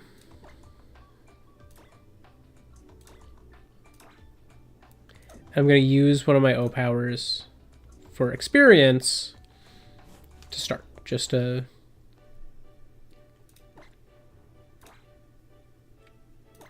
get as much as possible.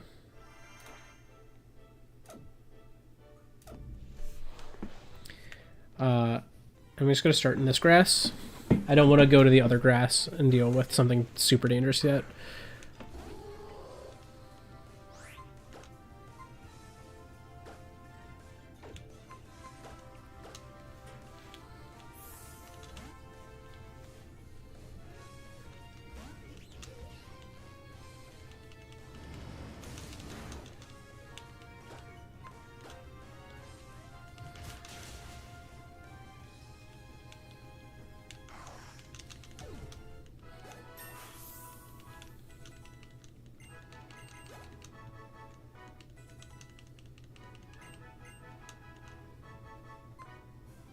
We don't need that.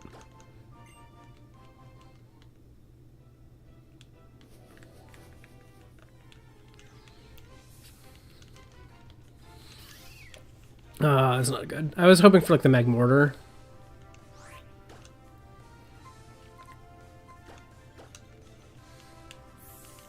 This also gives me the opportunity to train titanium more, which I'm fine with.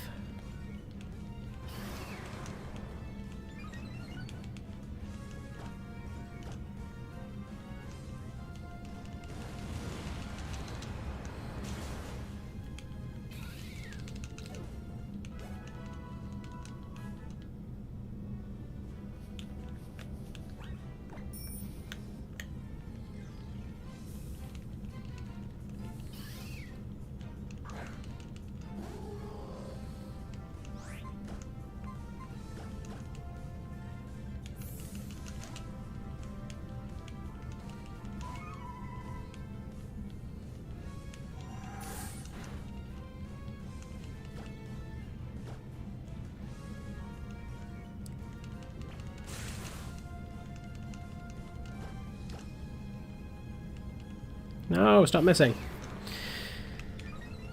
You're wasting my experience.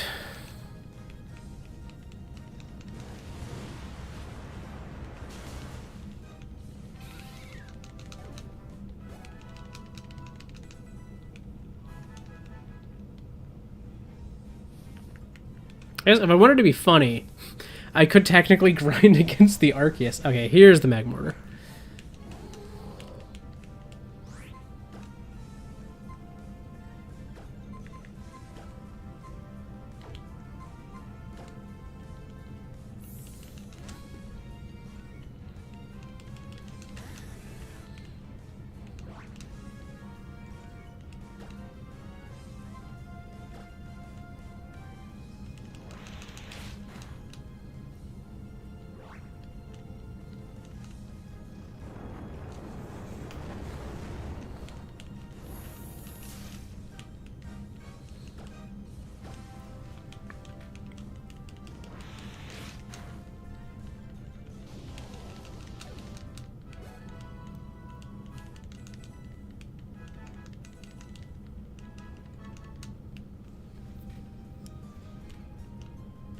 Okay.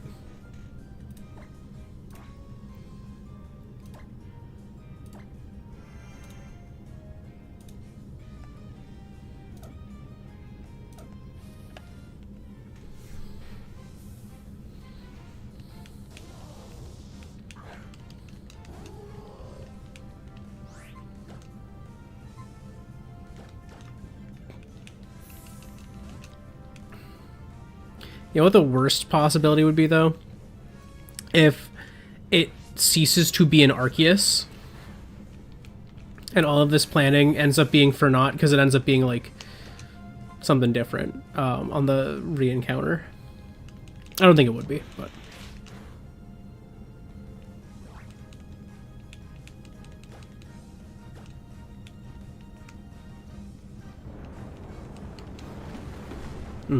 I need to buy balls. I'm just like listing some things that I need to remember to do before I go back. At least if it stays in Arceus, I am required to catch one of the best Pokemon I have encountered in the entire game.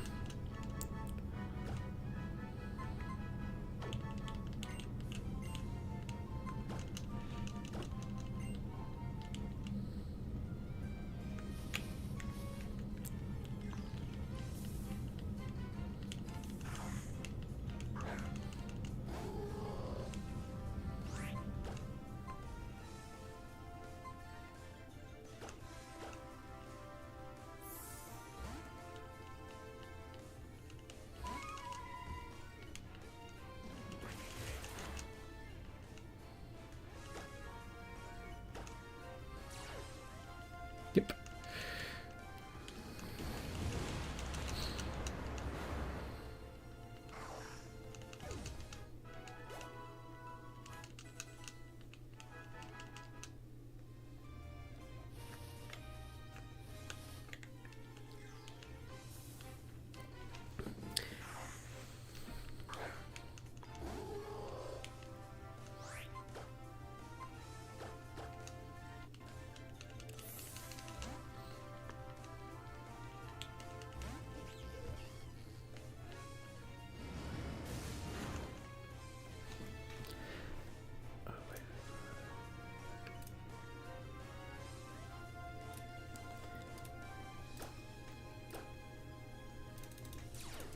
Of course.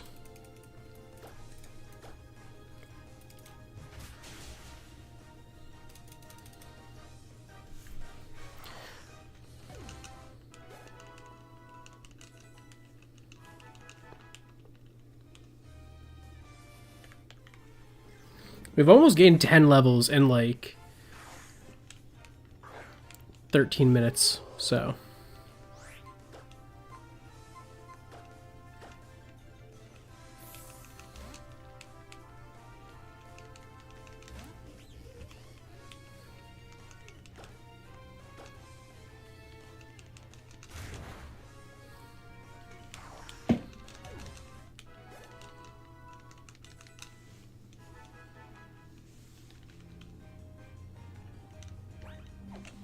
Do I have enough to use another?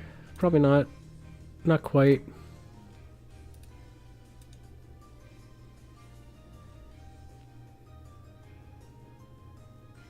I don't know how much time it takes, but...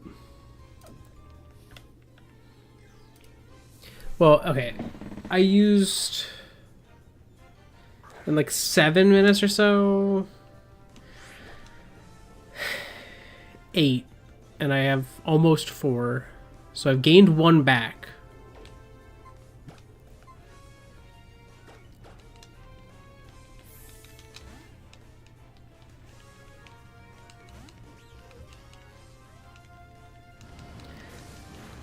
I think my plan will be...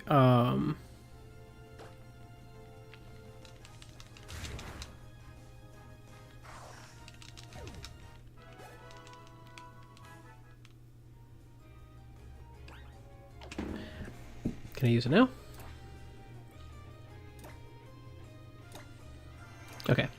So when this one runs out, that's going to be kind of when I end today's stream.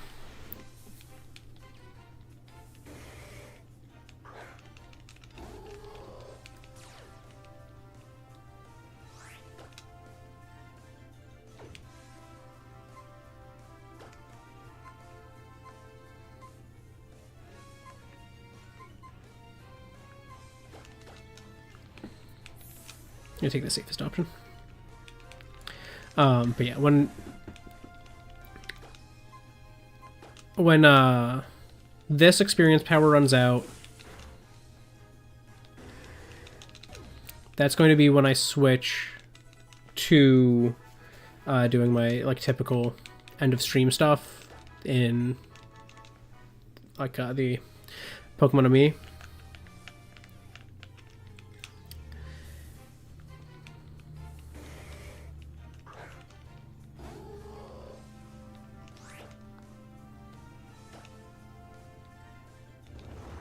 I just wanted to see how much I can do with this.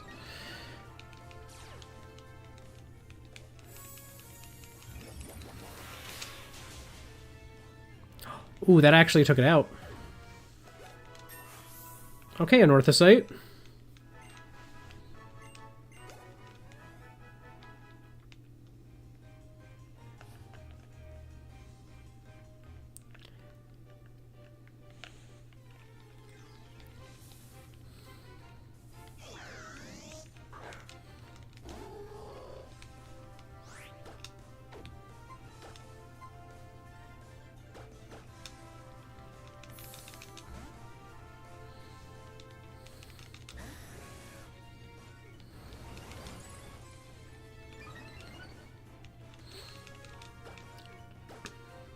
And then after I'm done with that, I am probably going to grind some more off stream. Just so that I don't have to, you know, do this as the whole next stream. Because I was grinding the start of the stream. And I don't want to have to do that at the start of the next stream too, you know.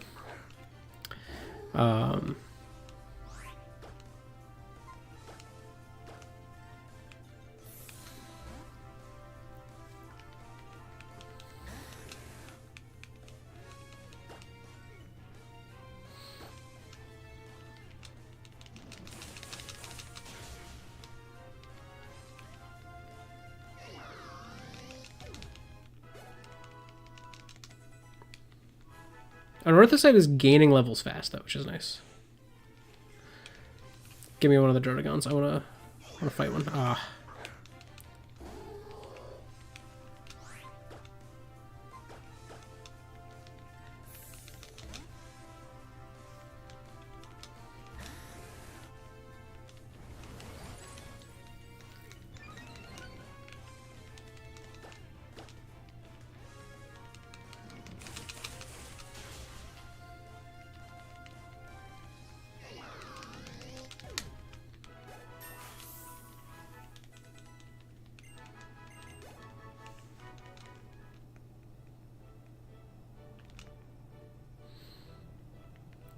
Okay. So I'm going to go to the Pokemon Center.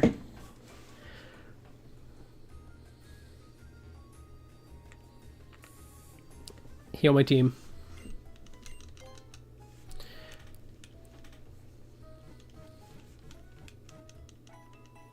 I'm probably also going to try to tend to my berries daily. So that I can get maximum yields.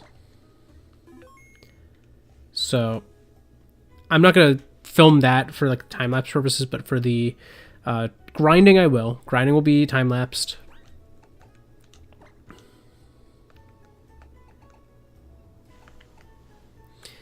Alright. Anorthosite's special attack, despite being lowered, is actually not that bad.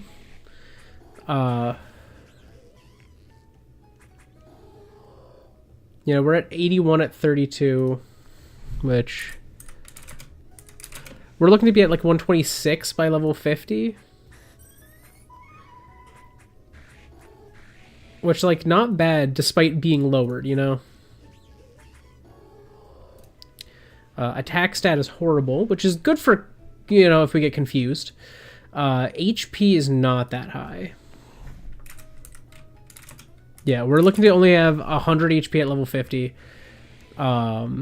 which is significantly less than Silica, which means Silica can heal Anorthosite well, but because we're only at 50 special defense, that at level 50 is looking to be like 70, about 80.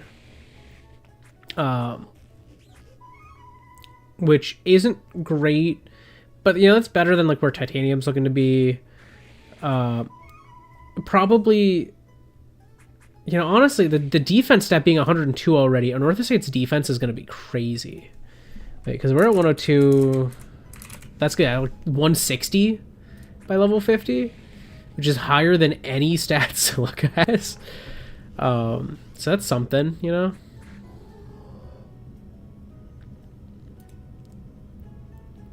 So Unearthed Estate might not be too bad. We do have to do our Pokemon of Me, as usual.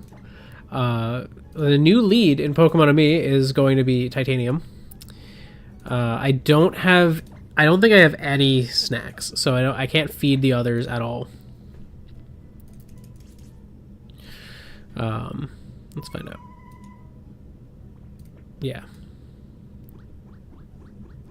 Do you have any? Can I get like 1 heart from this? Okay, again, cool.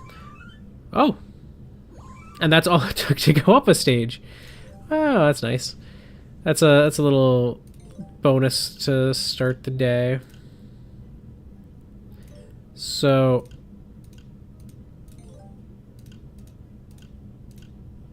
I have 5-star unlimited berry picker already. I'm gonna try Headit. Headit's very difficult with the screen arrangement, but I'm gonna try to do Headit. We'll see.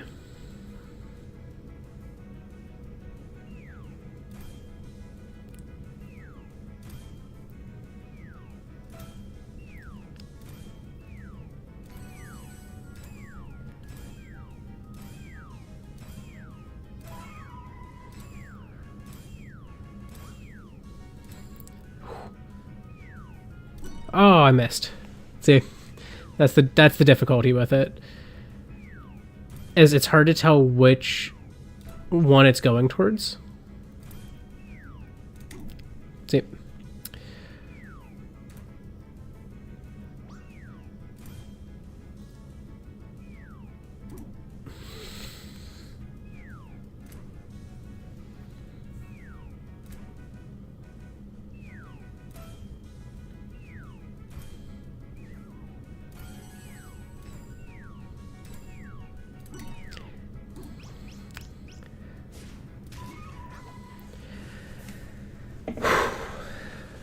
I don't know if that's gonna be great. Nah, that's 4 again. It's just so tough in the screen arrangement.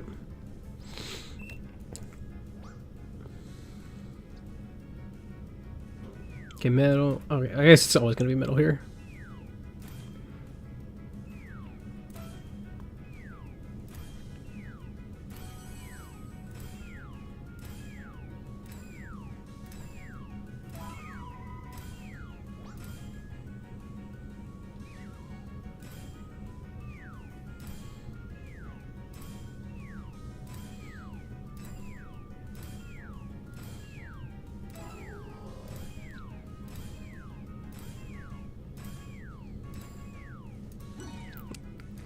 I messed up the timing a bit, but that helps a bit to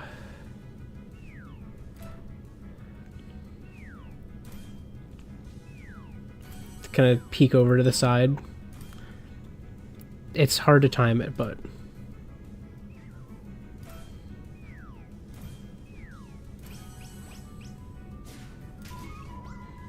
okay, that was way better though.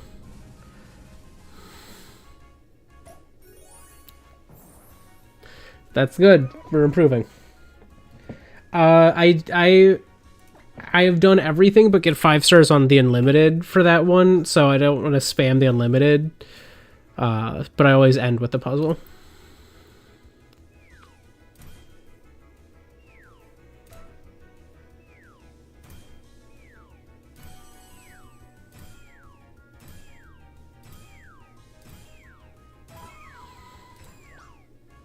Ah. I whiffed that one.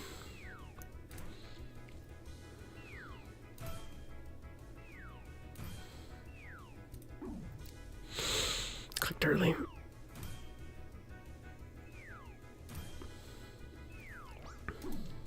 No. Oh man, I'm fumbling this one. It's just so hard with it to the side.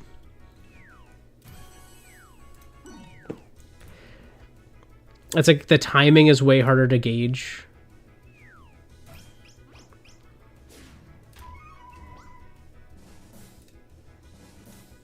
Yeah, I don't even get the big bonus there. I'm gonna do one more at this level here. Then I'm gonna switch to the puzzle.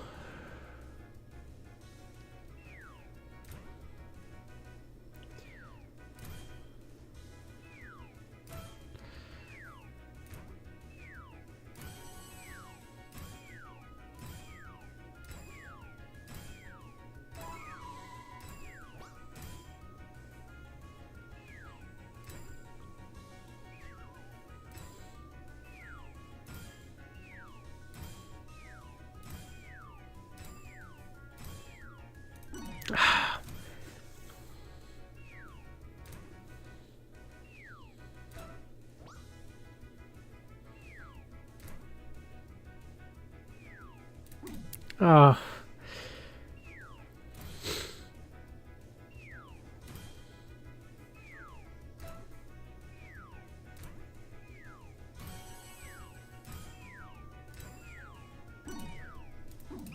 Oh man, this is so hard on this. This was my mode too. Like this is the one that I played the most because it was the quickest one to grind like Pokepuffs from. So it was like the main one I would play there. Okay, I'm gonna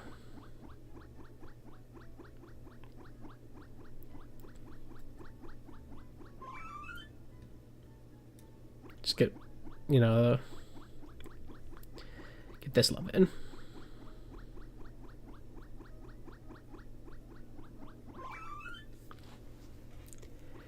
Look, man, it's different when it's not on the top screen. Gotta say. Like, if this was in like a stacked orientation with the right sized gap, maybe. But it is so hard to do it on the screens to the sides because the screens as you see them in the view is the screens as they appear to me. So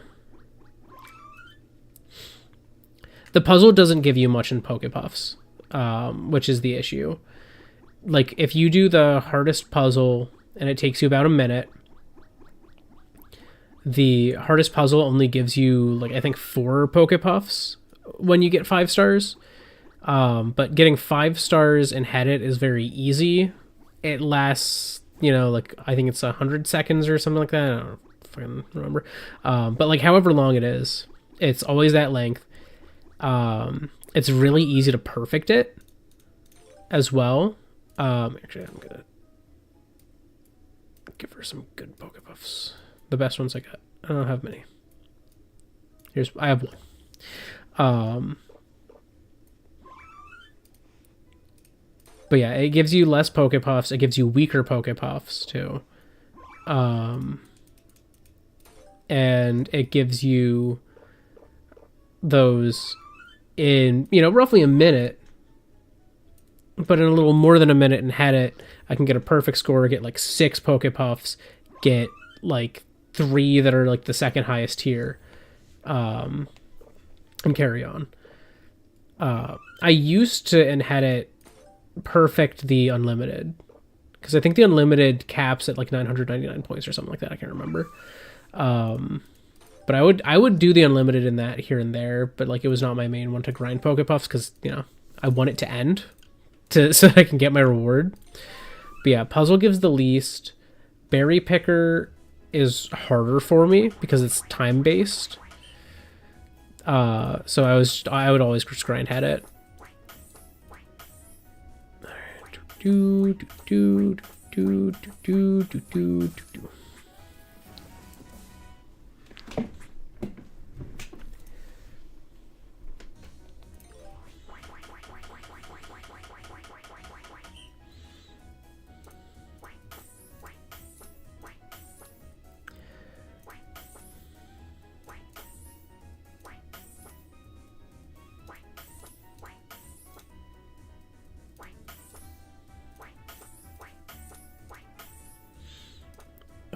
Oh, that's weird. Okay.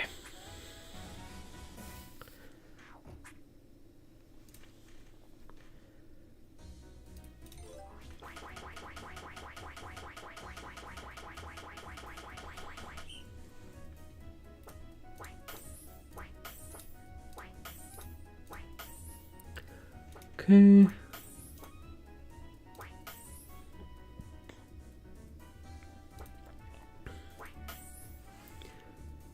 Alright, now I'm kind of in the hard spot.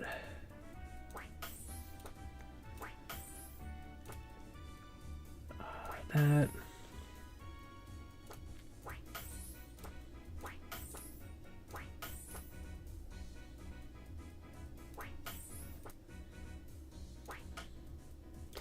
Oh, crap. Okay. Which this one has to be that one. Okay.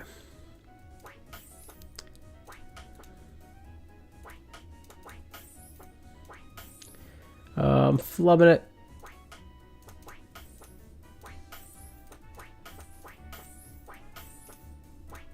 Cool. Oh, that was bad. I did a really bad one on that. I got, like, I didn't have a lot of border pieces.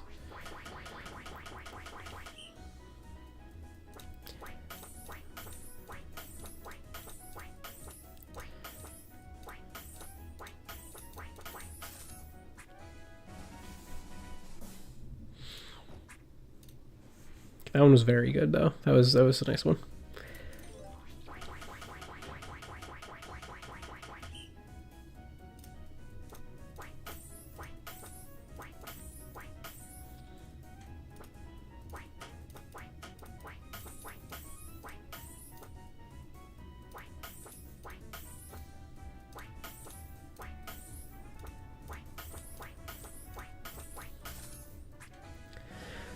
Okay, those two were both very good.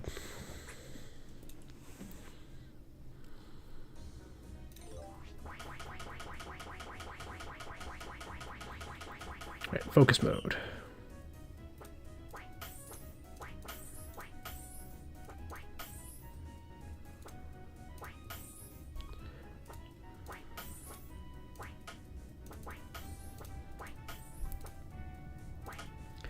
Okay. Not great.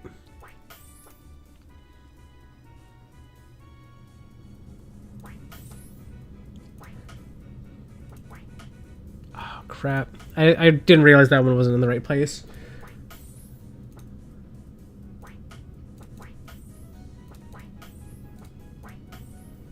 Okay.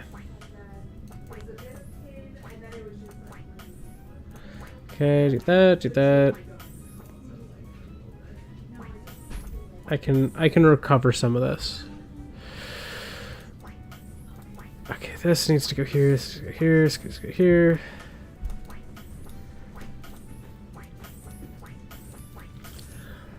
Okay, I recovered pretty well, but I'm not doing great.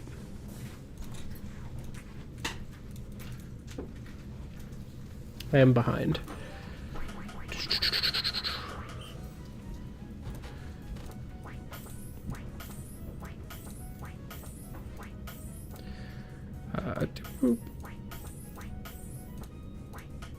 Ah, crap.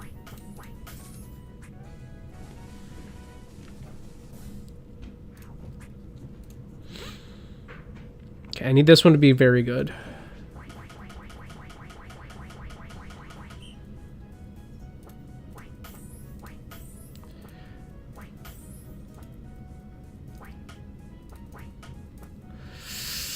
I'm flubbing it. Oh boy.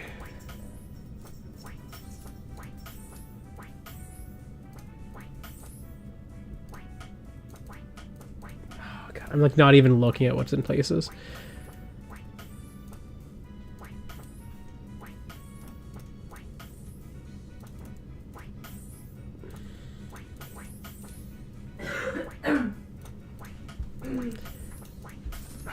I don't think I'm not making it past this this next puzzle.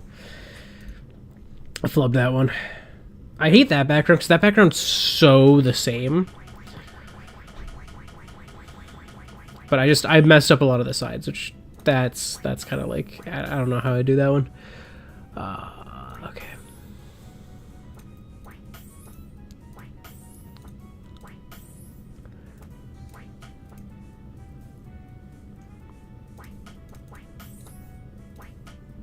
Oh god, I swapped the wrong two there to fix it.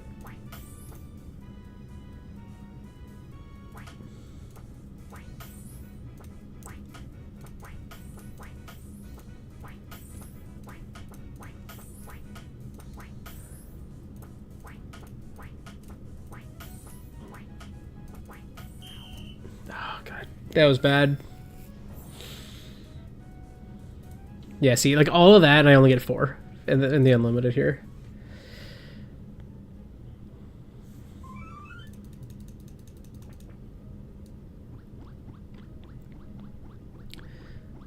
So yeah, like because I would grind Pokemon to me back when I was playing Pokemon Y actively, and in Pokemon Omega Ruby and Alpha Sapphire, because I would always max any team that I trained. I maxed their affection, so I had this like hyper efficient understanding of how this worked.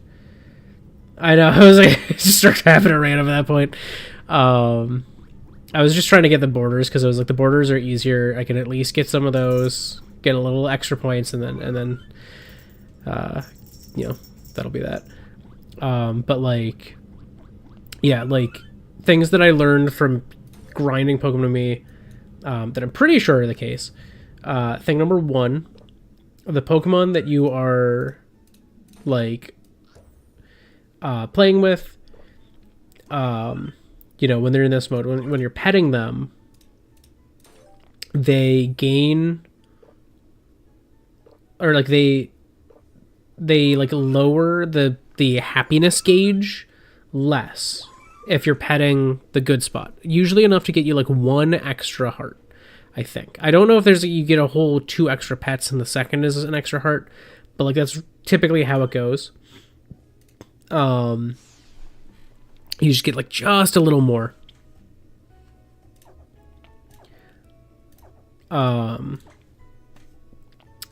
Another thing, you cannot find the happy spot until a Pokemon has some affection. So you have to feed it first if you've never like pet it before.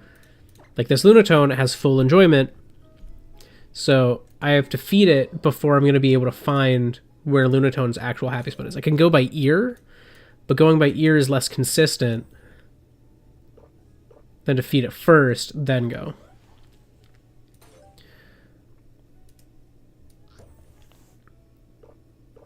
So I'm just going to do the full feeding and then find wherever its happy spot is. Yeah, the best one for me to grind like Pokepuffs was Headit. If someone's really good at Berry Picker, they could also do Berry Picker. Which that one's just hard for me because my reaction time is not great. When it comes to something where I have to think, Headit can become very automatic. Berry Picker is less automatic for me. Okay, that's the bad spot. Where is it? Oh, your eyes don't change. Is this the good spot? Okay, it's right here. Its eyes just don't change. Well.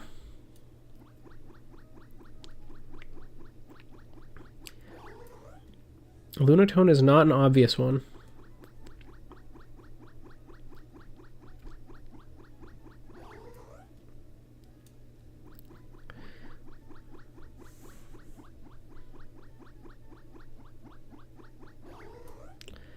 Okay, I hear it going back and forth. It's like just this tip is the good spot. Yeah, and see that one was 1. And now if I just pet normally, I just get like a broad one all out. So I got like an extra 1 affection. I believe my assumption is that each of those hearts, you know, from Pokepups or from petting, each of those is 1 affection of 256 that it takes to max. That one's more of an assumption on my part, though. That's not a guarantee. But yeah, petting uses up enjoyment, and playing uses up fullness. So the fastest way to do it is you want to feed and pet until a Pokemon is full and out of enjoyment. Then you play games. 3 Headits. 3 Headits on hard is full enjoyment increase and fullness decrease. So 3 Headits, and you are ready to feed. It will give you enough, if you do well, it will give you enough Pokepuffs for all 3 Pokemon that were in the Headit rounds with you. It will give you enough that you can then feed them all of those Pokepuffs, and I think you still end up with like a little bit extra. But like it always gives you enough. It always decreases enjoyment and increases decreases fullness and increases enjoyment enough to like get all 3 of them the maximum amount of affection while you're like on that main screen. Like I like just was constantly doing that.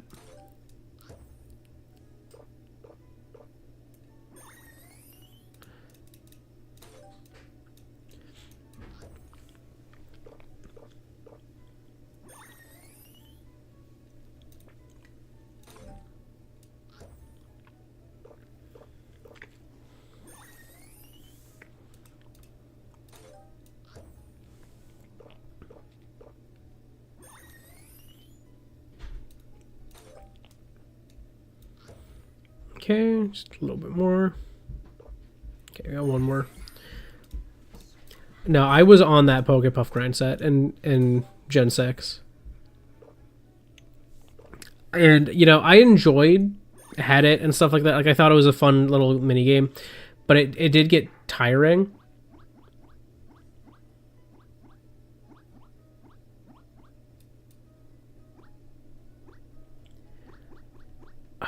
Your happy spot's your antenna? That's the worst. Bro, I am not petting that. You move too much for that. Zubat is just as bad. Zubat sucks in this mode. Why can't you just land and be in a stable spot?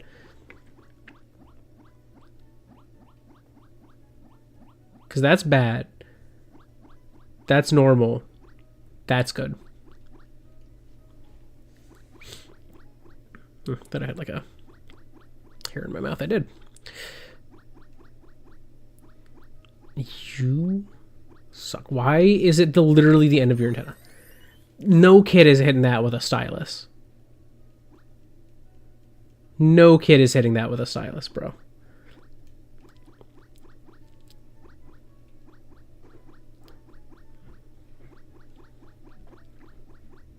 Like, this is way bigger on my monitor. You know, granted, I don't have the precision of just I touch it, but my God. All right, I'm giving up. I'm just petting the wings. Screw your antennas. Little like end baubles.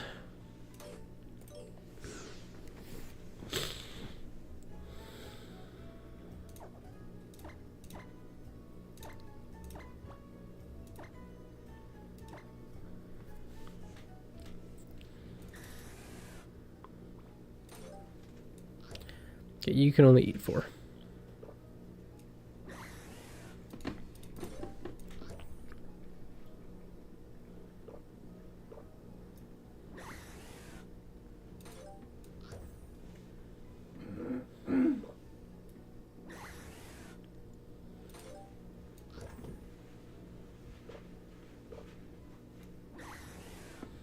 Okay. Okay, don't touch the wings. Oh, where is it? Okay, it's like the chest here. Top of the belly. Oh, but you have no enjoyment, so that's all you get. Oh. Alright. Yeah, you did not get to be in the final puzzle or in the header games. That's the other thing is Headit and the berry one. So when you're doing those, it loads the instance once, and every time you play, you're in that same instance. So if you do Head It or Berry Picker, and you hit retry after you finish, you will have the same 3 Pokemon, whereas the puzzle is always random. That's the other thing. So the puzzle will distribute the decreased fullness and increased enjoyment across all Pokemon except for the primary one, whereas Head It and Berry Picker will pick a random set of 3, or I guess a random 2 to go with the one that's the main one. But it will always lock them in for all 3 rounds so that they fully decrease their fullness and fully increase their enjoyment. That's the other thing I forgot to mention. All right. Titanium, you're the lead here. Technically, Anorthosite is not the team lead right now, so I'm going to move the item to Pumice, and we're going to switch Anorthosite and Draybite back so that Pumice is the lead. I am going to do some grinding off stream. I am going to record that so that I can make it into a time lapse. Oh my god, this is insane. Like, I'm going to get them to at least 45. Ideally 50. That's my plan.